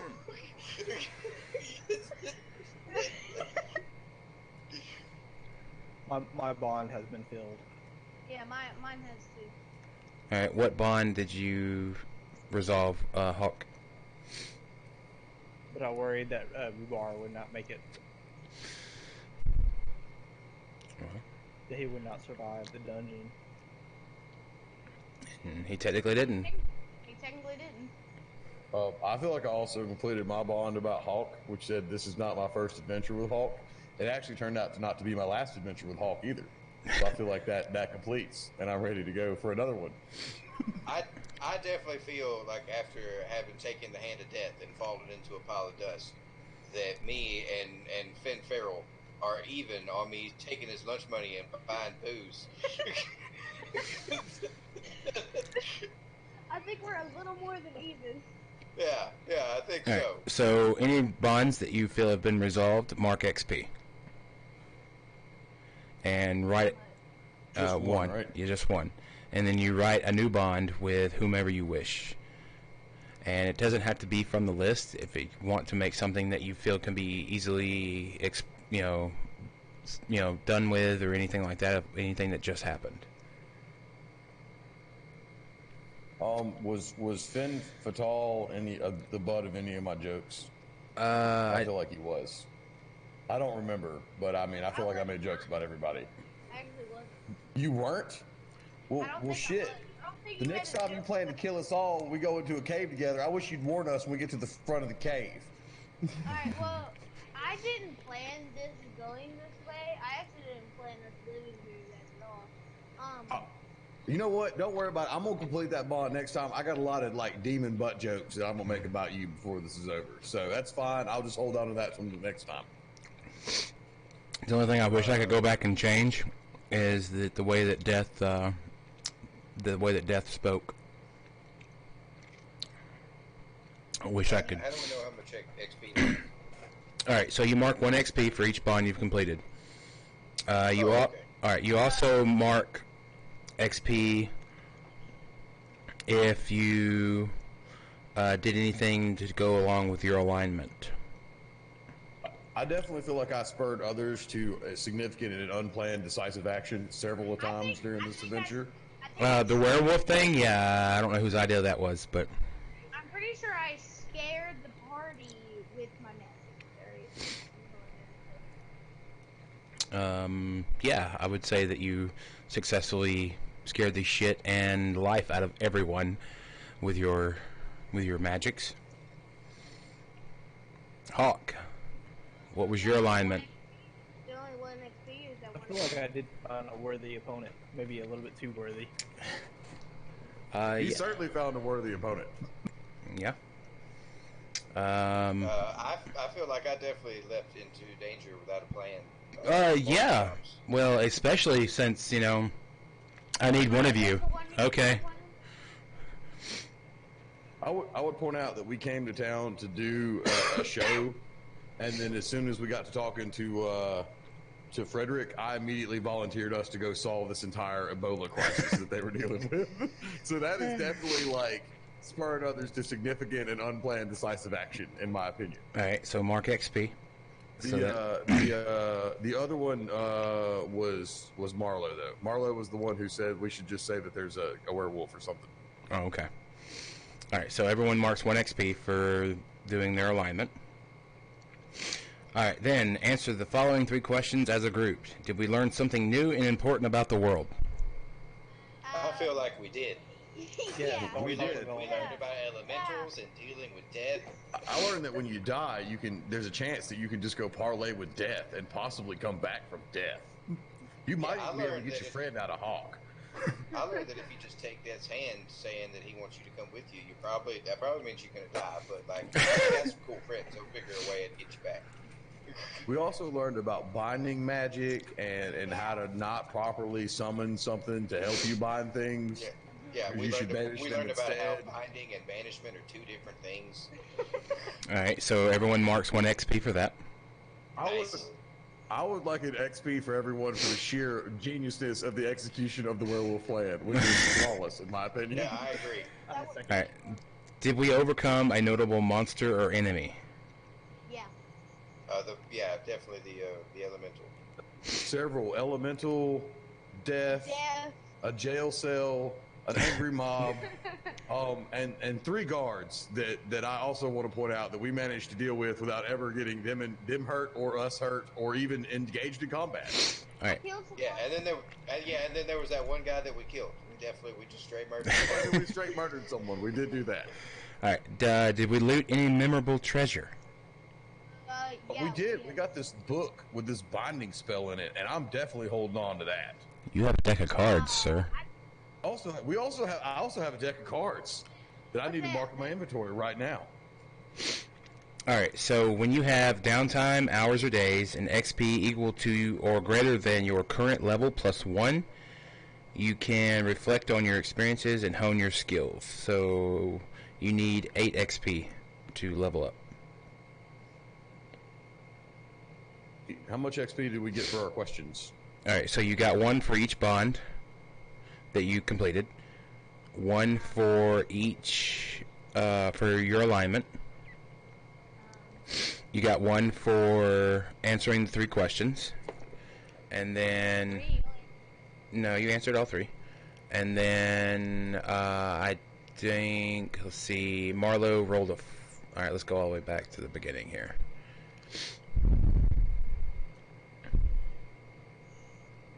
All right, that was to figure out who went first with things. All right, so is that 8? All right, so Rube, you rolled a 6 one time, so that's a mark for XP. I failed some rolls. You rolled a 6 on an arcane arts, so that's XP. Marlowe rolled a 5 on attacking the guards, so that's a mark of XP for him. Hawk, you rolled a 5 on attacking the guards, so that's a mark of XP for you. And then I killed. I don't see any more. You don't get XP for killing things, so you get XP for failing to kill things. And Hawk, you rolled a 6 on your attack on the elemental, so that's a mark of XP for that as well. And then no one else failed any rolls. Damn, I need 1 more. Wait, I don't get anything. Lucky you, I'm like halfway there. I had rolls that I had an 11 on my magazine. Mm-hmm. If It's you failing rolls, bro. Oh. You should fail more. I mean, I would be willing to give an XP point just for how massive the binding management fail was.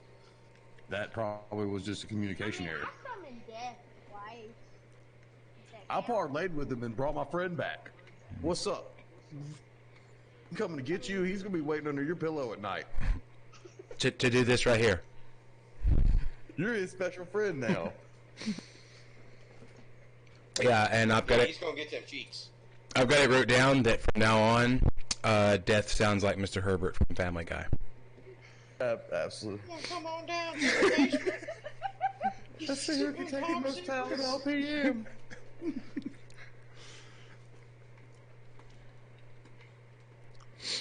Just waiting on that mustard on paper boy. Bring me some good news. You won't touch my cards, you won't go on to death. All right, so yeah, that is Dungeon World. That was fun. I had a good time. That was really fun. Indeed. That is 0 planning to the table from me. Interesting. I feel like we had a vibrant backdrop with which we pursued a ghost mysteries type story on, and we managed to execute and find the source of the heartburn, and even with Scooby-Doo trapped it eventually into getting it done. Yeah. It was one of those rough Scooby-Doo episodes where the first trap went horribly wrong, though. You guys remember the part where I valiantly sacrificed myself for the team Yeah. and for everybody, and the wizard totally fucked up, like, the banishment part? I had already got halfway through writing the ballad that I was going to write in honor of you saving us all, but of course, you know, we blew that whole thing up, so I went ahead and just jammed anyway and pissed the thing off and started a whole bunch of mess. I say before we go, we skip ahead a couple days to where we have the set built, and then we do it probably this week. Oh, no. I hope we come back and do this again sometime to find out what the devil had to say and if we ever do this play. I want to find out what happens when the devil goes down to Georgia. He's looking for a soul to steal. I want to figure out what he's, whatever. Well, you're the only one who doesn't have a deal with... Well, you do have a deal with the devil. We all have a deal with the devil, don't we? Yeah, he I said, mean, he death, said- not the devil. He's not the devil. He's kind of the devil. He's lawful neutral. Yeah. Good games. Well done, everyone. Good games. Good night, y'all. It's midnight. I'm about to hop off here Yeah, to the internet definitely. lands. Thanks for joining us. Yeah. Good night, Internet. Thanks for joining us, Kashimoto. Hopefully it was fun, and you'll come back and join us again sometime. Yeah. Indeed, should definitely. Should totally join us on the Pathfinder game. Come, you know, Um, get after them Rune Lords. I think I'm gonna try to keep Kashi on the out on that one, and maybe just okay. if it's possible to swing, maybe just do some one shots on a Saturday or Sunday or something with like Starfinder or Dungeon World or. Cool. Yeah. Well, we Dungeon could- World has been epic. So I feel like we could there's just shitloads of tabletop games that we could just play one time. You know what I'm saying, and just kind of get a feel for everything. Oh man, we could play Traveler. Traveler is an amazing game. I've played once. We would have to do one whole episode just for making characters. Burning Wheel. You ever play Burning Wheel? I've not played Burning Wheel. Call of Cthulhu. I've yet to play Call of Cthulhu. I do want to play it though. It seems like it'd be fun. Call of Cthulhu is if you're looking to fight shit, Call of Cthulhu is not the game for you because you can literally not fight anything because most of the time just looking at shit will fuck you up. Yeah, no, it's a game. It's a game of mystery and strategy and investigations and Cthulhu. and Cthulhu. Don't forget Cthulhu. Oh yeah, tentacle faced monsters. But y'all have a great night, man. I'll catch up with y'all next time. Yeah, we'll talk to everybody later.